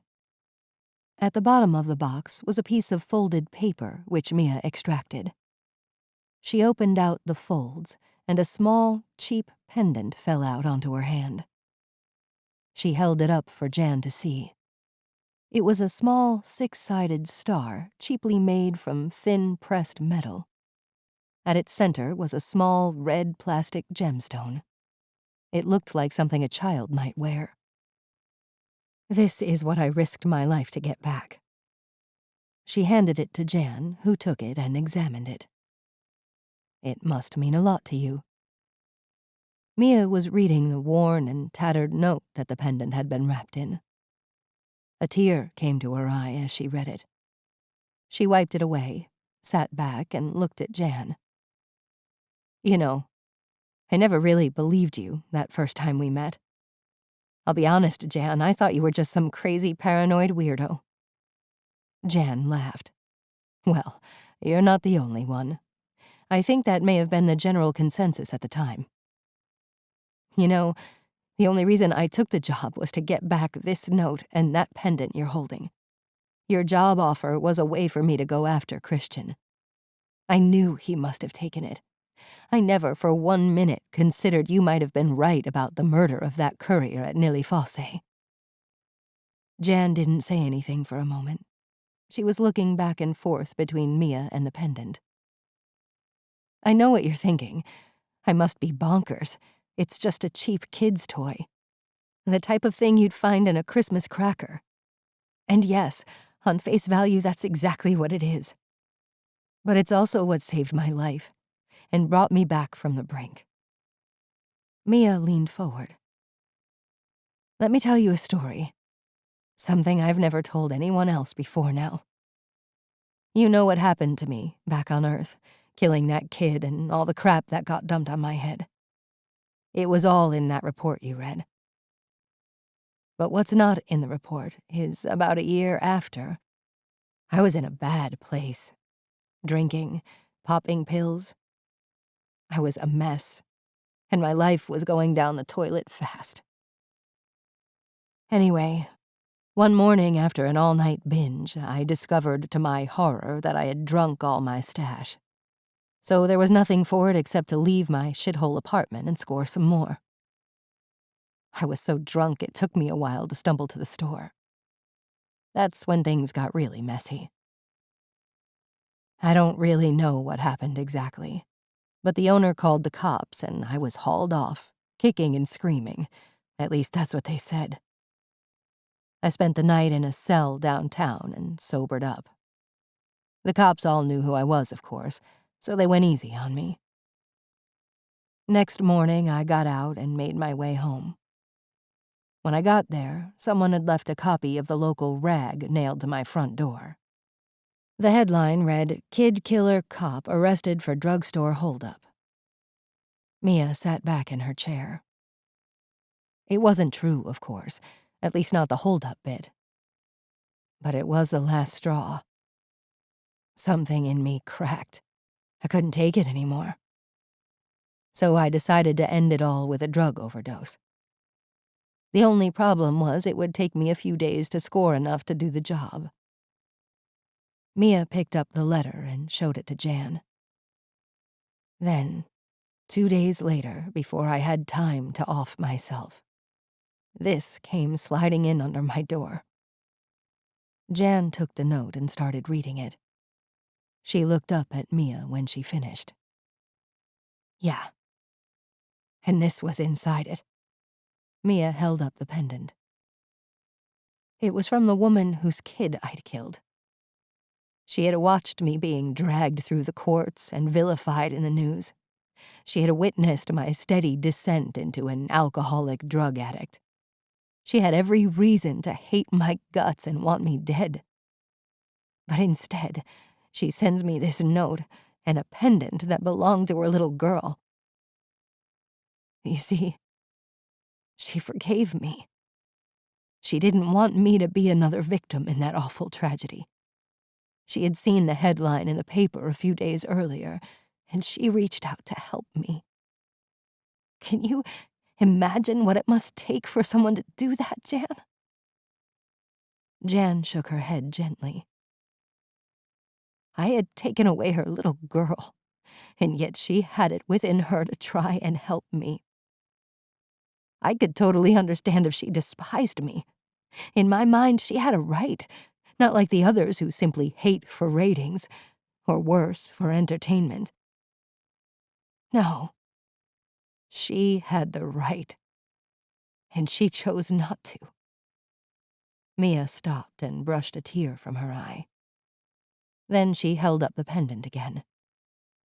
She sent me this as a gesture, something to remind me of her girl, a token to let me know that she held no malice for me.